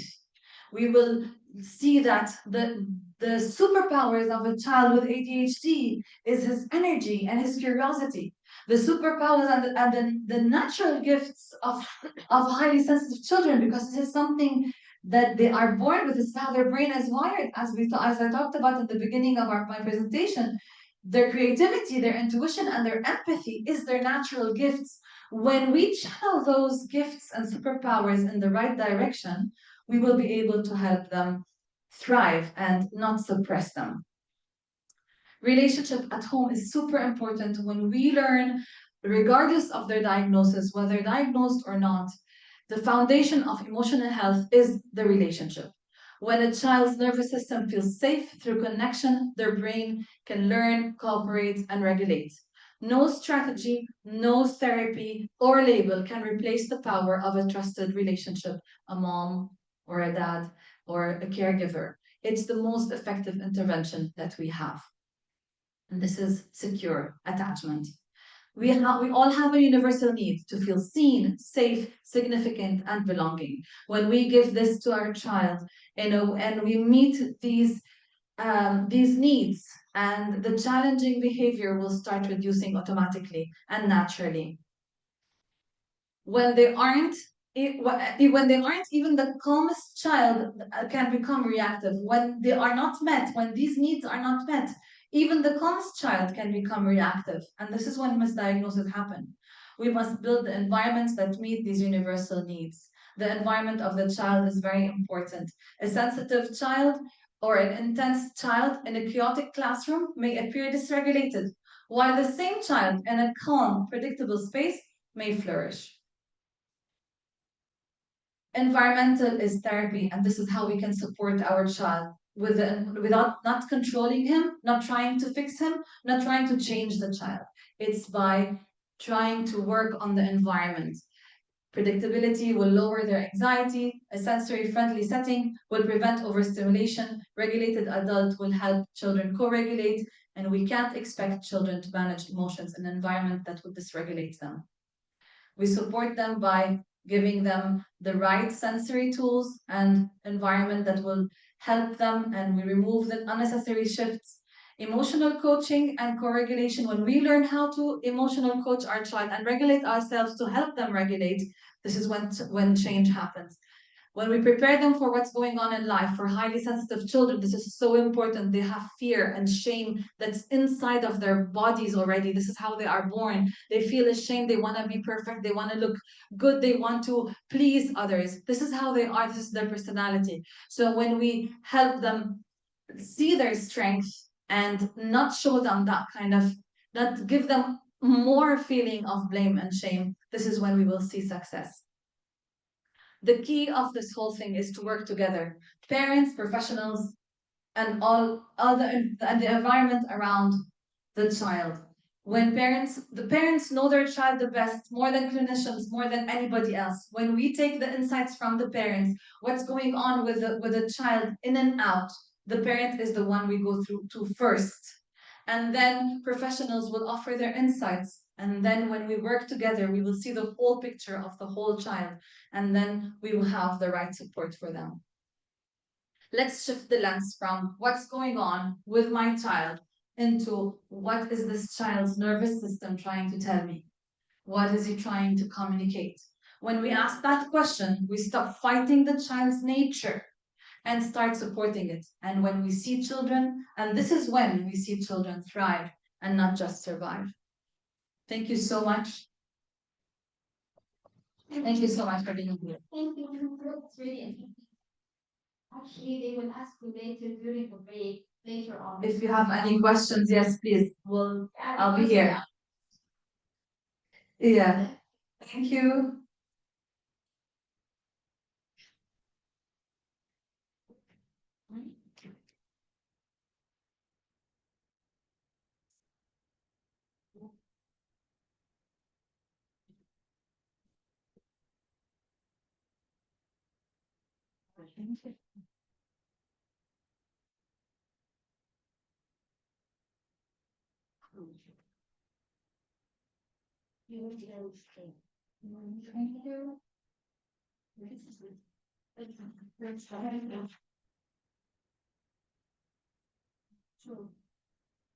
Our next is presenter is Miss Maral Ardalan Azarish from United Arab Emirates. She's a medical student from interest in pediatric neurology. She is presenting a poster presentation on beyond the TNS, a typical peripheral neuropathy, and myelin on the side, glycoprotein antibody associated. Let's welcome her.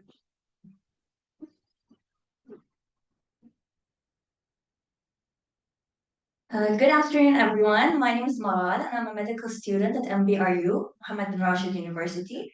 So I'll be taking you through a case of atypical peripheral neuropathy in a pediatric patient who was diagnosed with myelin oligodendrocyte glycoprotein antibody disease. So you may all be wondering, what even is this condition? What am I even talking about? So this condition is known short for MOGAD. It is a demyelinating inflammatory and immune-mediated disease that primarily affects the central nervous system. So it has multiple presentations. So it can be monophasic or it can be relapsing. It can present with symptoms of optic neuritis. So the patient could have pain while moving the eyes, or they can come with blindness. Patient could have symptoms of myelitis, so inflammation of the spinal cord. They could present with lower limb weakness, bladder dysfunction, and sensory changes. And the patient could present with brainstem symptoms such as dysphagia and so on, and of course, cerebral symptoms. So the incidence of MOGA in the pediatric population is 0.31 per 100,000 children per year. Moving on to our case presentation. So our patient is a 7-year-old previously healthy girl. She presented with an acute onset of generalized motor weakness, dysphagia, and bladder involvement, and this was all followed by a viral prodrome. So of course we had to examine our patient. Her higher functions were normal. She had some cranial nerve involvement with weak gag reflex and nasal tone. So cranial nerves 9 and 10 were involved. She had hypotonia, but her deep tendon reflexes were elicitable. She had grade 3/5 in the lower limbs and 4- in the upper limbs, but she didn't have any definite sensory level changes. So some lab results were done. So we found that serum myelin oligodendrocyte glycoprotein, which is MOG antibody, it was positive. And this is the diagnostic criteria for diagnosing the disease, MOGAD. And we did CSF analysis, which was negative in this patient. Moving on, of course, we had to do imaging as a complete workup for a patient like this. So MRI was done, which showed patchy hyperintensities in the cortex, brainstem, and spinal cord. And this suggested CNS demyelination and extensive transverse myelitis, as you can see here in these images. So, of course, as with any autoimmune disease, you manage patients with corticosteroids, intravenous immunoglobulins, and some physiotherapy, and that's how our patient was managed. So moving on, of course, we have to follow up on patients like this. So first follow up, the overall clinical picture of the patient. The patient's weakness was improving, but here is when we noticed some abnormal signs. As I explained earlier, this condition, MOGAD, primarily affects the central nervous system. So when we examined the patient again, she had some peripheral nerve involvement. So she came with left hand ulnar clawing, as you can see in this picture. She had difficulty in plant reflection and dorsiflexion of the right foot with some sensory changes and some absent right ankle reflex. So of course, to confirm this, we had to do some nerve conduction studies. So we did that, and we found that the left ulnar nerve showed low amplitude muscle action potentials.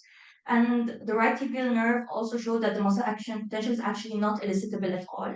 So the right tibial nerve is responsible for the plantar reflection and the ankle reflex, which was absent in our patient. So moving on, after a couple of months, the patient came back again, and we continued the same management of steroids. So her clinical picture overall, right now, she had near full recovery. She had mild abnormal gait, but the left hand ulnar clawing was resolved now.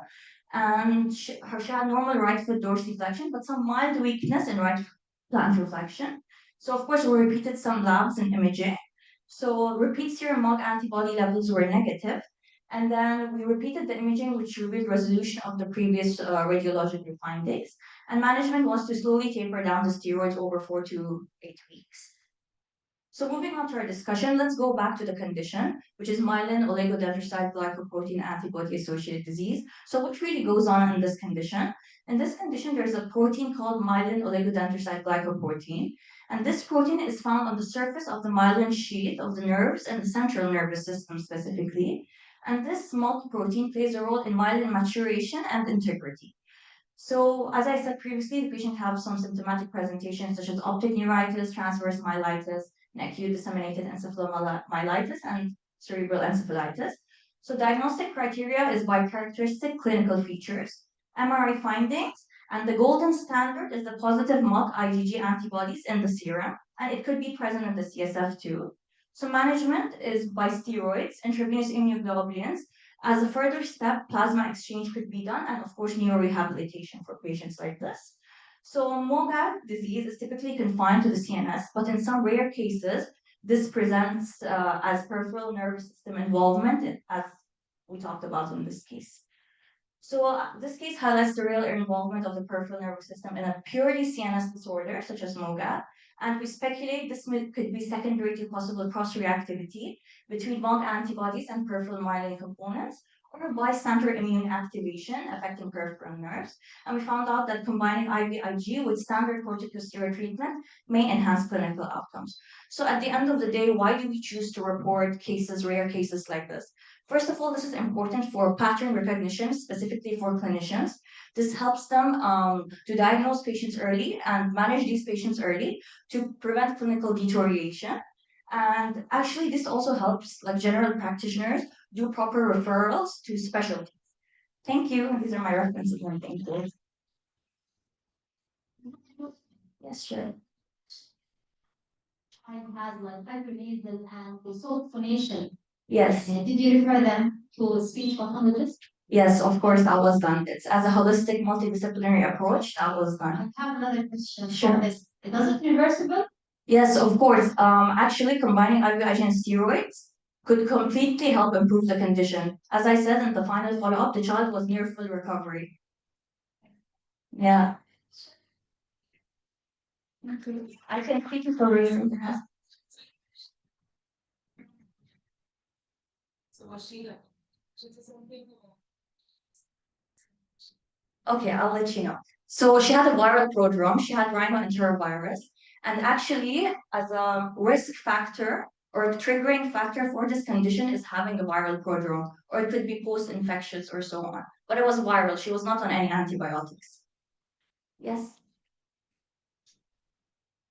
Of course, we thought about MS, multiple sclerosis, of course, but CSF findings did not show oligoclonal bands, and MS is relapsing remitting, as we know. This patient had only one monophasic presentation. Yeah.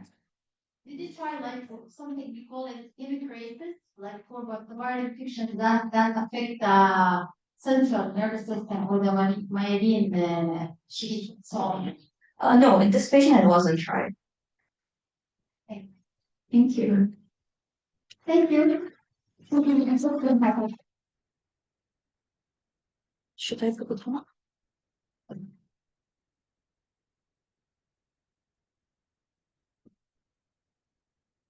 I love it.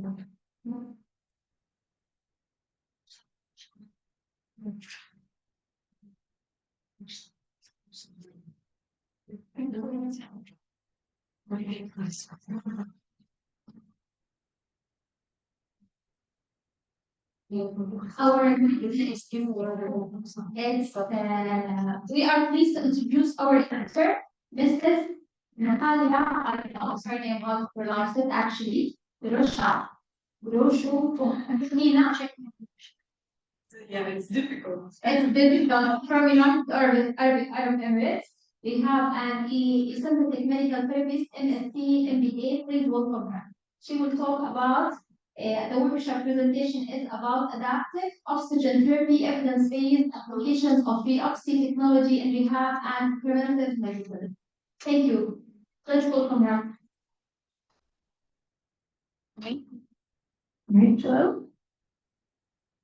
So today we will speak about intermittent or interval hypoxia treatment or training.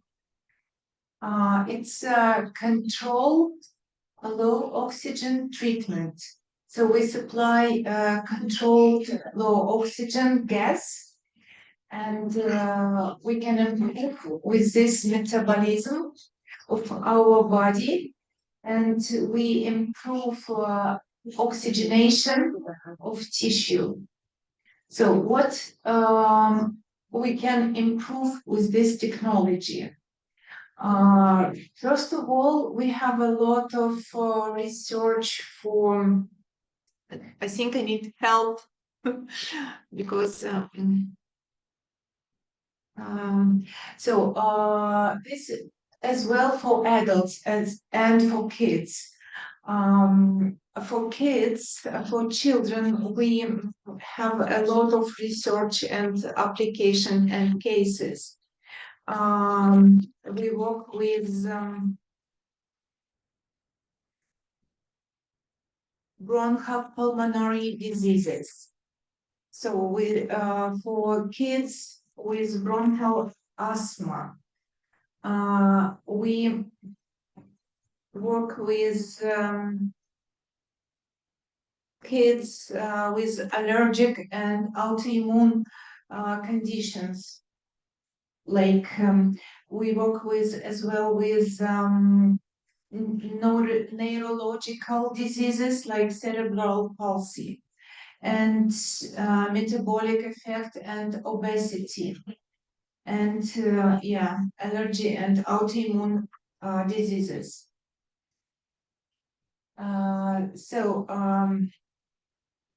How it works?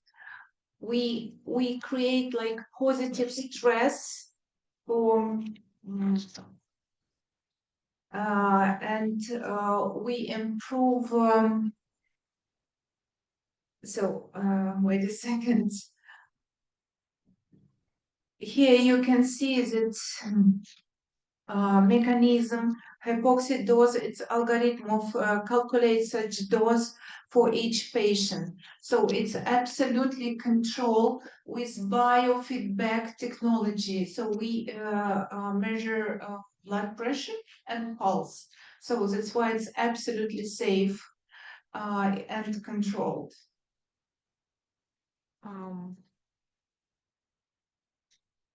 Yeah.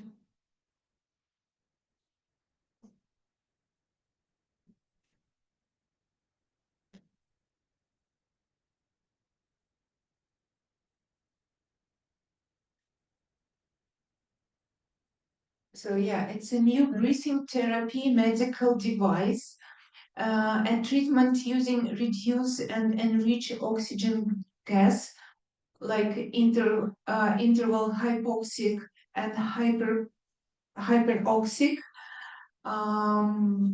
So the method based on the more than 20 years. It's unique solution for elderly and for children as well. And again, it's absolutely safe. Could you please open this research for children?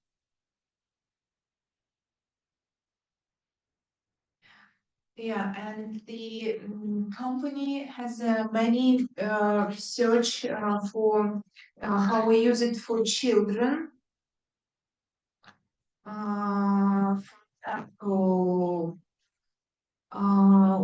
We can use it even with sleep apnea or intermittent hypoxia for cardiovascular and metabolic response in children.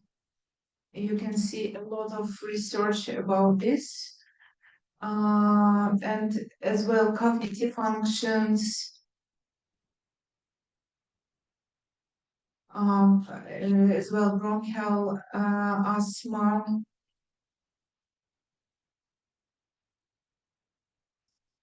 So, and for me, very interesting as well, this literature and these sources for from where we can study about research.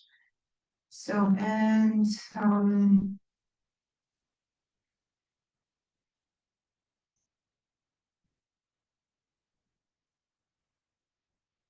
in pediatrics, we use it, sorry.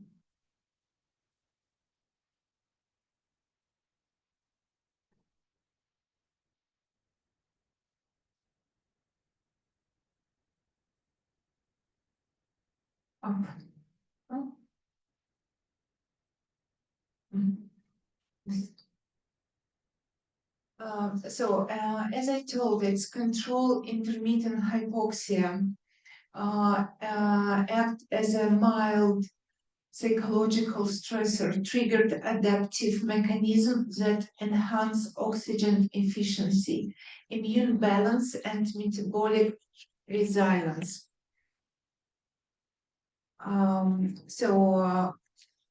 We can treat bronchial asthma kids. You can see this, the improvement. So result, it's like 85% improved, and we can decrease as well medication. Cerebral palsy, the kids even from 9 months. Yeah, and motor skills improvement. So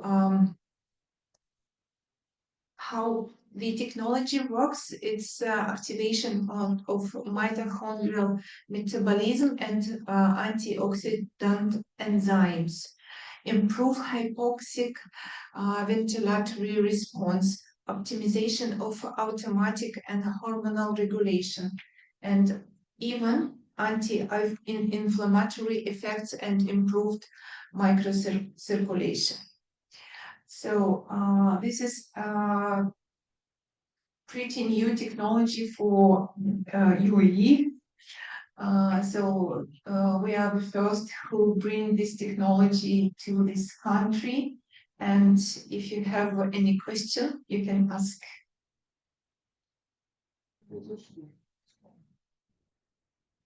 They use it for like disorders like autism spectrum disorder, like the hyperphagic, or just only for like and other heterogeneous disorders.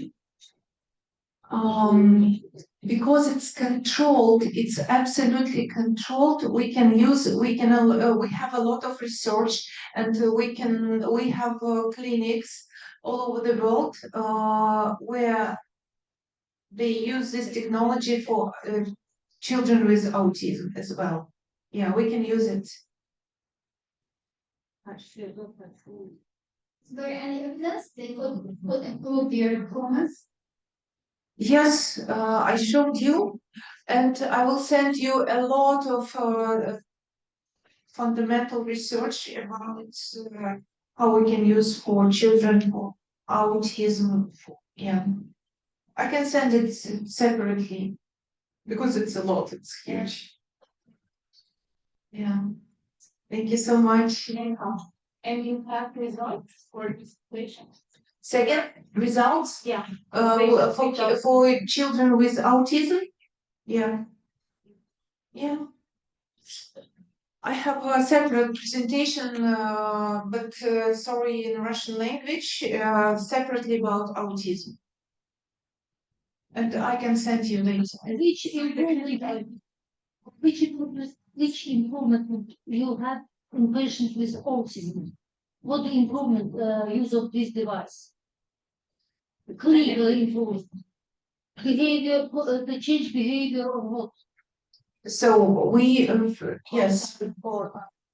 Eye contact, what the change this device? So what definitely we can decrease with this treatment, we can increase the quantity of attack. So it's we decrease medication. Yes, behavior improved. I can send you with numbers with in English and Russian. Yeah, we'll send you after everything. Any further questions? Thank you. Thank you so much. Thank you. Before the ones first, we have to take another new photo. First, we have to thank her. Thank you. I need to know how to pronounce the surname. Rashukina. Thank you.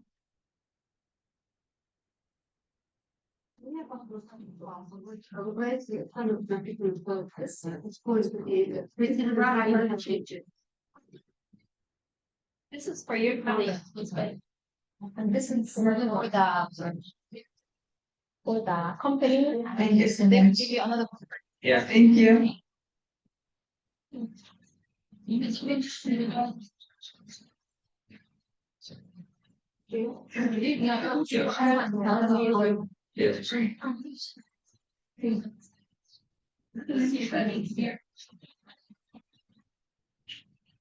So I need to have it again.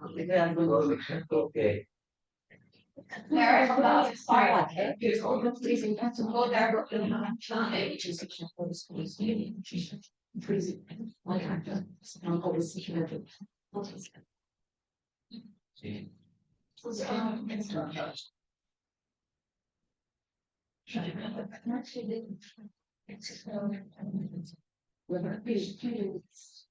Still, I can see exposure different. She was there's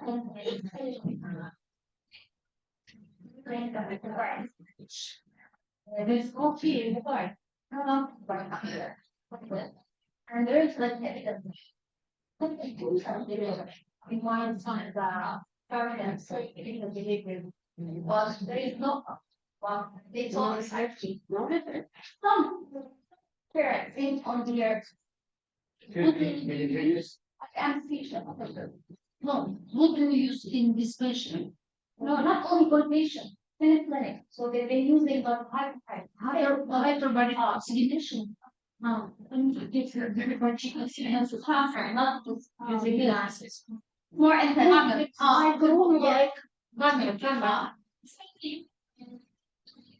Then they use it only for the fun and come like long hair and they're not allowed for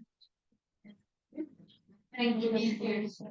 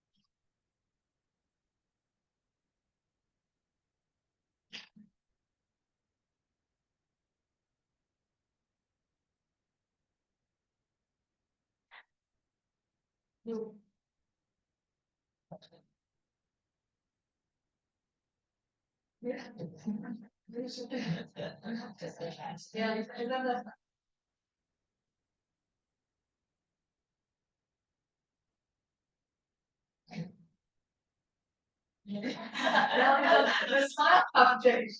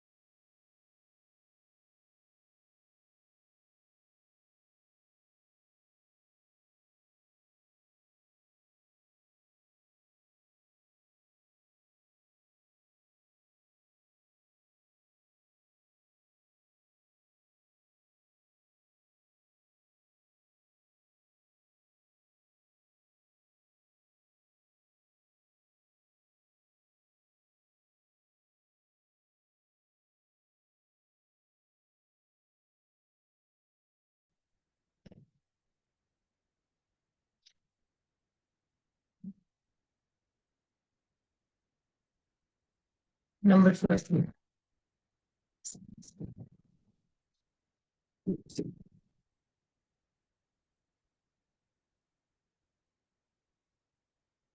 Two.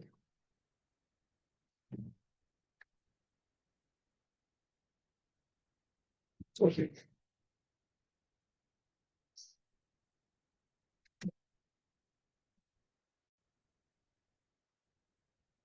Yes, I don't know. Then only maybe is oh, but I can use this yes.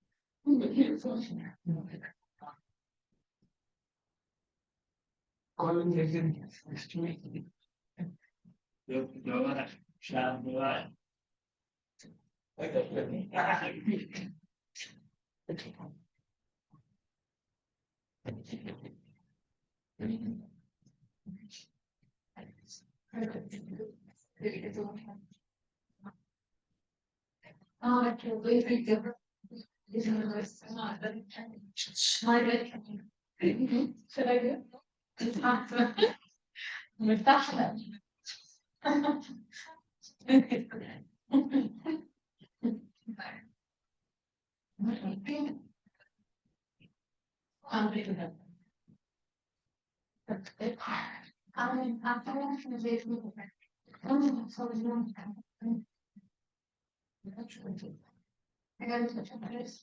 I really love that. It's what it is.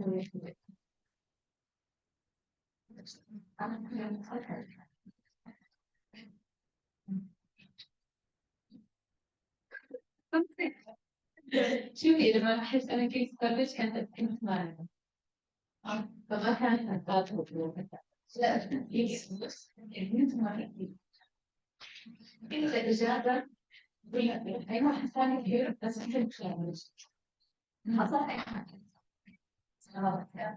ليه ولا مثلا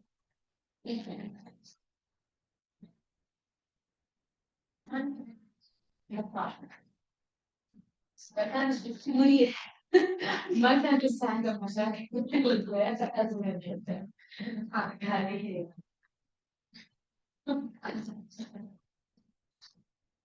كيف نظبط في أجل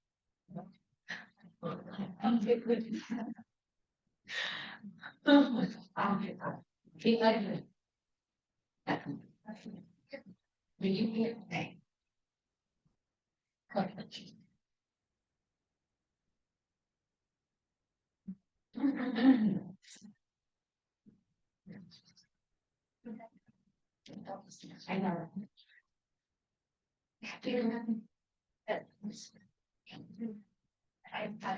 Maybe I studied in together.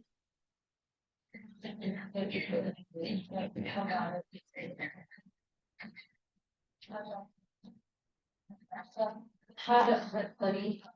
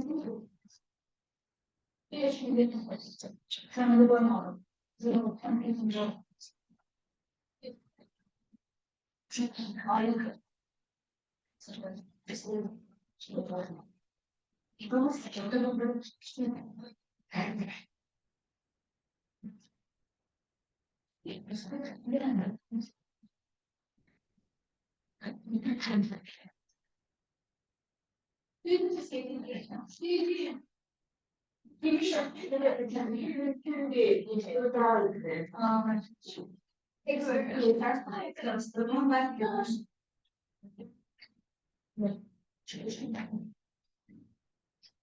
back from the break, everyone. I'm Dr. Hayala. It's my pleasure to share this next section.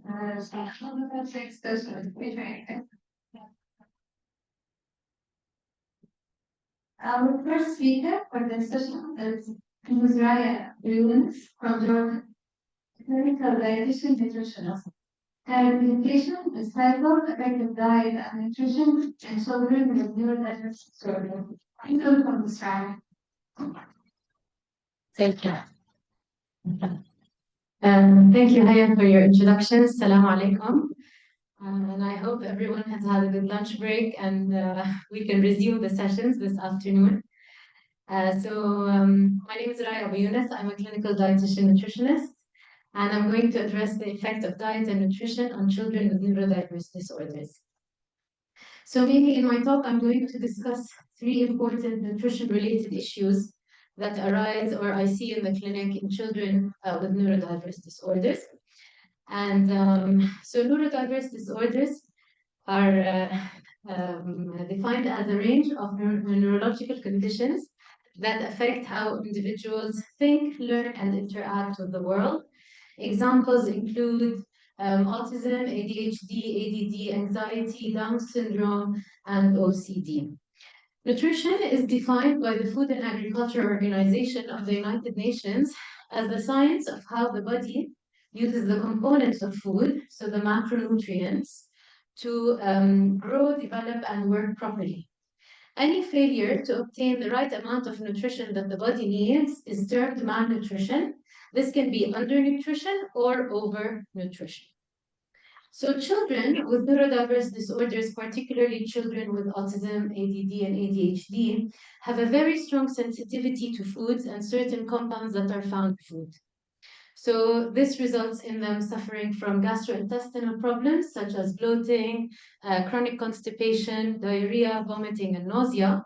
And the role of nutrition is to actually support and reduce the severity of certain symptoms that are accompanied by those neurodiverse disorders, such as behavioral issues, problems associated with strumming, abdominal discomfort, that results in the child actually behaving poorly.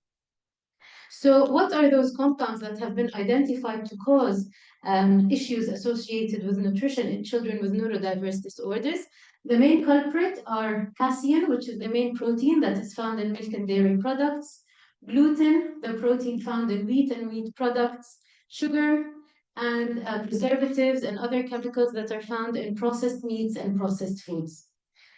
Traditionally, dietary interventions included what we call restrictive diets or elimination diets, in the sense that these food compounds were restricted and removed from the diets of individuals with specific neurodiverse disorders, particularly autism. So we look at the casein-free, gluten-free diet, the GAPS or the gut and psychology syndrome diet, and the ketogenic diet.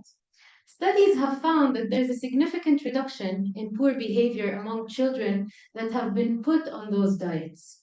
But on the other hand, unfortunately, there are certain limitations associated to using those restrictive diets in children with neurodiverse disorders.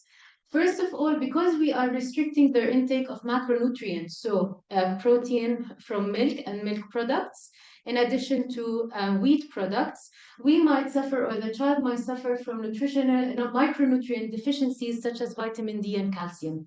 If we don't address that in children on restrictive diets, we have adverse effects on their overall health and well-being, in addition to their growth and development.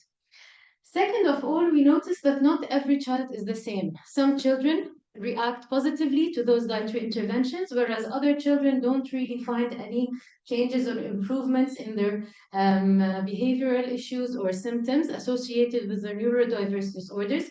So we can't generalize and use the one-size-fits-all model for all children. Third of all, the effectiveness of those dietary interventions were actually outlined or mentioned by the parents and the caregivers of those children. And in Some instances, after stopping the implementation of those dietary interventions, the child regresses, they go back to poor behavior and poor overall health in terms of their the symptom that the mother or the carer is trying to overcome. So where does nutrition and health come into play? So it's very important that we understand that there are three important characteristics of children with neurodiverse disorders. First of all, they are highly sensitive or sensory sensitive to certain textures, food texture and taste and smell of certain foods. So they themselves actually restrict the intake of certain foods, which we don't recommend, especially in their very young ages. Second of all is their GI intolerances, their GI sensitivity to food. So there's something going on in their gastrointestinal tract that is making them feel certain GI discomfort, abdominal pain, bloating, and GI and chronic constipation, for example.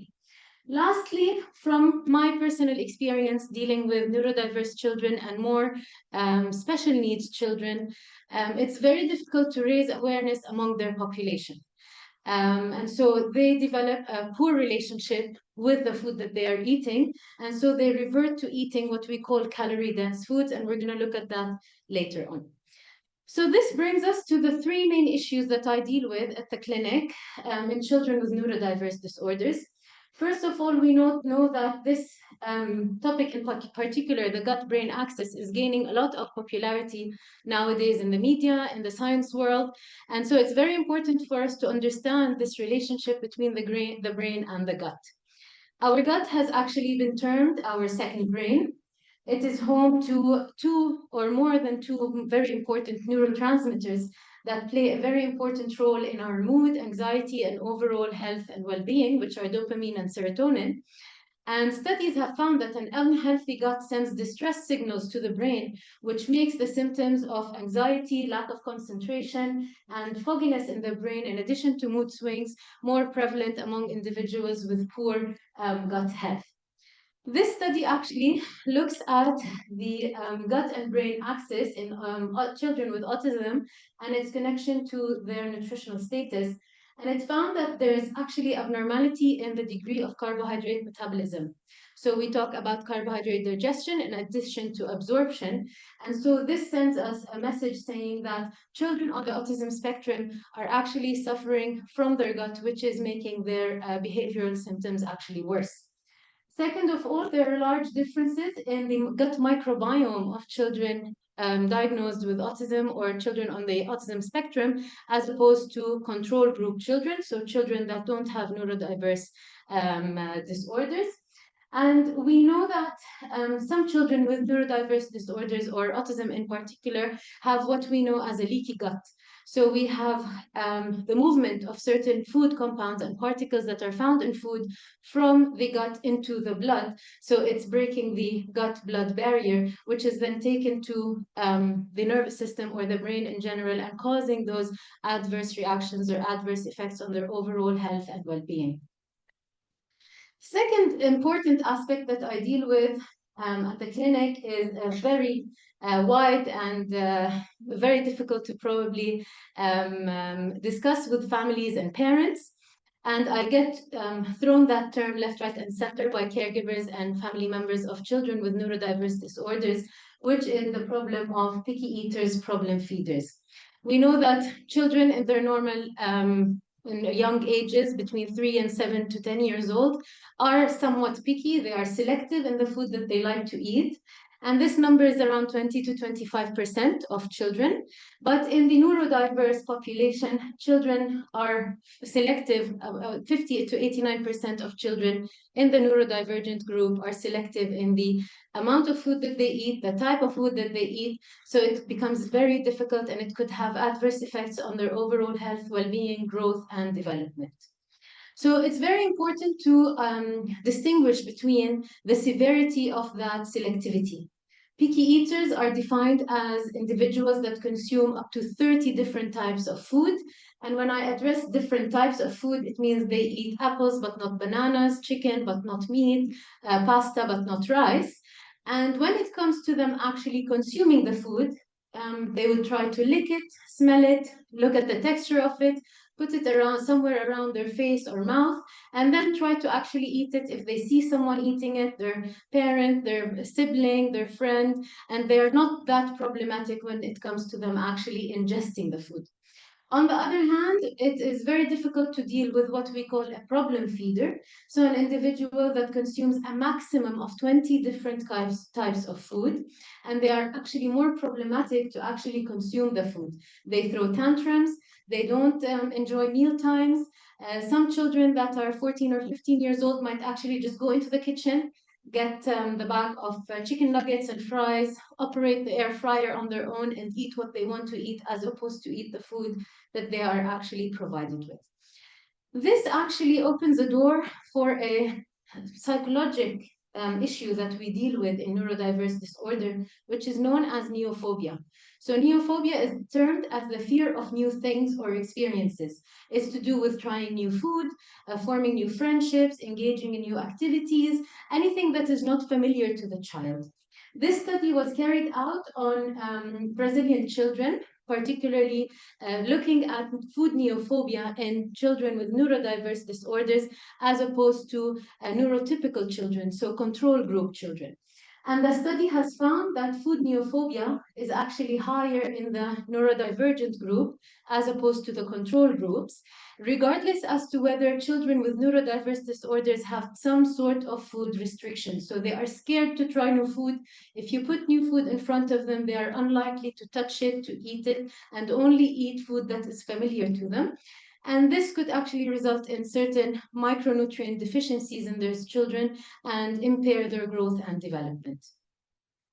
Another very important aspect to do with food restriction is what we term the avoidant restrictive food intake disorder. This is an eating disorder in itself, and it's very different than other eating disorders such as anorexia nervosa or bulimia because it has nothing to do with the body image. The child or the individual just restricts the intake of this food because it doesn't suit their sensory sensitivity in terms of the smell, the taste, or the look of the food. And this could actually become so severe if we don't address it from a nutritional perspective, in the sense that it could actually be life-threatening to the child. So any bad experience of the child with a specific food. So for example, they tried to eat a carrot, but it needed much more chewing than what they're used to. So they choked on it or they gagged from it. And so this becomes a no-no food that they never actually want to eat again in their life. The third and one of the big nutritional issues I face at the clinic is the issue of overweight, underweight, and also obesity. So a majority of children at the clinic that are on the autism spectrum, unfortunately, are underweight between the ages of 3 to 7 years old. In addition to ADHD children, this could be because their basal metabolic rate or resting metabolic rate is much higher than control or neurotypical children in their age group. And this study looks at the external factors, so sensory, social, and emotional factors that could actually be causing anorexia nervosa in children on the autism spectrum. And because some children on the autism spectrum have a problem with explaining their emotions when it comes to food, why they don't want to eat, are they hungry or not, and this makes them restrict food intake, and hence they develop anorexia nervosa to try and deal with their sensory sensitivity towards certain foods. On the other hand, however, overweight and obesity is another issue that we deal with in children with neurodiverse disorders. Children with autism spectrum disorder prefer energy-dense foods. So they like chicken nuggets and fries and certain sweets that are familiar to them. They are comfort food for them. And so after a specific age, particularly around puberty, their bodies change, particularly females. And so they start to gain weight in an unhealthy manner. This also results in the accumulation of what we call oxidative radicals, which have a direct influence on their mental health and well-being, and so influencing certain sensory behaviors that are associated with autism, tantrums, lack of concentration, mood swings, and anxiety. So during my clinical practice, I've come to realize that it's very difficult to actually raise nutritional awareness among the special need population or the neurodiverse children. I do some voluntary work around the UAE in special needs centers, and I deal with Down syndrome children.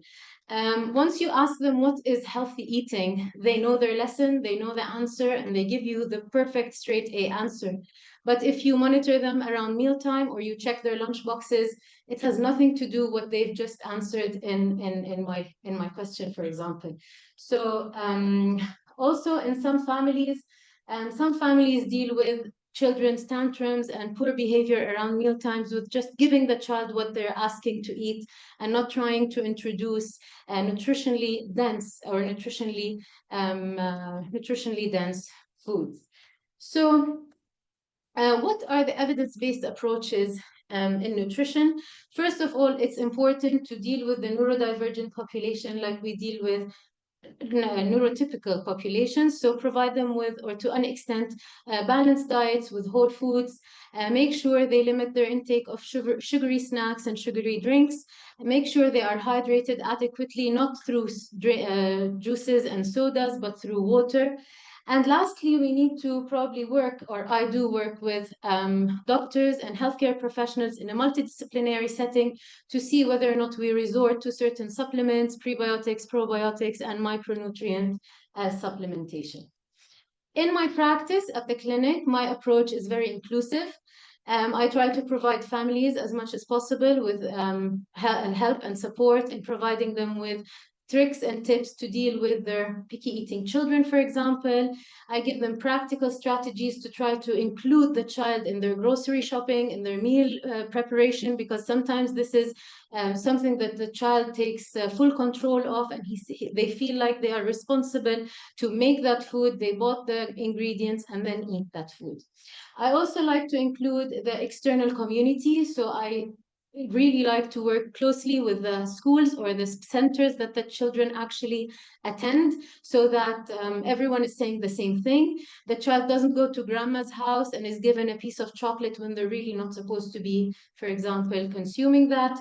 And also to collaborate with healthcare personnel, educators, speech therapists, behavior therapists, anyone that is involved in the life of that child needs to actually be on the same boat. So if we do not address the issue of nutrition, or if we don't provide dietary intervention to children with neurodiverse disorders, we are faced with relatively life-threatening issues that might develop later on in life. So they might have certain nutritional deficiencies that we're not aware of. They don't have any signs or symptoms, and so it's very difficult for us to pinpoint them in the future. As I said, it's not a one glove fit all. Each child is different. We have different approaches for different cases that we deal with. And lastly, we don't want them to actually develop sensory related eating disorders that are life-threatening, and they affect them mentally, physically, and developmentally. In conclusion, all dietary interventions need to be personalized and meet the dietary needs of the child, in addition to the lifestyle habits of the family of that child. So it's not a burden, it only provides a supportive role for the families. Working in a multidisciplinary team of healthcare professionals is actually very, very beneficial, because it provides insight from all walks of life with their input, with their information. And also to provide children with balanced, individualized meals actually improve their overall well-being and their quality of life.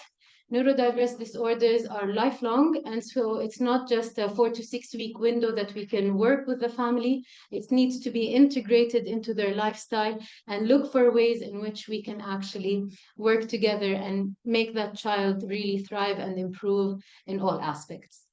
Lastly, I think it's still there's still room for more research and development from a nutritional perspective, to provide findings, to provide studies, and see what works best for each child and for each family. And this is the end of my talk today. Thank you so much, and I'm open to any questions. Thank you. Thank you. Thank you, Dr. Okay.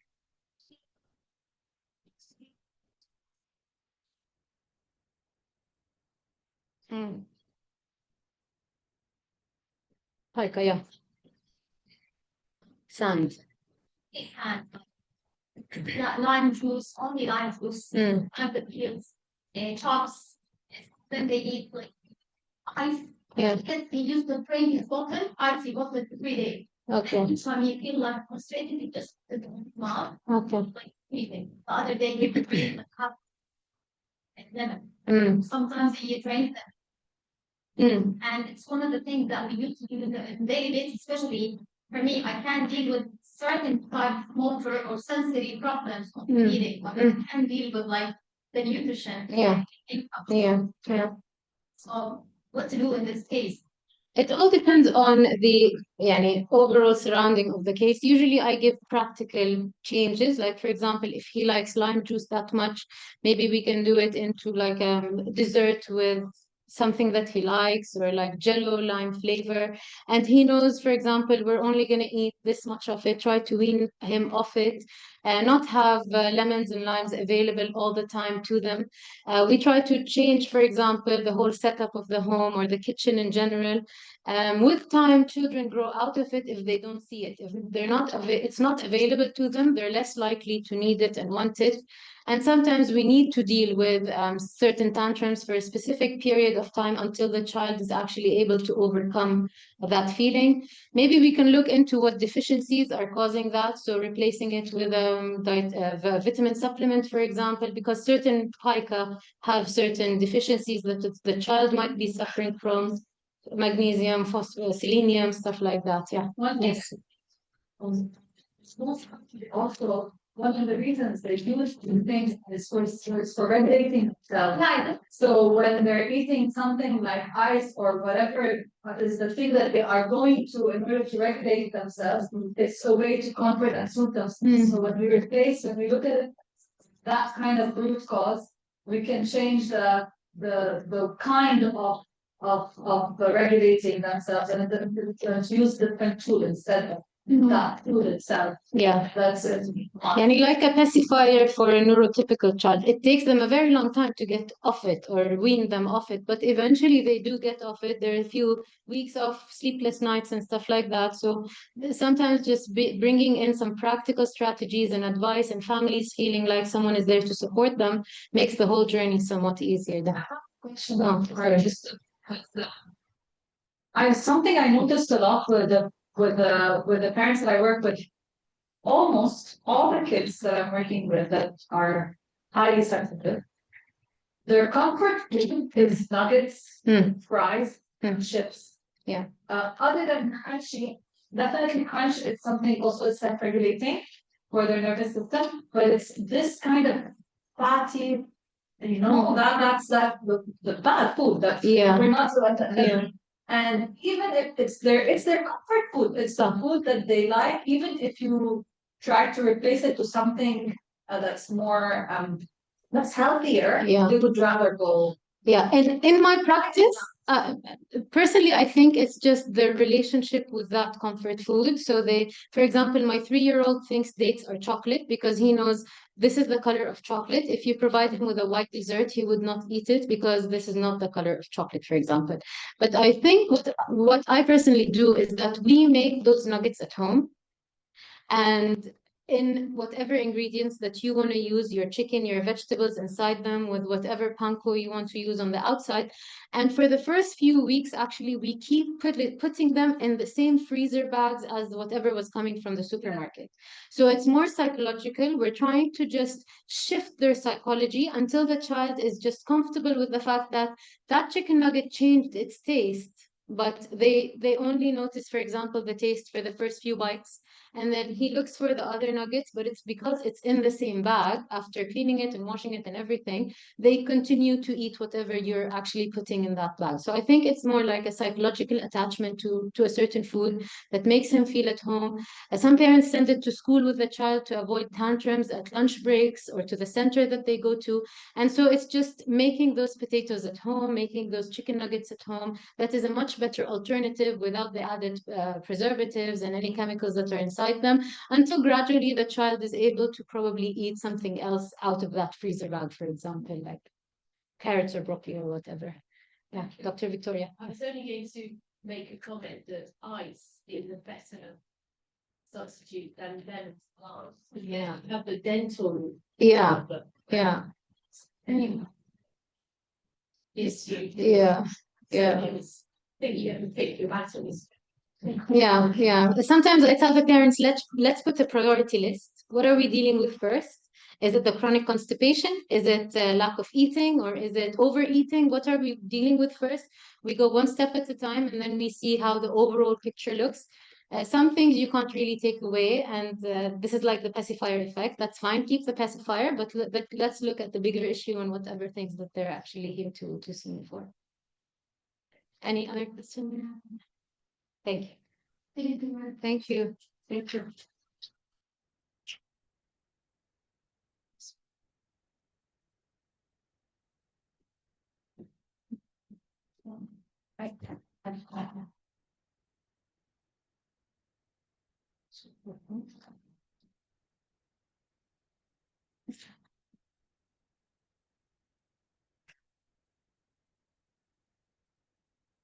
Thank you.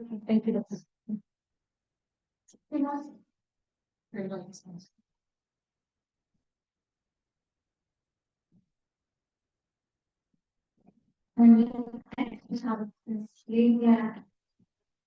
Time when you're student and you start training. There is not value in the criteria it would get. Patients require control of. Hi, good afternoon, everyone. My name is Lydia. I'm one of the speakers for today. Well, thank you, the organizers, for organizing this conference and allowing me the opportunity to present. I'll be first speaking about the demographic and disease characteristics of pediatric rheumatic heart disease patients requiring mitral valve surgery in Malaysia. A bit of a background of me. I actually attended medical school in Malaysia, did the PLAT exams, and then started my medical training in the UK. And then I'm currently a core surgical trainee looking to go into urology specialty training. Completed my MRCS 2024, did some med-ed sort of certificates whilst in the UK as well. Now you must be wondering, why is a surgical trainee, specifically a urology trainee, in a pediatric conference? I actually did this project whilst I was in medical school, and a special mention to my lecturer, Dr. Putri Yubu, who's actually a pediatric cardiologist, who was significant in her supervising and support of this project. And a special mention of the National Heart Institute of Malaysia, also known as IJM, where we actually collected the data. So a bit of an outline. I'll speak about the background, study objectives, methods, results, discussion, conclusions, and limitations of our study. So a bit of a background. So rheumatic heart disease remains a leading cause of acquired cardiac disease in children. Burden is highest in low and middle income countries, including Southeast Asia. Mitral valve is most frequently affected, surgery often required in advanced stages. And Malaysia is classified as an intermediate to high RHD prevalence zone. So National Heart Institute, IJN, serves as a tertiary center that performs all of this mitral valve surgery in Malaysia. Now, there's limited local data on demographics of surgical pediatric RHD cases. So demographic and clinical profiling can help optimize screening, referral, and management strategies. Now, objectives of this study is to describe the demographics, clinical features, and echocardiographic patterns of pediatric rheumatic heart disease patients requiring mitral valve surgery, and identify the common comorbidities and functional class at presentation. And then we've also compared our findings with regional and global data. Methods-wise, this is a retrospective cross-sectional study at IJN from the years of 2011 to 2016. We included children that's less than 18 years old undergoing mitral valve repair for rheumatic heart disease. We went through data from records, which include the demographics, the clinical presentation, the New York Heart Association classification for heart failure, and echocardiographic findings and RHD classification. Now, inclusion criteria were patients who had confirmed RHD on echocardiogram, who underwent mitral valve surgery, specifically mitral valve repair. Exclusion criteria are patients who had congenital valve disease or mixed RHD etiology, meaning to say if they've had previous bacterial endocarditis, we've excluded them from this study. Results-wise, from the demographics perspective, the mean age of our study population was 12.6 years old, and majority of them were aged 10 to 15 years old. It seems to be predominantly more common or slightly more common in female, making up 56.6% of the cohort, and ethnic distribution were predominantly in Malay, which made up 79.2%. So for those of you who have not visited Malaysia, Malaysia is made up of 3 main ethnicities: Malays, Chinese, and Indians. So we found that rheumatic heart disease occurs more in Malay children than Chinese or Indian children. Clinical presentation-wise, most of their common symptoms were dyspnea, fatigue, and palpitation. More than 90% of them had heart murmur at presentation, and majority of them were NYHA class 2 or higher. 89% of them had severe mitral valve regurgitation. So this is just a summary of the NYHA functional classification of heart failure. Class 1 is there's no limitation. The child can function as usual, but class 2, there is slight limitation of physical activity. They can have dyspnea on exertion, and class 3 is essentially a little bit more severe than class 2, where they have dyspnea on minimal exertion, and class 4 is that they have symptoms of heart failure at rest. So for our study, we've actually divided our cohort of population into acute on chronic, and chronic. Acute, we define it as patients who had acute carditis in the previously not known to have carditis, acute carditis in inadequately or undertreated or not treated rheumatic heart disease. Acute on chronic is that they have chronic rheumatic heart disease and are already on prophylactic treatment, but then they've got another episode of acute rheumatic fever. Chronic is when they have rheumatic heart disease that's lasted more than 6 months in duration. So as you can see, the bulk of our study population were in the acute on chronic and chronic category. And echocardiographic findings-wise, leaflet thickening was found in 60.4% of patients, prolapse also found in 62.3%, severe mitral regurgitation was found in 88.7%, and aortic involvement was found in nearly half of the cohort. Now, the timing of surgery, we've looked at the time from diagnosis to time to surgery. It was an average of 2.8 years. So it actually shows that there were late presentation and there were delays in referral to this tertiary center for heart surgery. And Jones criteria fulfillment, there's only 49% who met the full Jones criteria before surgery. Many chronic cases were Jones negative but echo positive. So Jones criteria is the criteria used to diagnose rheumatic fever. So discussion-wise, We compared our data with regional and global data.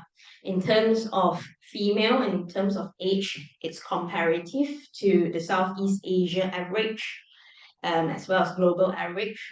Chronic rheumatic heart disease, we can see here that in this study, specifically in Malaysia, it was higher than the Southeast Asia average, and the severe mitral regurgitation was 88.7%, which is quite high compared to our Southeast Asia average and global average, which means that there is a delay in referral, there's a delay in presentation, in diagnosing. Hence, they've already developed severe mitral regurgitation and chronic rheumatic heart disease. So discussion-wise, female predominance mirrors with regional data.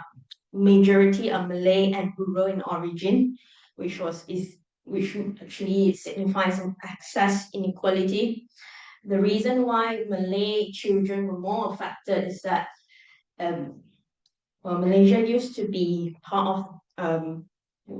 colonized by Britain, and Britain used to segregate off ethnicities, and the Malay ethnicities were placed in more rural areas to be in agriculture and whatnot. And then generations later, a lot of them are still in the rural area, and hence our study found that it affected a lot of the Malay children that are in rural areas. Age-wise, there's comparable age distribution with Southeast Asian cohorts. High severe mitral rate, which suggests delayed diagnosis, and bivalvular involvement more common than in earlier series. Our echo findings align with similar studies, and severe MR, leaflet thickening, leaflet prolapse are indicators of surgery. So we've done a separate study which actually shows the optimal time for surgical intervention within 88.9 days. So the reason being is that if you operate too early in the acute stage, the valves are very friable because it's acutely inflamed. So mitral valve repair may not be successful in that case. And in children, you want to aim for mitral valve repair rather than mitral valve replacement, because you know that once you replace a valve every 10 to 15 years, the child needs a new valve replacement. So the timing of surgery here is crucial because you want to aim for the best outcome, which is mitral valve repair. So in conclusion, pediatric rheumatic heart disease patients undergoing surgery often present late with advanced valvular disease. Nearly half had chronic rheumatic heart disease at diagnosis, and echocardiography is crucial for early detection and referral. There needs to be an improvement in primary care awareness of early signs, and there needs to be an increased accessibility of echo services in district hospitals. So limitations of our study is that it's a retrospective single center design. It may not represent the whole community spectrum. And because it was a retrospective study, there was some missing laboratory data in some cases. But yeah, that's all for my presentation. Thank you very much, Ms. Gabriel. Any questions? Yeah. Thank you very much.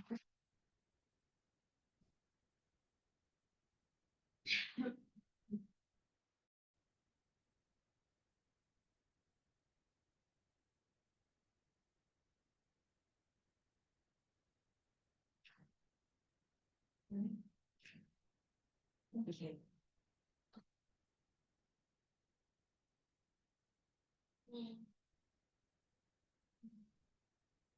Our next speaker is Mr. Perinatology, Chartered, a speech language pathologist. Representation is special for pediatrics and children in the adoption services. Please join me.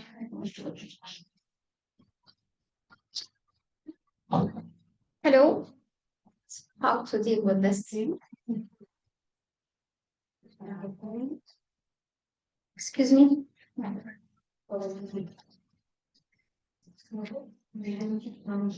Hello, everybody. My name is Safa Al-Mustanji, a speech language pathologist from Jordan. I am the owner of Safa Speech Center. We are specialized in serving children and adults who are suffering from speech and communication disorder.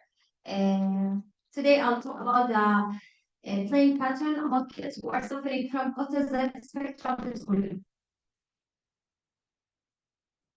Thank you. Let's how to deal with this. Okay.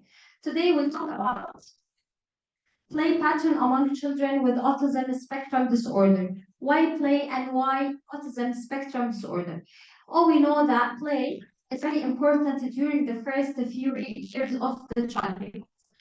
Play, it will reflect a lot about children's performances, not only speech and language and communication, but the overall performances like motor skills, imagination, cognition, fine motor. So the play pattern that already the child portray will will tell a lot about the child performance stage. And on the other hand,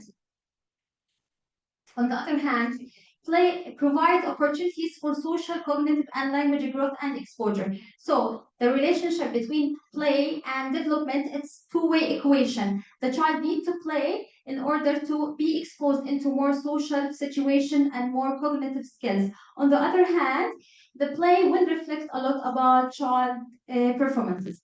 And why children with autism spectrum disorder? Because they tend to show unique play patterns in compared with typical developing peers. So they have a special play patterns that reflect their limitations, social limitations, and cognitive limitations. And many studies and many let's say standardized tests are like looking for the play patterns among children in order to classify if they have autism spectrum disorder or just they have a language impairment, because play patterns it gives a lot or very definite diagnostic parameters about the child performance. Okay, let's talk about the therapeutic. First of all, this is not the only way we classify playing skills among kids, but I choose this because this is age-based. During the infancy stage, toddlerhood, preschool, and school age. During the infancy stage, kids, they tend to play what we call it sensory motor play. Sensory motor, it's like playing by experimenting, by their sensation, by looking, by gazing, by touching, by chasing everything around them. And if we compare this stage of playing, in this stage, kids, they tend to do what we call it sound detection before comprehension, and the vocal play is one of the sensory motor play. They just go like this, cawing and babbling. Then gradually during from 1 to 3 years, the toddlerhood, they play what we call it functional play. Functional play, it means that children, they tend to play with things or objects based on their function. And it's connected with the where's the laser? Sorry. It's connected with the word discrimination and first word.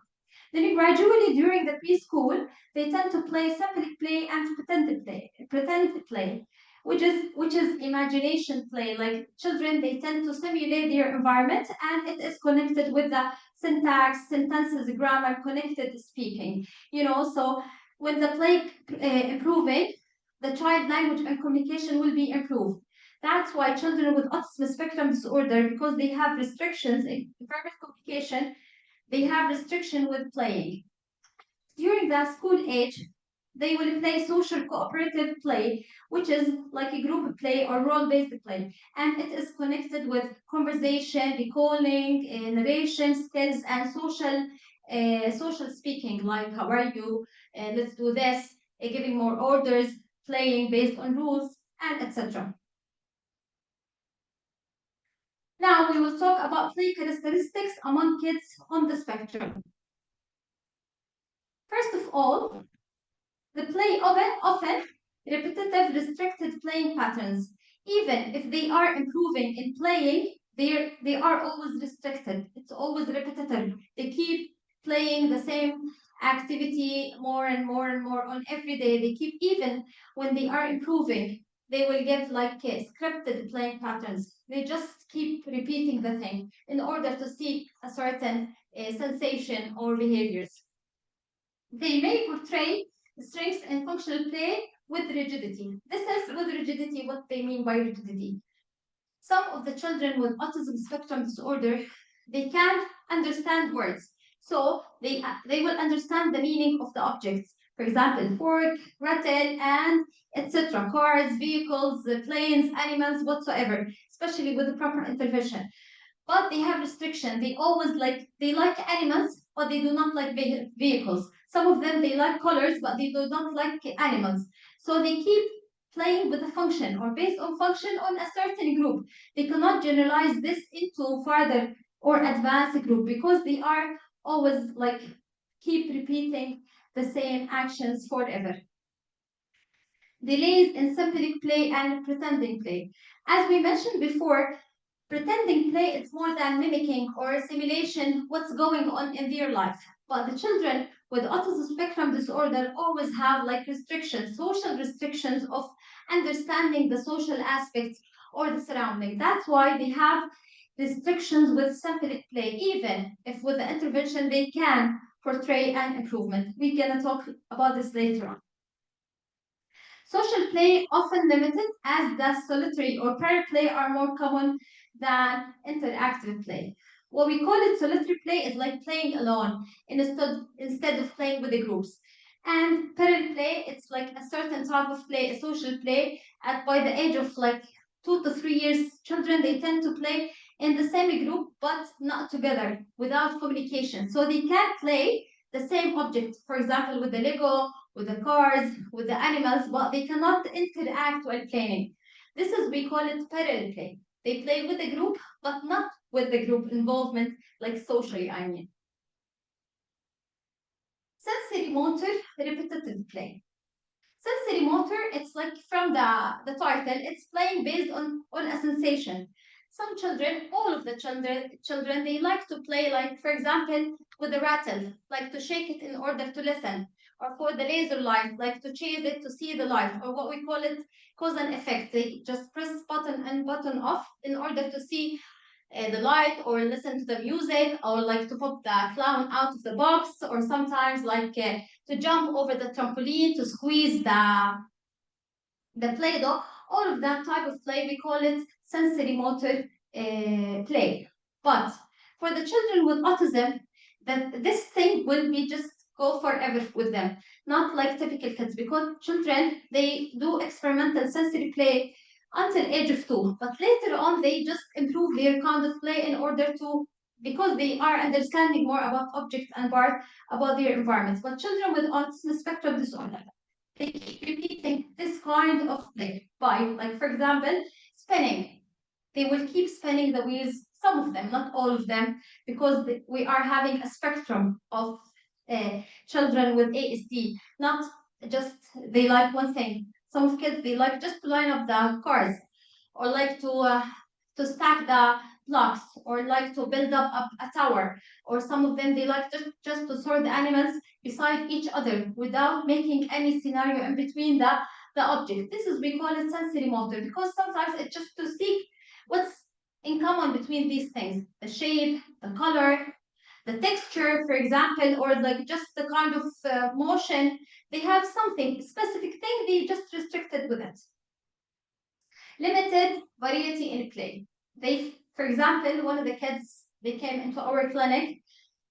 Their parents, they keep telling me, Safa, he used to play only with the alphabets. He likes numbers. He doesn't like to sort cards. He likes only to sort numbers from 1 to 10, not 10 from to 9, or not 10 from to 20. So they are just restricted. They like to keep things in an order, to seek the same influence, to seek the same like results forever. May interfere with progression to more complex phase stages. This, like seeking behaviors, will keep them improving their skills, because they, even like kids with higher level of cognition, and even the adult ones or the adolescents, they keep repeating the same toys. For example, one of my kids who are like in 4th grade, he is fluent he speaks, he reads a lot, he likes everything, but he keep like listening to the leapfrog. You know, leapfrog, it's not just, it's not, it's old. They keep just repeating the alphabet, amazing alphabets. And he tends to have it like he was, since he was 2 years. And now he's 11 years old and he keep playing with the same activity or seeking the same video or like just listening to the same songs while just ranking or sorting the alphabets. Functional play. Using toys for intended purposes, rolling cars, stacking blocks, etc. Many of the children on the spectrum, they can innately play functionally. Some of them, they can innately without intervention, but it's always restricted with the sensory motor input. As I mentioned before, they like to play with the cars, for example, and they just throw the car on the track or maybe on the street, which is fine, which is functional. They mimicking, they function the car into a certain situation that's normal, that's really appropriate. But what is the intention is to see the rolling, to seek a sensory something. For example, some of the kids, they like to rank the animals. They keep like holding the wild animals together. It's not for like, it's functional, but it's restricted. That's why often rigid, repetitive, not variable. They can apply it into a certain concept, but cannot like apply it into other concepts. Less flexible and less likely to expand it into pretending play. Mostly children with autism spectrum disorder cannot develop further than functional play. Many of them, even with the intervention, they just restricted with the functional play. They know the function of the objects, but they cannot deal more into mimicking the daily life actions. But some of them, with proper intervention, they can be improved. As one of my client, his name is Abdurrahman. Abdurrahman is 8 years old. He likes to play functionally during the last year, but this year he likes to mimic what's going on in his daily life. He has like 20 parrots at his house, and the parrots keep calling him, "Khalas Abdurrahman, stop Abdurrahman." That's why he likes to play like his parrots, which is pretending. He's just mimicking what's going on his daily environment, but restricted. He cannot apply it into what's going on in the supermarket, what's going on, for example, in the kitchen. So it's just restricted. They can improve, but if they have like, for example, in this situation, I think he's seeking the sound of the parrot. That's why it's always governed by the sensory motor seeking behaviors. Symbolic and pretending play.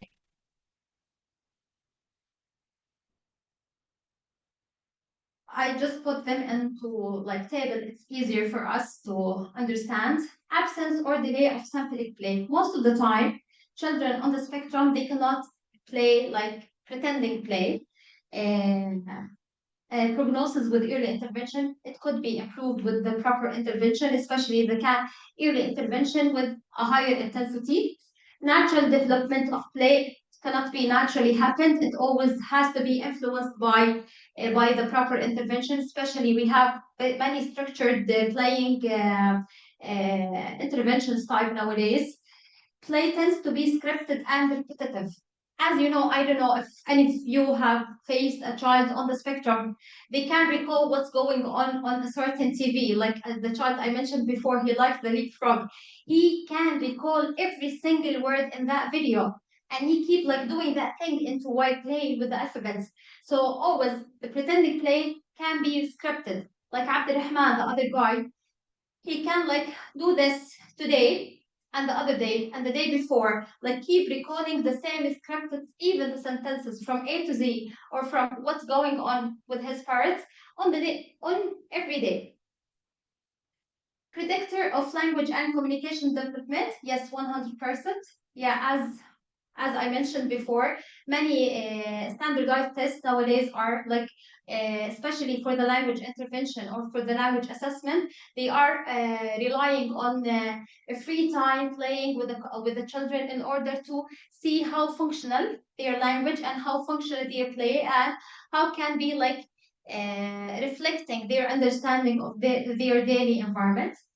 Major complaints provided by parents, sometimes, most of the parents, they are just having like complaint about their children communication rather than their play, unless the type of play they play, it's very annoying, like the seeking behavior. Some kids, they keep just button off the light, or keep like repeating the same song or the same tune forever. That's why if they get annoyed by the playing pattern, maybe they have complaint. But otherwise, if mainly their concerns only about their communication and language difficulty. Should they? Children with autism spectrum disorder prefer solitary but parallel or sedentary play options and avoid social play choices. But I need to mention what is sedentary play. Sedentary play, it's like video games, like watching reels, or like flipping papers, or like, for example, playing with just restricted with a monotask. They know what's going on, what will happen. They predict the results. If they can play cause and effect, they know the results. That's why we call it sedentary. Not we all play by the way sedentary games. Sorry, like the solitary or like the games we play it on the phone. It's sedentary. We don't interact while playing. We can predict what's going on later on. There's no cognition will be improved while playing that kind of games, because we sometimes tend to play the same activity today and later on, in order just to feel like we don't like to just force our minds to think. That's why they know what's going on, what will happen later on. So we call it sedentary play. Difficulties with pragmatic and social use of language, like turn taking, reciprocity, and communication will affect cooperative and interactive play. You know, the major complaint about the children with autism, even the highly functional children with autism, they are suffering from pragmatic issues. You know, pragmatic, it's the social use of language. It's like reasoning, like implying, like rejection, like turn taking, like conversation. It's all, we call it pragmatic. That's why children with autism spectrum disorder, they cannot play socially, because they have struggles with turn taking. They will, for example, if we have like connect four, my turn and then someone's turn, they will not have it innately to play, to share the toy with others, because they cannot even wait. We need to teach them how to wait. They are looking for the same results as the sedentary choices. So the unpredictable kind of play, they cannot digest it. They don't have it. Meanwhile, avoiding social play will limit the opportunity of practicing the social communication. As I mentioned before, the relation between play and language is a two-way equation. If we play with kids, that will enrich our communication, and that will enrich our receptive and expressive language. Meanwhile, the play will be restricted because we are not having that much language. Especially not the language, it's not about like having or knowing the objects' names or the vocabulary, because the language, it's the function of the words. It's not the word itself. It's the relation between the words. That's why they know this is apple. They know this is red apple. They know this is big red apple, but they cannot apply it into the daily social situation. Intervention implications. Expand functional play into symbolic play will enhance language acquisition, both receptive and expressive language skills. So, the old school tends to, for example, the speech language pathologist in the image of like all of you and others, it's the speech pathologist sitting on the table with two small chairs and having cards. It's not working with the kids of the spectrum, because we need to function that words. As we mentioned, many of the kids on the spectrum, they have a good memory. They can recall all of the names of the cards that we have, but they cannot function. That's why we tend to play functional play. And we have many structured intervention nowadays that are working on that type of playing, like Jasper, DIR, floor time, Lego therapy. Jasper, it's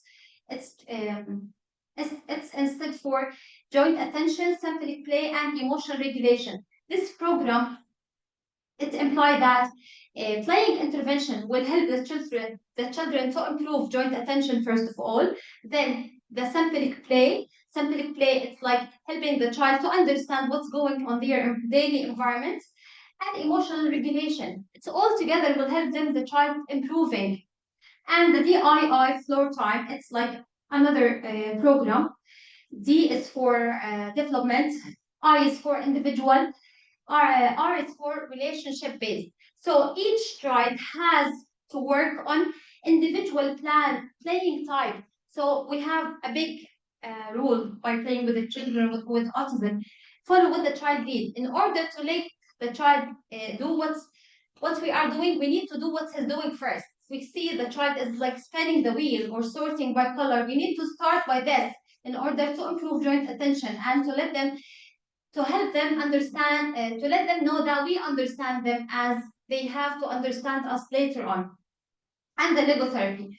Lego therapy, it's like a structured program, always like it happens, it's a group therapy, by the way. It's for like 3 or 4 kids, or maybe 3 with 1 instructor as the therapist. It's like one is the supplier, one is the engineer, one is the builder. It's all like simulation play. Let one of the children to be the engineer who has the ideas of what we're gonna build. For example, station, building, hospital, school, whatever. Is the builder. He's not the designer. He will just build up the blocks together. And the supplier, the one who will give me like small block, small ready block, in order to help children to improve social play first of all and communication. And by the way, these are very good for children with autism from 2 to 6 years, or maybe 8, or maybe later. And parents and therapists role model and scaffold the new play patterns. When we say social play, it means that we have 2 people, the clinician and the child, maybe 2 children, one typical, one is not.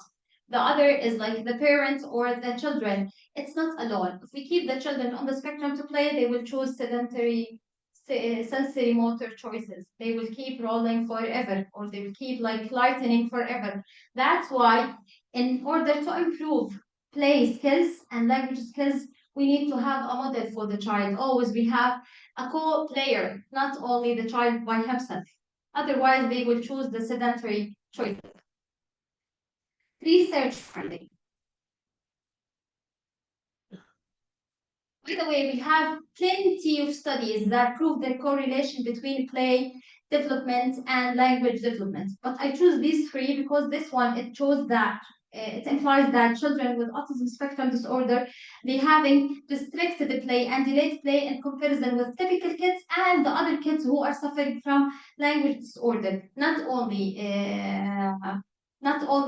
the typical kids, like for example, the Down syndrome. So Lippi and others, their studies portrays that children with autism spectrum show less symbolic and cooperative play in comparison with normal kids and Down syndrome children. The other study is for Gerald. Children with ASD demonstrate significantly fewer instances of generativity in pretending play. They have less creativity and generativity in play.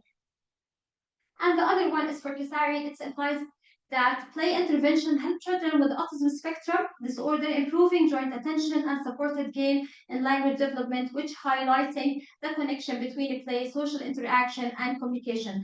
And by the way, that study, they apply Jasper, the joint attention, symbolic play, and emotional regulation approaches, and it's helped in all. They do it for 3 times, and it shows that children, if they have like floor time or playing intervention session, it will help them improving the language and the verbal communication. When I say language or receptive language, it's not only just speaking language. Sometimes we are applying that, or it's reflecting for understanding the language or understanding the daily environment, because some of the kids on the spectrum, they cannot even point, they cannot even gaze or give eye contact or listening or knowing, like following instructions. So based on the child's linguistic level, play intervention will help them improving. In conclusion, Children with ESD often showed restricted, repetitive, and rigid play, and mostly associated with sensory motor action. Simple play and social play are the most impacted domains that are limitation, the impact of linguistic skills. All aspects of the language will be affected if the child cannot play separately or socially. Play-based intervention are critical for language communication and social skills development. Any questions?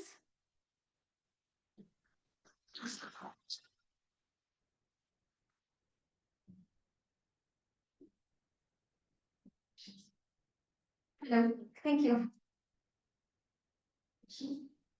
No, I just wanted to say that I think play is the universal language of kids. So whether with a diagnosis or not, I think play therapy is always a thing. Yeah, thank you so much for this. You're welcome. Sorry, Shannon.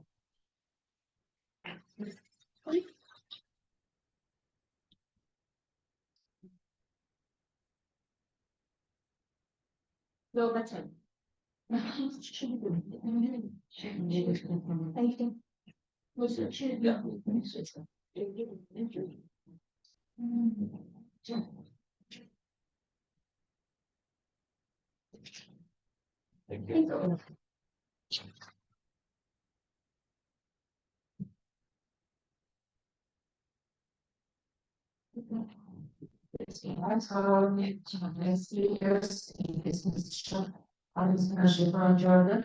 Speech and language pathology. So no, I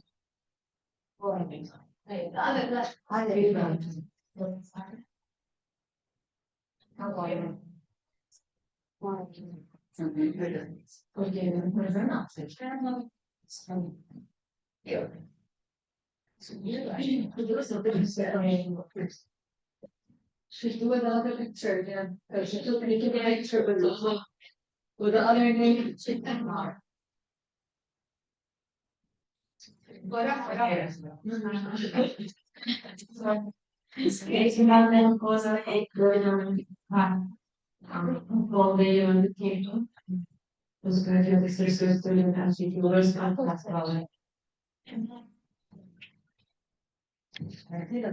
Thank you very much.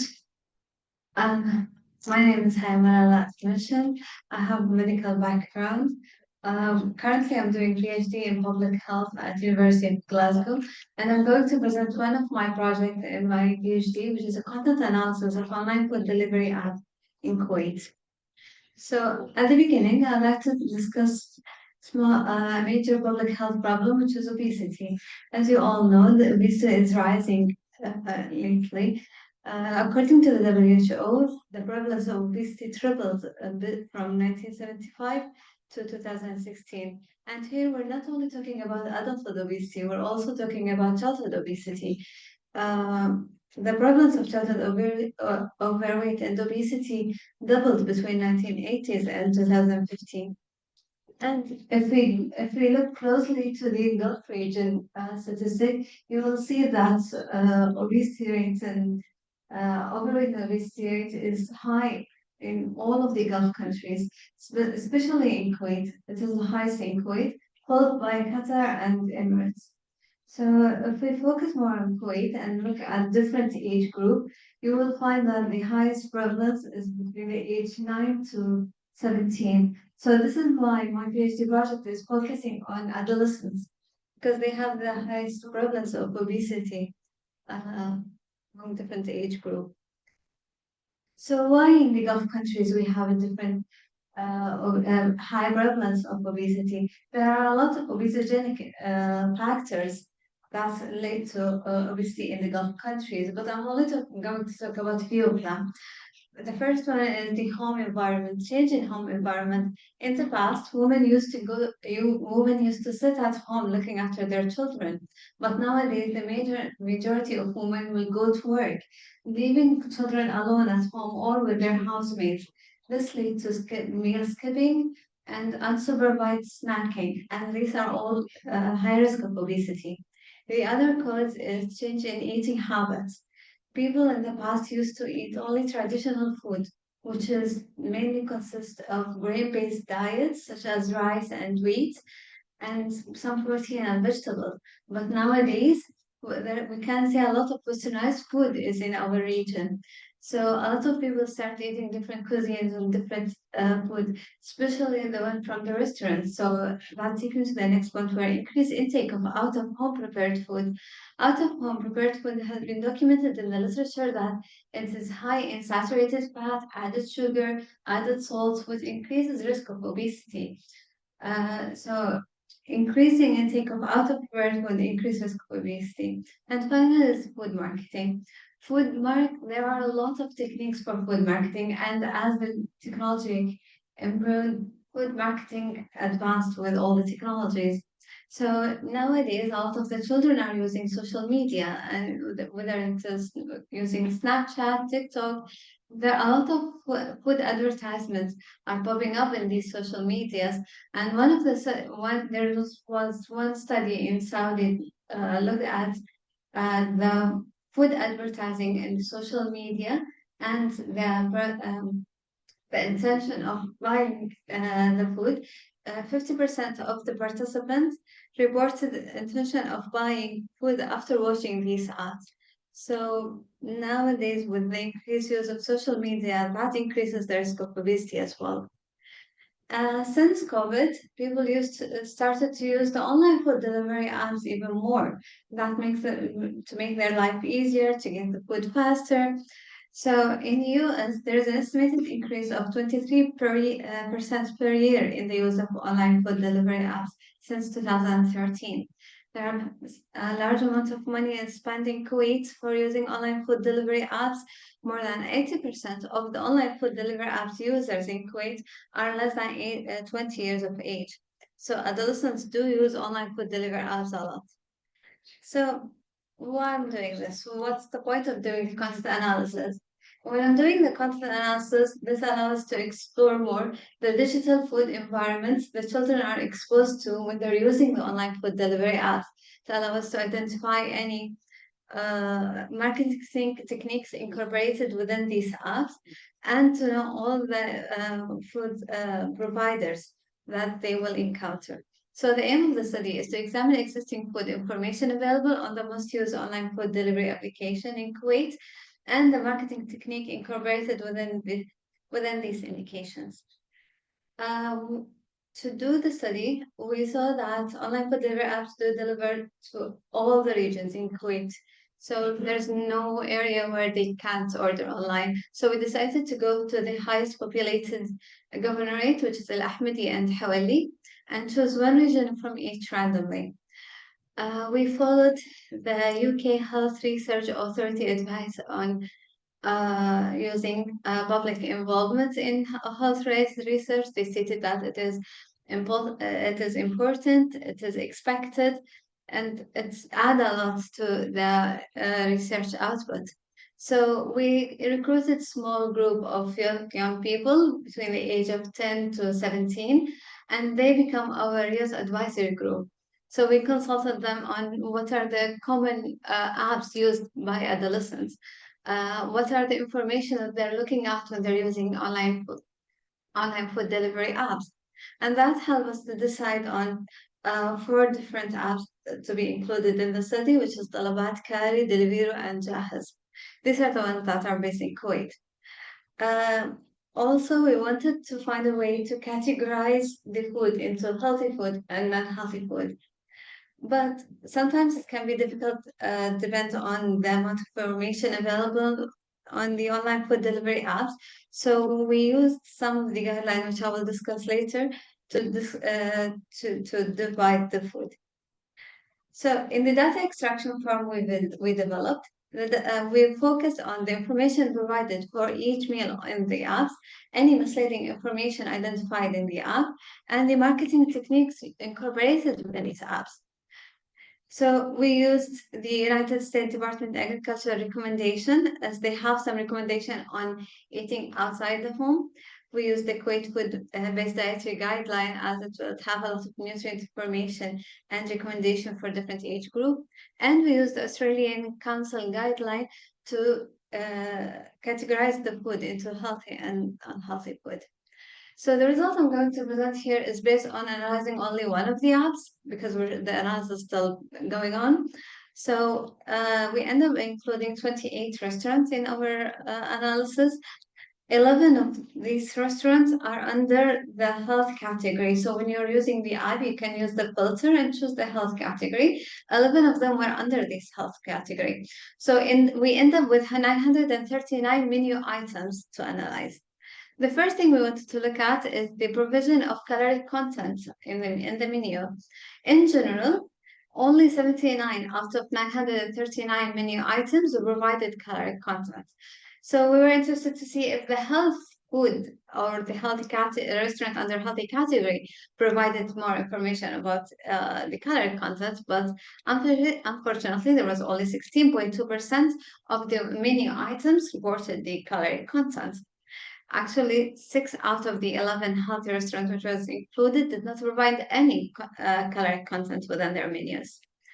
So when we wanted to know more if there's any health-related information, and by that we mean any allergen, anything related to disease like gluten-free information or high caffeine warning. But when we look at that, in general, only 1.6% of all the restaurants provided information about it. And when we look closer to the healthy restaurant, you will only find 9 menu items provided information about any health-related information. And none of them is talking about allergen. None of them is talking about gluten-free. They only focus about caffeine, whether this drink has caffeine or not. And we also look at the nutrient information. We want to know what are other details available in the menu when the restaurants provide their menus. In general, the number of items that provide nutrient information was 72 out of 932. Of the healthy restaurant, only 68 of them provided nutrient information. And when you try to look at the nutrient information they provided, some of the restaurants only provided percentage of the content of fiber. Some of them will only talk about the carbs. So the nutrient information provided in the ads are not very informative. In the Kuwait guideline, there is a section where they're describing how people can understand the nutritional fact labels. So I'm using that just to show you like the deficiency of nutrients information in the application. So in general, in the nutritional fact label, usually the recommendation is usually to start with a per 100 gram, how many, okay, per 100 gram of content of each, of whether it is saturated fat, carbs, sugars, and then you use the exact amount of gram you have in your meal. But if you look at the app, they will tell you there's 145 calories. There's 5 grams of fat. Per how many grams? Is that for the whole meal or not? You can't really tell. It's just general information for people to say, oh, that's good. There's only 5 grams of fat. But even if you look at the fats, usually we care more about the saturated fats. But here it only tells me total amount of fat. It doesn't tell me the saturated fat. So the information provided is very limited. And for example here, this is one of the menu items which was under the healthy category. It doesn't have any information. So even if it's under healthy, that means it's healthy automatically. Anyway, when we wanted to classify them, as I said, we used the Australian guideline to classify the food into healthy and non-healthy, but it wasn't like healthy and unhealthy. It was more discretionary or non-discretionary. So discretionary food are foods and drinks not necessary to provide the nutrient the body needs, but that may add variety. Many of these are high in saturated fat, sugar, salt, and or alcohol. So the Australian guideline do provide, sorry. Yeah, I'm really bad at this. Okay. They do provide Excel spreadsheets with different hundreds of menu items you can compare them to, or even if you cook at home to see if that's discretionary or non-discretionary food. And they develop that based on a different question they have, whether it is one of the 5 main food groups, whether it is high in saturated fat, and so on. So we use this to classify it, and I'm presenting to you one of the restaurants under healthy category. But when we look at their menu item, actually 64% of their menu items are discretionary food, and only 36% of them is non-discretionary food, which is surprising. And as I mentioned before, it's really important to look at the nutrient information when you're trying to classify the food into discretionary and non-discretionary. Because, for example, here, the egg and cheese wrap usually falls under the egg and dish savory in the Australian guideline, which is a non-discretionary food. But if you look closely, the saturated fat here, it's a 7 gram, which is more than 5. So that automatically makes the food as discretionary food. So it's really important to have all the nutrients information. And the final thing I would like to talk about is marketing. If I want to talk about marketing technique, there are plenty of marketing technique used in the online food delivery apps. They have a lot of offers and so on. But here I'm focusing more about the way they describe the food. For example, when we're talking about fried food, usually they use words such as crunchy, crispy, golden, which are hedonic words. So basically people are feeling or trying to taste the food when they're eating it to make it more appealing to the consumer. But when they're trying to describe grilled food, it's just grilled food. Nothing interesting as like even here, for example, if you read description of this menu item, to organic chicken tenderloin, grilled or crispy. So they're trying to use some word to attract people to the discretionary food. The other thing, when you're using the app, some of the apps will have a section at the end will say often ordered with, basically as a restaurant recommendation. And if you look closely to their recommendation, most of them are discretionary food. Sauce falls under discretionary food, fried food, and soft drinks, they're all under discretionary food. When we apply the guideline, we face a lot of challenges. This guideline needs more details when we try to classify the food, but it doesn't take into account portion size.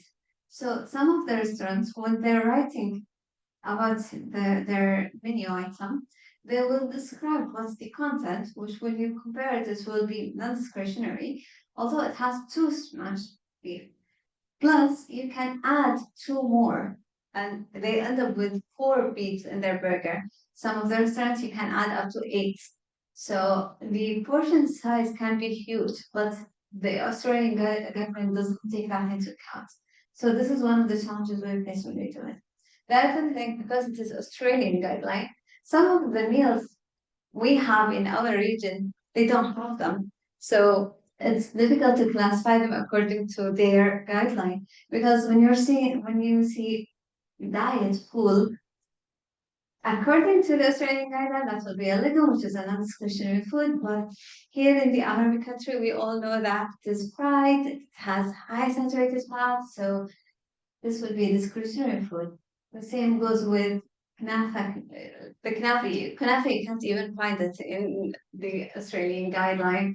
So it can be really challenging to classify the food, especially if you have missing information. So what's the take-home message? What we need after looking at that? We need, first of all, we need a local guideline. We need a guideline that take into consideration that nowadays most of the children do use online food delivery apps. Most of the even adults use online food delivery apps and order from restaurants. So we need a guideline that tell the consumer how to choose their food. To make informed decisions. We need local regulation on the online food delivery apps. If we're just expecting the health restaurant to put all the nutrient information without having regulation, that will not happen. So we need a regulation for the online food delivery apps. So as I said before, this is part of my PhD work. So this is only the first step of my PhD. Currently, I'm doing a questionnaire to see the use of online food delivery apps by adolescents. This will be followed by an interview with the adolescents to see their understanding of the description used in the online food delivery apps. Thank you. Any questions? Yeah. I mean, if you're in the UK, you know what's kind of been happening there in that often the guidelines come after mentality, which is really sad. But hopefully you put the cart before the horse in the Well, we really hope so because it's really difficult to match the practical daylight with the research. Usually there is a delay. But at least in the UK, when I was there, you can see that there's a color content. It is mandatory for all the restaurants. We don't have these regulations here in Kuwait or in the Gulf countries. I believe they said Saudi and Emirates will do that, but I haven't seen it yet. So at least some regulation until we have a full proper guideline for it. Yes. Yeah, I have a small question. So for the next steps, do you have like a questionnaire that you can maybe provide to the doctors if they know that this meal that they wanted to buy online is like 700 calories, are they going to change their decision and choose something better, or because they're craving it, they say I'll skip dinner, I'll skip lunch and still have it? So maybe this will change their purchasing decisions. Eat or not. Yeah, we already have the questionnaire now, and one of the there are few questions about the color content, about the nutrient information, whether they care about this or not, whether they look at them or not, and other causes. And I will talk more with the children later on in the qualitative part to get their understanding of the color content. Like, what does it mean when they read it? Like, do they understand the meaning behind all the nutrient information? Yeah. Any more questions? Thank you.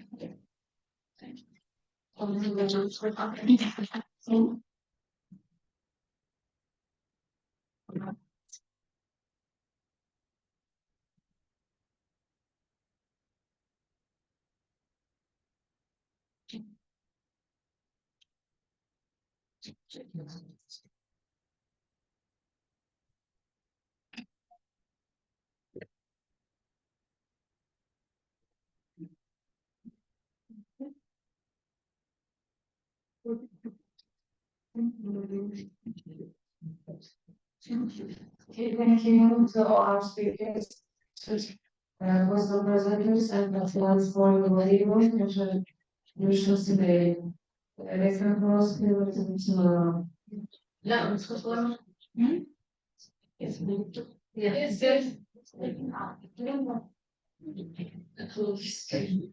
So, to conclude our final session of the day, we once again welcome Mr. Peter Mount Chan, Montenegro.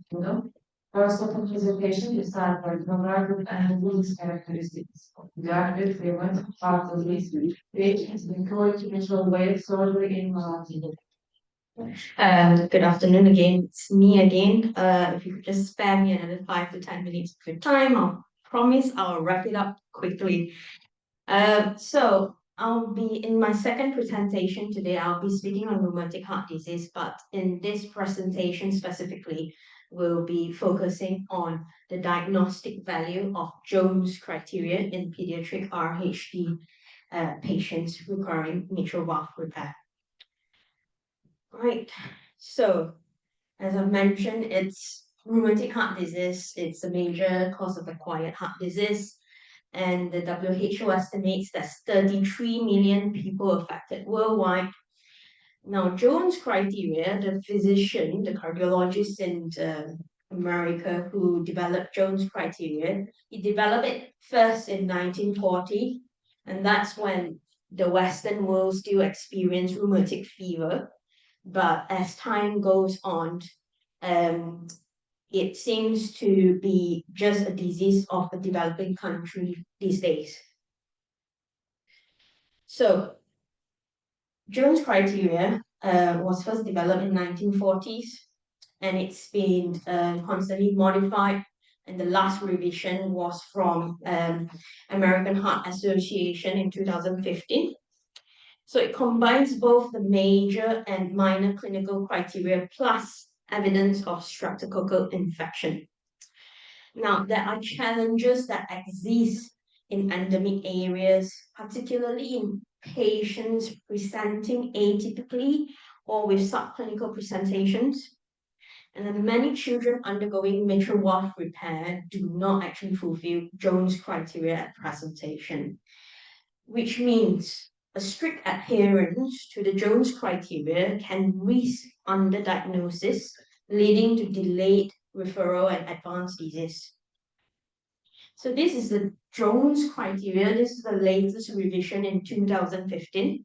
As you can see, there's major criteria which makes carditis, arthritis, chorea, erythema marginatum, and subcutaneous nodules. And the minor criteria is polyarthralgia, fever of more than 38.5 degrees Celsius, ESR of more than 60 or CRP of more than 3, and prolonged PR interval. So to diagnose acute rheumatic fever, the Jones criteria states you need to fulfill either 2 major criteria or 1 major plus 2 minor if this is the first episode. If it's a recurrent rheumatic fever, it's 2 major or 1 major and 2 minor or 3 minor criteria. And on top of that, Jones criteria also mentions there needs to be a laboratory evidence of streptococcal infection, or whether it's in the form of a throat culture or anti-streptolysine O titer. So study objectives for this one aims to evaluate the diagnostic performance of Jones criteria in this surgical subset and determine the proportion of patients meeting full Jones criteria before surgery, and the common clinical echocardiographic features, and evaluate the limitations of Jones criteria for detecting surgically significant rheumatic heart disease. Methods-wise, so retrospective cross-sectional, there were 53 patients that was included in these studies.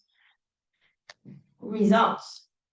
So demographics, as I've mentioned earlier, it's mainly female. Average age was about 12.6, and ethnic distribution were mainly Malay children. In clinical presentation, most presented with dyspnea and fatigue. Majority were NYHA class 2 or higher, and carditis was the most common major manifestation. Few had classic polyarthritis or chorea. So this was a percentage of patients who had various major criteria. As you can see here, 84.9% of the patients with rheumatic heart disease referred for surgery had carditis. Polyarthritis was the second common, but you can see that it's much less commoner than carditis. Chorea, even lesser, and subcutaneous nodules, even lesser. And in our cohort study, there was no child presented with erythema marginatum. And for the minor criteria, fever was present in about 50% of the population, arthralgia about 30.2%, raised ESR 26.4%, anti-streptolysine O titer, it was about 20.8%, and prolonged PR 3.8%. So looking at our patients, we've calculated how many actually fulfilled the Jones criteria. And if you look at the total, 51% of patients who needed mitral valve repair because of rheumatic heart disease did not fulfill the Jones criteria. So just a visual representation, 51% did not fulfill the Jones criteria for diagnosis. So discussion-wise, we can now see that there's underperformance of Jones criteria to use as diagnosis. Subclinical or atypical presentations were common with low rates of positive throat cultures and minor manifestations. So from our cohort of patients, only one patient had a positive throat culture that grew streptococcus. About 20% had anti-streptolysin O titer that was raised. So you can see here that if we strictly adhere to the Jones criteria to diagnose rheumatic fever, it can lead to underdiagnosis or delayed diagnosis.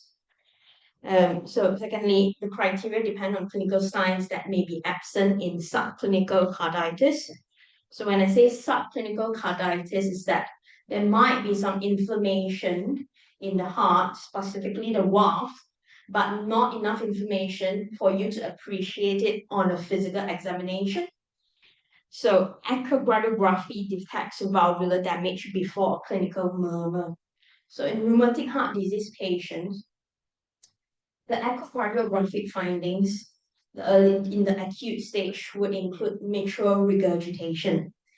Now, at the early stage, it might be a very mild form of mitral regurgitation, which means that the echocardiogram can actually detect it, but it's so mild that you can't actually pick it up when you're auscultating the heart. So, which then leads to underdiagnosis. So the role of echocardiography. So the echocardiogram is essential for diagnosis and timely referral. Patients who required mitral valve surgery had echo findings which include leaflet thickening, leaflet prolapse, and chordae rupture. It actually helps to identify surgical lesions even in Jones negative patients. And reliance solely on Jones criteria can actually lead to misdiagnosis. So early echo assessment can prevent progression to surgery, and it supports integration into screening in endemic regions. So I guess what I'm trying to say here is that in endemic areas where rheumatic fever is very prevalent and there is a risk of carditis, early referral to echocardiogram means early diagnosis of rheumatic heart disease. And that early diagnosis is crucial because you can then start those patients on prophylactic antibiotics. It's usually for once there is carditis that is present, the patient would have at least 10 years of prophylactic antibiotics that helps to stabilize the heart problem and prevent it from progressing to the stage where the child needs surgery. So conclusion is a significant proportion of pediatric rheumatic heart disease patients requiring surgery do not meet Jones criteria for diagnosis at presentation. This study highlights the limitations of relying solely on traditional diagnostic frameworks, which may lead to underdiagnosis. So routine echocardiographic screening in high-risk populations should be considered to improve early detection and timely intervention. Limitations is that it's a retrospective study and it solely focuses on surgical patients, which may overestimate the severity. Right, do you have any questions? Yes. I think he's passed away now. But yeah. How do you explain that mitral growth affected in acute rheumatic fever more than our throat portion? So the reason why nobody actually really knows, there's not that much research that actually shows why mitral valve is more affected. But the pathophysiology is because of the immune-mediated reaction. So the body produces antibodies to react to Streptococcus pyogenes. And then these antibodies also attack the valves of the heart, mainly the mitral valve. Why? I suspect because the mitral valve is the biggest out of the four. and maybe they have more antigens on the VOF that actually predisposes the immune response to the VOF, causing mitral valve regurgitation. Thank you.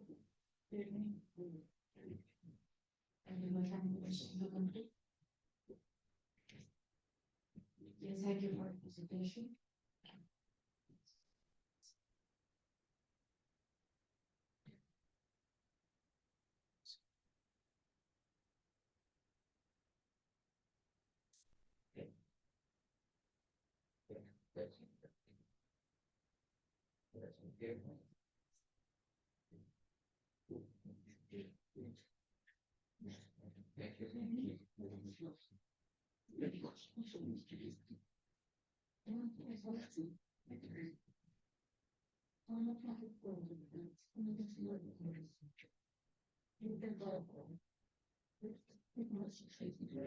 Thank you to all our speakers, signatures, author presenters, and participants for your contributions today. We will now proceed to the following session for the day. The conference will resume tomorrow. Thank you very much. Thank you.